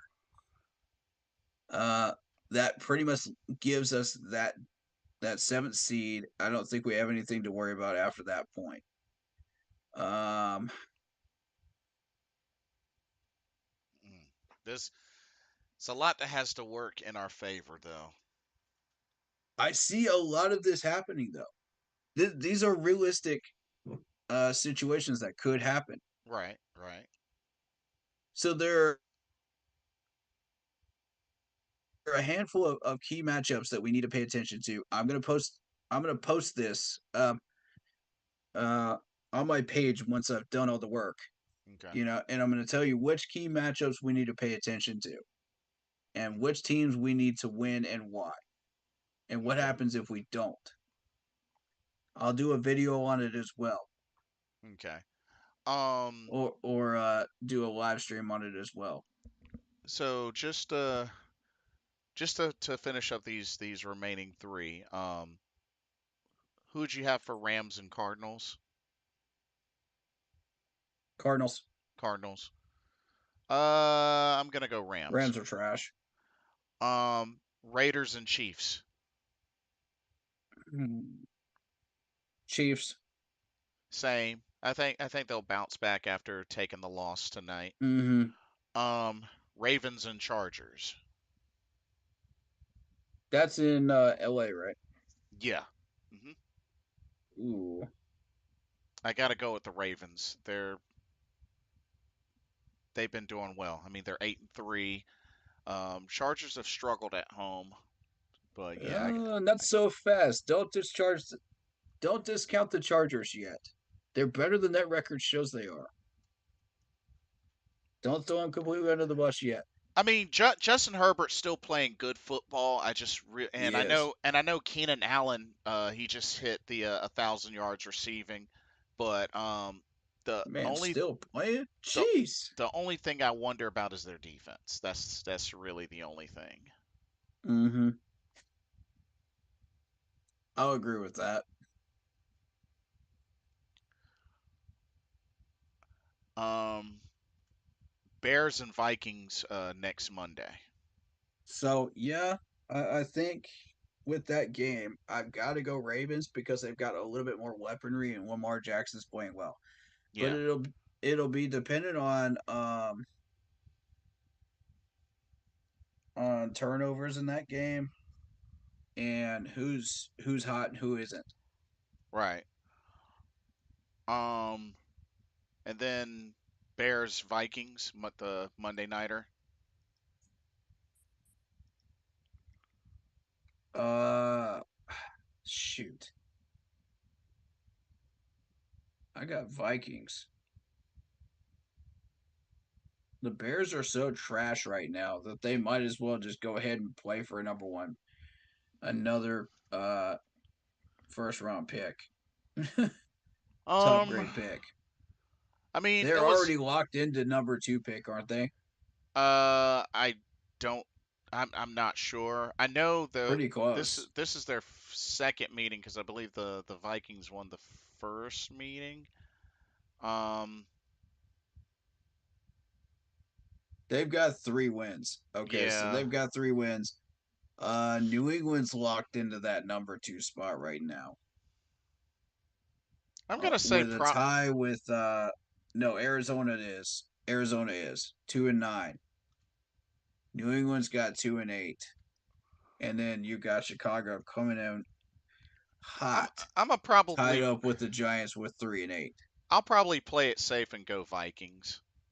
Yeah, I'll play it So safe. Chicago is playing for another top five pick, is what Yeah. they're doing. They're not going to try to win this. Um, Damien says y'all can make the playoffs. The only problem for y'all is winning. That's the tough part. That hasn't been in y'all's favor other than the Texans game, which is a fair argument. That is a fair argument. It's gonna be The tough. Titans up till now are 3-7.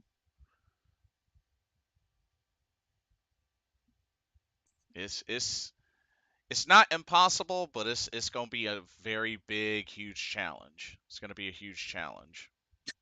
The fact that we're saying that Tennessee is a huge challenge at 3-8, at 3-7, I mean, you gotta keep it that's how real. far we've fallen, ladies and gents.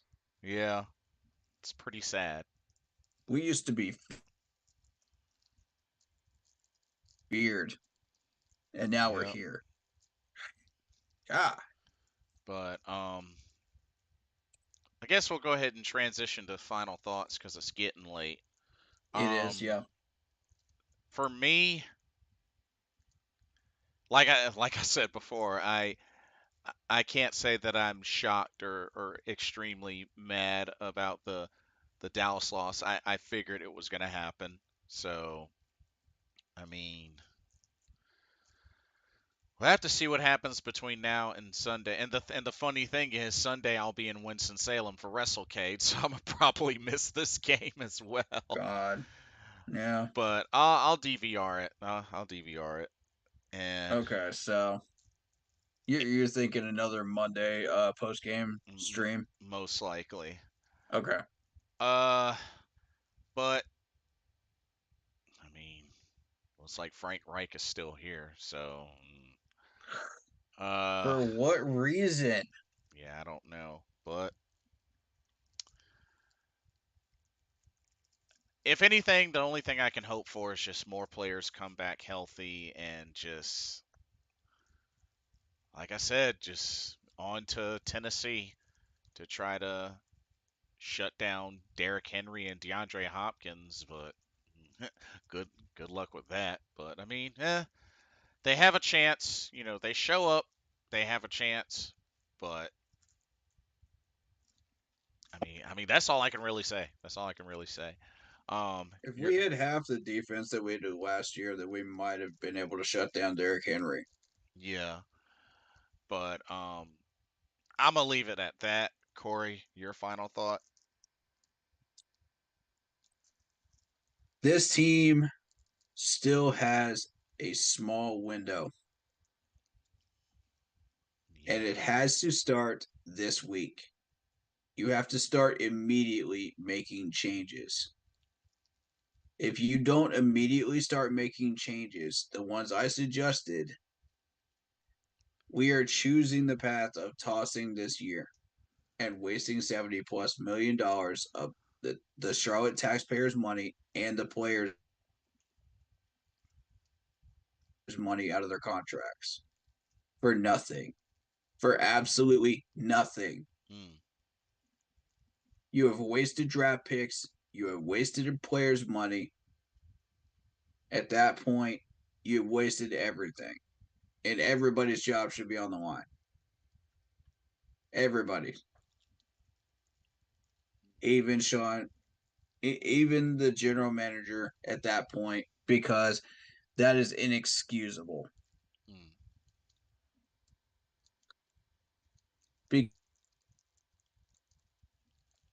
Because that to me looks like we are in a last ditch effort to try to get to the playoffs by putting 70 plus $1 million into a roster to build it. That's a desperation gamble move. Hmm. It's a Vegas style gamble move. And if you don't start showing some results out of that 70 plus $1 million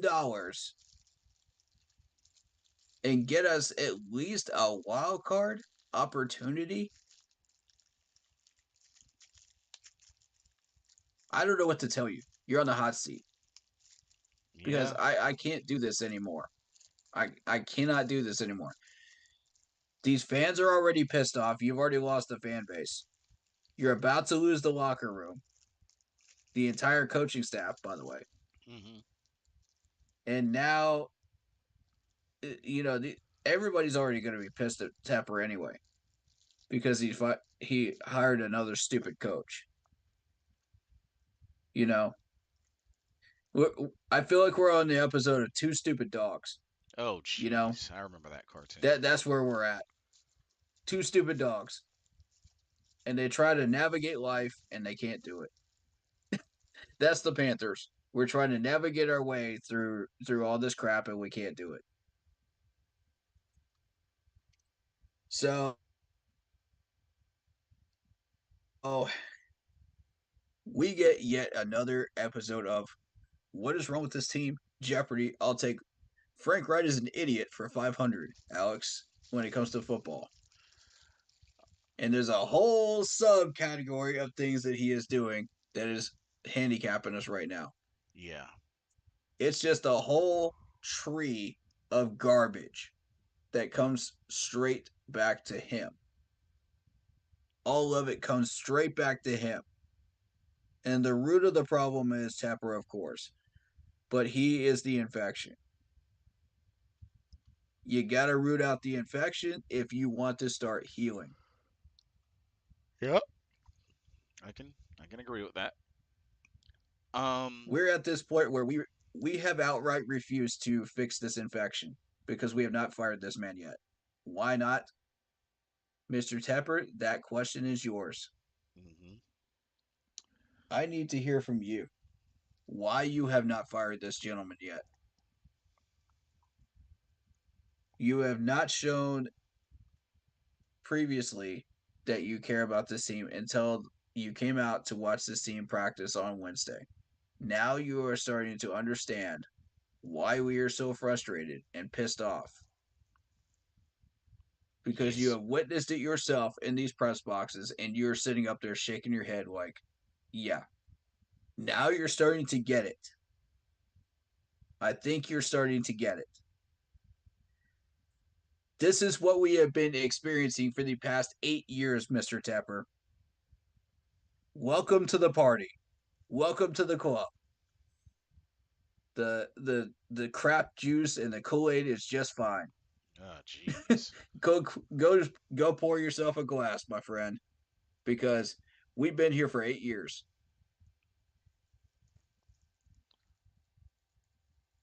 and we cannot escape this crap hole that we're in without your Mhm. help. And I don't want to hear anything about people saying, "Oh, the owner's meddling too much." Stop it. Stop that train right in its tracks right now, Mm. because this is exactly the time for the owner to meddle when he has already screwed it up. It Yeah. is time for him to start fixing it because the only person that can is him. Better start. He caused the mess. He needs to solve it.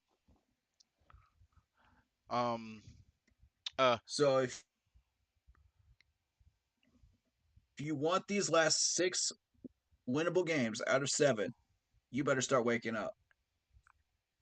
Now, I will say this: if we somehow get past that trap game of Green Bay, if we somehow manage to beat Jacksonville, we have a shot and take care of business everywhere else. It's possible. The options are there. I've just shown you the possible scenarios that can happen. I'm going to run through them on Facebook again and in a video and in a live stream as well. We'll be doing this each week and we'll be updating it as we go along. What needs to happen? What scenarios need to happen? I'm not ready to start scouting players yet for this draft. It's way too early. I want this year is not over yet. Now, I'm going to walk you through an idea, okay?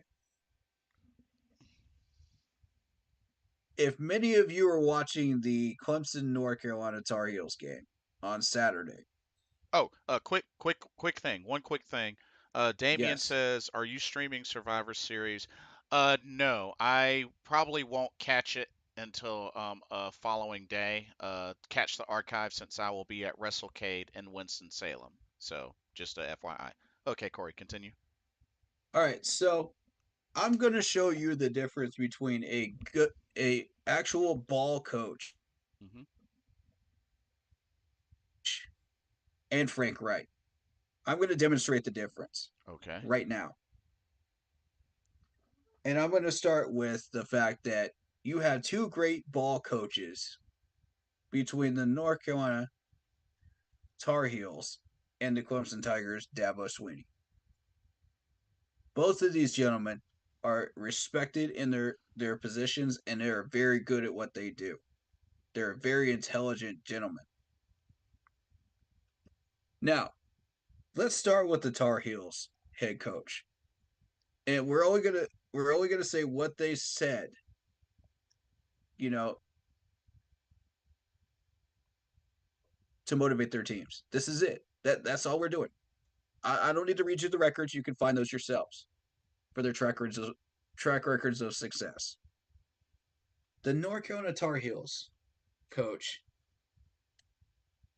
said about six players that were not recruited by Clemson in the same conference. This is while Dabo Swinney and the Tigers were in complete command of the ACC. He told these six players, this team did not want to recruit you. This team did not want you. Go out there and show them why they are wrong. Prove them wrong. Show them why you should be respected and that you are good at what you do. Mm. That right there alone makes me want to get in a Tar Heels uniform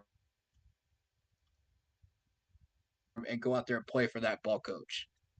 That's a ball coach right there.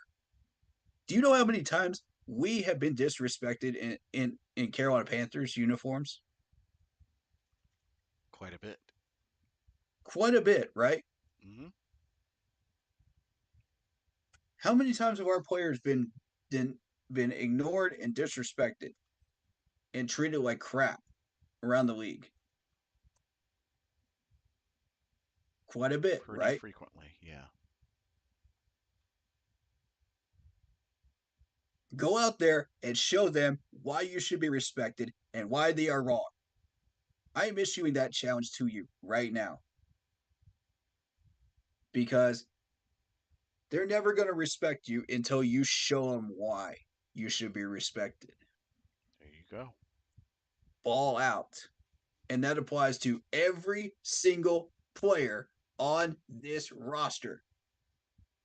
Show up, ball out, do what you do. If you want any of these six of the last seven games, show them why you should be respected. Now I'm going to go to Dabo Swinney, and it's as simple as this. He asked the players, "Who do you play for? Who are you playing for?" Simple question, right? Hmm. But it is so much deeper than that. Because if you consider the histories and the backgrounds of these players when they get into football, some of them they're escaping a domestic abuse situation, they're escaping a bad neighborhood, they're escaping all kinds of things that we can't even fathom in our comfortable living situations when we're sitting at home watching these games. We don't even know half of their stories. These head coaches do. He is rescuing them from horrible situations and getting their mind off of these things. And not only that, developing them into NFL talent players and men. Grown men, ladies and gentlemen, that are now playing in the NFL. Yep. So I ask you, who are you playing for? Are you playing for your family? Are you playing for your friends? Are you playing for the fact that you are trying to save yourself from a bad situation? Who are you playing for? Panthers players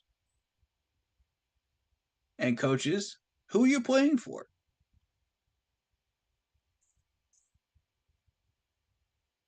Who will you play for? That's another question. Who will you play for? Because if we put in Deuce Staley, we put in a Jaro, that's who we're playing for. Okay, we're not playing for Frank. We've already established that. We're not playing for Tepper. We're not playing for the general manager. Hmm. We are playing because we love the game. This ain't got nothing to do with money. You got to the NFL level because you were talented. You were not being paid in college. You, you played because you loved the game and because you needed an escape from those situations that got you there. Right. So I'm asking you again, remember your roots if you were in the NFL. Remember what you got yourself out of. Remember how much you have grown. Remember why you play the game. Remember what inspires you to keep playing and get to that level and play hungry like you just walked out on the field in your rookie year, like Steve Smith said. There you go. That's what I want from these players. Answer that question this week. Who are you playing for? So when you really break this down, that question has so much more meaning now that you look at it in the full perspective. Hmm. That's a ball coach right there. And Clemson's struggling this year. Dabo embraced that struggle. And he said,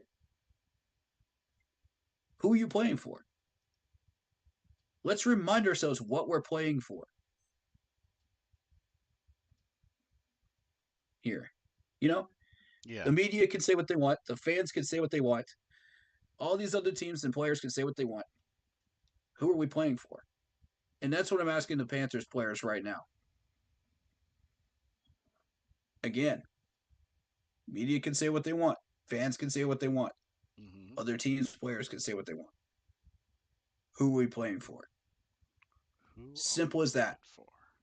That is the response of a great football head coach that knows what he is doing, that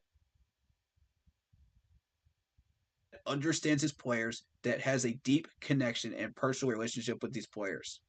That's what we are lacking in Carolina with Frank. All of Yeah. that is what we are lacking. Meanwhile, we got Frank that says, oh, we're running a silent count, which basically says we're acknowledging the fact that Dallas's fans are filling up our stadium and screaming louder than our fans at our own home stadium Yep. and telling the other team exactly what we are doing,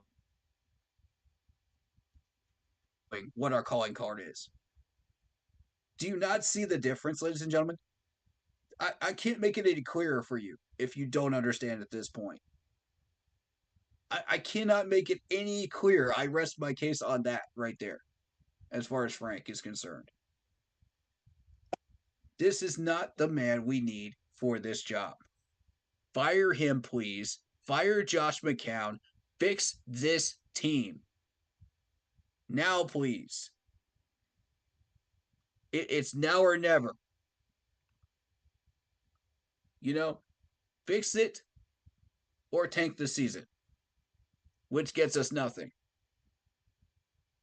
You choose, Mr. Tepper, but choose wisely. Because either way, these fans are going to come up to Bank of America State and riot anyway. And protest anyway. I meant to say protest, not riot. Right. Right. They're going to protest anyway, regardless of what you do. Choose wisely. Because if you choose wisely here, these fans will actually have something worth maybe staying home for and not coming to this protest. Maybe This is fair. they'll start to understand that you're not just an owner that cares about only money, that you really do care about these players and have a personal relationship with these players. And the fact that you came out on Wednesday to that practice shows me you are at least making an effort. And I ran across a clip of Steve Smith talking about Jerry Richardson and the close relationship he had with him. You know, in Jerry Richardson's old school self, he's just like, well, you know, do you do you have short hair? Keep it that way, and all that nonsense. And Cam's just like, yeah, I could do that. You're gonna do just fine, and that's just who Jerry Richardson was. He was a player's owner. You know, he gave us the power. Mm. You know, to speak our minds. That's what I feel like Tepper is not doing. He's not letting us speak our minds. And I'm telling you, these fans will have their say one way or another. This much is true. Yeah, We they'll will be heard they'll one way make or another, whether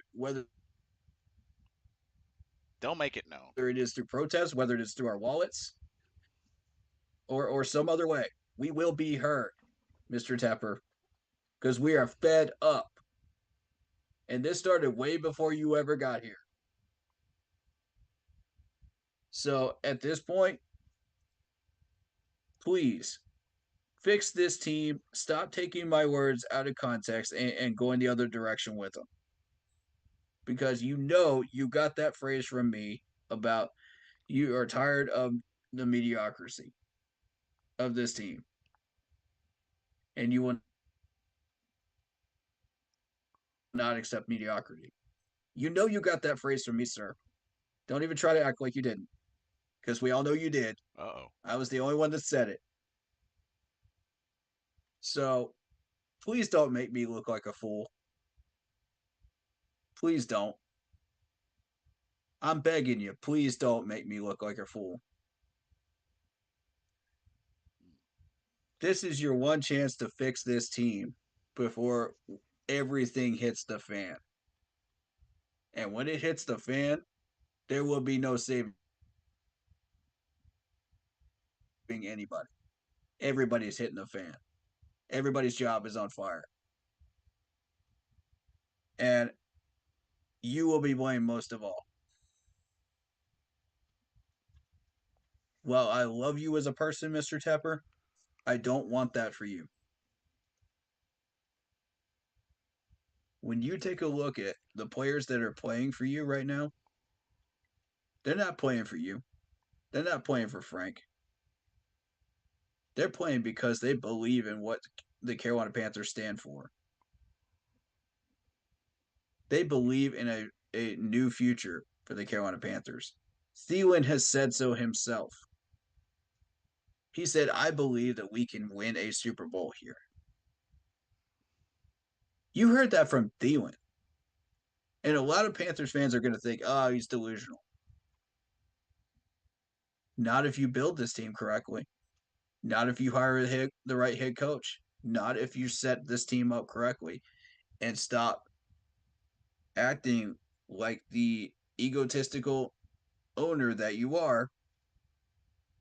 Own up to your mistakes. Again, sir, and do what you're supposed to do as an owner to help us out. Just because you own a $1 billion NFL franchise does not make this your play toy. This is not your Maserati in the garage that you could just fix up on a Sunday afternoon. This is a NFL franchise and a business, sir. I need you to understand this. Stop treating it like it's your Sunday yacht and start fixing it. We're fed up and we're not putting up with this anymore. There are ways that you could fix this team right now, but you have to be the one to do it. We can't do it for you. Frank won't do it for you. He's too dumb to do it for you. And our GM is too busy being manipulated by all the dumb decisions that Frank is doing. So, are you going to put up with the fact that your head coach feels like he is more powerful than you? Are you going to put up with that? Are you going to stand for that as an owner? You're a hedge fund manager with billions of dollars, making way more than he will ever see in his entire lifetime. Are you going to put up with that? No, you're not. So do something about it. Fix it. Or we will fix it for you by walking up to those gates and protesting and making our voices heard. I don't care who they think they're protesting for. I'm protesting because you're not getting it done, and Frank is a joke. So let's try this one more time, shall we, Mr. Tepper? You fired this man. I will give you one more chance. You don't fire this man mid-season. I'm not talking about the end of the year. I'm talking about right now. Fire this man right now. And don't wait till it's too late. Don't wait till after Sunday, because that's too late. After we take an L to the Tennessee Titans, no, don't do that. Fire him now. Because we have a 5% window of where we can get into that seventh seed right now. Do not waste that chance, sir. Been trying to kill that nap for the longest. Mm. Sorry. No, you're Um, good. You're good. do not waste this opportunity, or you will find yourself in a lot of hurt by these Panther fans. Hurt I'm slash surprised they struggle. didn't come up to the gates last year on Yeah. your butt. I'm surprised it didn't happen last year after Matt Rule. Well, they got rid of him like pretty early, so I mean, I This mean, has got to change. Things have got to change. If they don't change, it's business as usual in Carolina. yeah, yeah, We're going to be laughed at. We're going to be ignored. We're not going to be respected. And we're not showing them why we should be respected. yeah. This is Finally true. got him. All right. But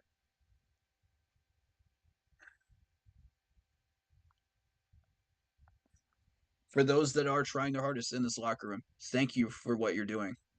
We believe in you. And we believe in what you're fighting for.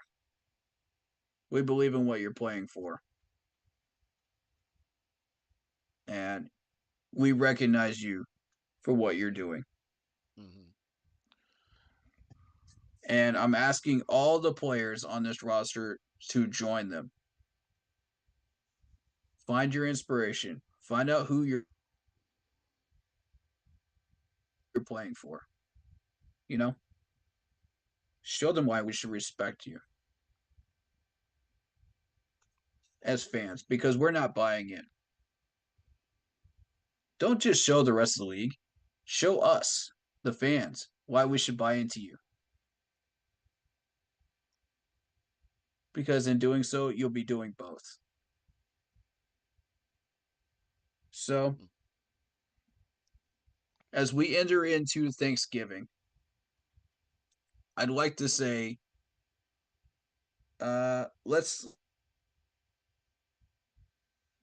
let's find one thing we're thankful for with the Panthers. Uh, I'm thankful that I have been able to take this journey as a Panthers YouTuber and meet some incredible people like my man Blitzball here, and meet some of the fans that I've met along the way, new subscribers, new people, new followers, and actually get to talk to these people in person and just it's just such an incredible journey to where we have gotten to today. We've been able to stream at a restaurant. I mean, who else can say that This is true. besides C3 themselves? You Right. know, we've been able to go to training camps together. We've been able to do all these things together, and we've been working together in a wonderful partnership because of this amazing team, this amazing franchise that brought us this. And I've had the opportunity to talk to people from other countries that I never would have gotten the chance to talk to, from Japan, from Australia, from you name it. What an experience! Yeah, this is a once in a lifetime experience. Getting a chance to do all these things, and I'm so thankful for the journey. It's such a blessing, as I'm sure the players are thankful for their journey and how they got to where they are now. So, Blitz, what are you thankful for when it comes to this team?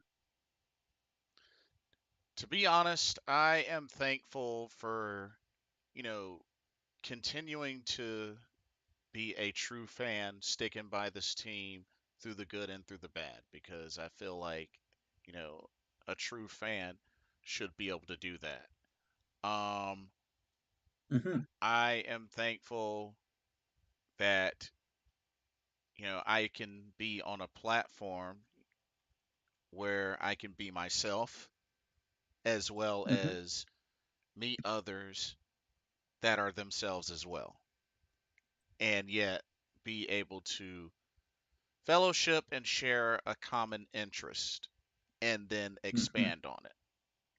Like what I've been able to do with Mr. Carolina, what I've been able to do with Corey. And I'm very I'm I'm curious, and I'm also a little anxious, but I'm also optimistic as to what all this could potentially lead to, especially in a good way.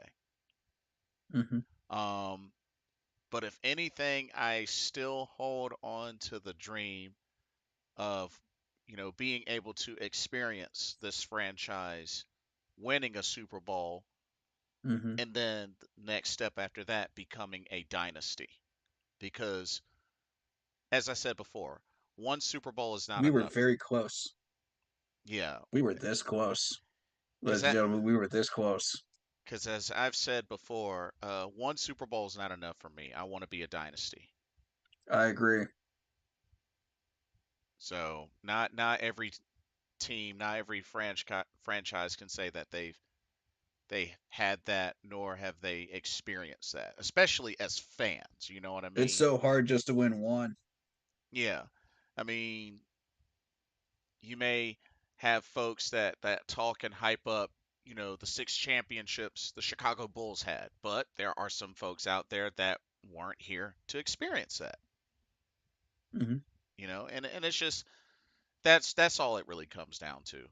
So And that's I'm excited for the new fans that are entering the game.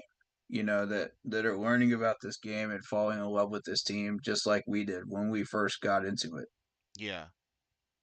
And Even though it's a bad time, they still understand that there's so much more to this franchise than the record. yeah. And I met Johnny Hecker too. That was actually pretty cool. Yeah, I missed him by a day. Uh, I uh, I actually did meet him with you. Yeah, you That did. was yeah, that was the day we met. We both met him, you know, and it's just such a blessing for me, you know, to take this journey with you guys. I love all of you. Love to all of you. Can we get some likes in chat? Can we get some hearts in chat? Come on, for the journey, man. For the journey. For the It's journey. man. And here's to many more opportunities and blessings, man. Here's Yeah, to many, many more. Through the wins, through the losses, through the keep poundings, you know? yeah, indeed, and And we're at the keep pounding stage. Let's not get it twisted. We're at that stage. But we'll get out of it, yeah. you know? And Um, and for those that are struggling right now, use that keep pounding phrase to get through whatever you're getting through that are not as fortunate, you know? yes, yes. Keep those people in your prayers and thoughts, okay? And even if you're not a praying person, keep them in your thoughts and in your heart because those people need your help, okay? Yes, absolutely. Everywhere. This goes deeper than the franchise right now. This is content that goes deeper. Hmm. And that is Please keep these people in your thoughts and prayers. Do always. whatever you can to help them because this time of year is one of the worst times of the year for these people. They're living under bridges, they're hungry, they don't have what they need to survive. They're less fortunate than us. We're sitting here on our couches watching a trash football team that we're complaining about, but we have no right to complain when we look around and see these people that are literally the living embodiment of the phrase keep pounding every day just to survive. And they don't know what that phrase is. They don't know what it means. So let's start spreading that phrase. Let's start making people aware of what it is and why we have that saying and honor Sam Mills' legacy. So, with that in mind, I I hope my wish, my Christmas wish for this year is to have the opportunity to talk about better things than a 1-9 record. The Cam Newton fumble and all of that garbage. And I want to talk about positive things when I go after new subscribers and I try to recruit new people. There you And go. for those of you going to the march, I need you to start uh, throwing our channel info and our links out there. I need you to market us, market our message, please, so that we can reach as many people as we can. This is an opportunity to gather new people for our families here in our channels. Either myself, Networking. Blitzball, and Mr. Carolina. Get get these links out there, okay? I'm asking you to do this because, you know, be careful with your pitch and understand what we're trying to tell people to do, okay? We're not asking these people to join all of this garbage that's going on with this protest at the end of the year. We're asking you to simply just spread our word around. We'll do the work for you, all right? There it is. There it is. So, also, one last thing. We're trying to come up with a name for our panel, and uh, we're looking for names. So, if you got any, throw them in chat, throw them in the comments section, and and we'll vote on it. We'll get a name going. and be looking on my page for additional content as far as our playoff chase. All right, what our chances are. I will be posting a bunch of that stuff pretty soon coming up, Hmm. starting this week. So be looking for that. That's Keep Pounding on Facebook group page, guys. Keep an eye on that. There you go, folks. And on many, many positive notes made, we will end on said positive notes. Um, we want to thank everybody for coming out tonight, joining the stream, and also chatting it up with us. Shout out to Mr. Carolina, who wasn't able to join us, but we'll see what happens this weekend. But aside from that, y'all, everybody enjoy their Thanksgiving. You know, Stay spend happy, healthy, and well. indeed spend time with Safe travels. family and friends. Have good fellowship over good food. Also, remember, to take to heart what you're thankful for, and don't take any of those things for granted. Mm-hmm. Please don't take any of those things for granted. Mm-hmm. Yep. But but Corey, remind them where they can find you. Uh, if you are looking on YouTube, you to the tube, Hmm. you need to look for in the search algorithm. Keep pounding. Uh, let me get the number real quick. Yeah, That way, it comes up at the top of the search bar for you. Uh, it is keep pounding 3869. Okay, so if you're looking on the YouTube algorithm, it's keep pounding 3869. That's how you're gonna know it's me. 526 subs right now with the keep pounding logo. All right, so if you're looking for me on Facebook, Facebook group page, keep pounding in all caps. Again, that's the Facebook group page,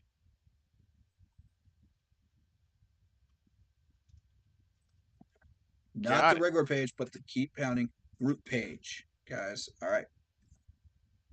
Sounds good. And like I said, keep an eye on us. Don't forget to like, comment, subscribe, follow, all of the above. Keep Thank you pound. for all the new likes and follows, guys. Yes, yes, indeed. We Keep love you all. pounding. Welcome. Keep pounding. We're all gonna get through this, and like I said, hope everybody enjoys their Thanksgiving. Safe travels. I know I'll be traveling myself, so safe travels for all. Mm-hmm. And yeah, we'll get back to it soon. But Mm-hmm. till then, thank y'all so much for coming out to another Carolina Panthers Talk live stream brought to you by Blitzball Champ Gaming, Keep Pounding podcast, the Bleeding Carolina Blue podcast, Game Beauty. Thank y'all so much. I'm Blitzball Champ. And keep pounding.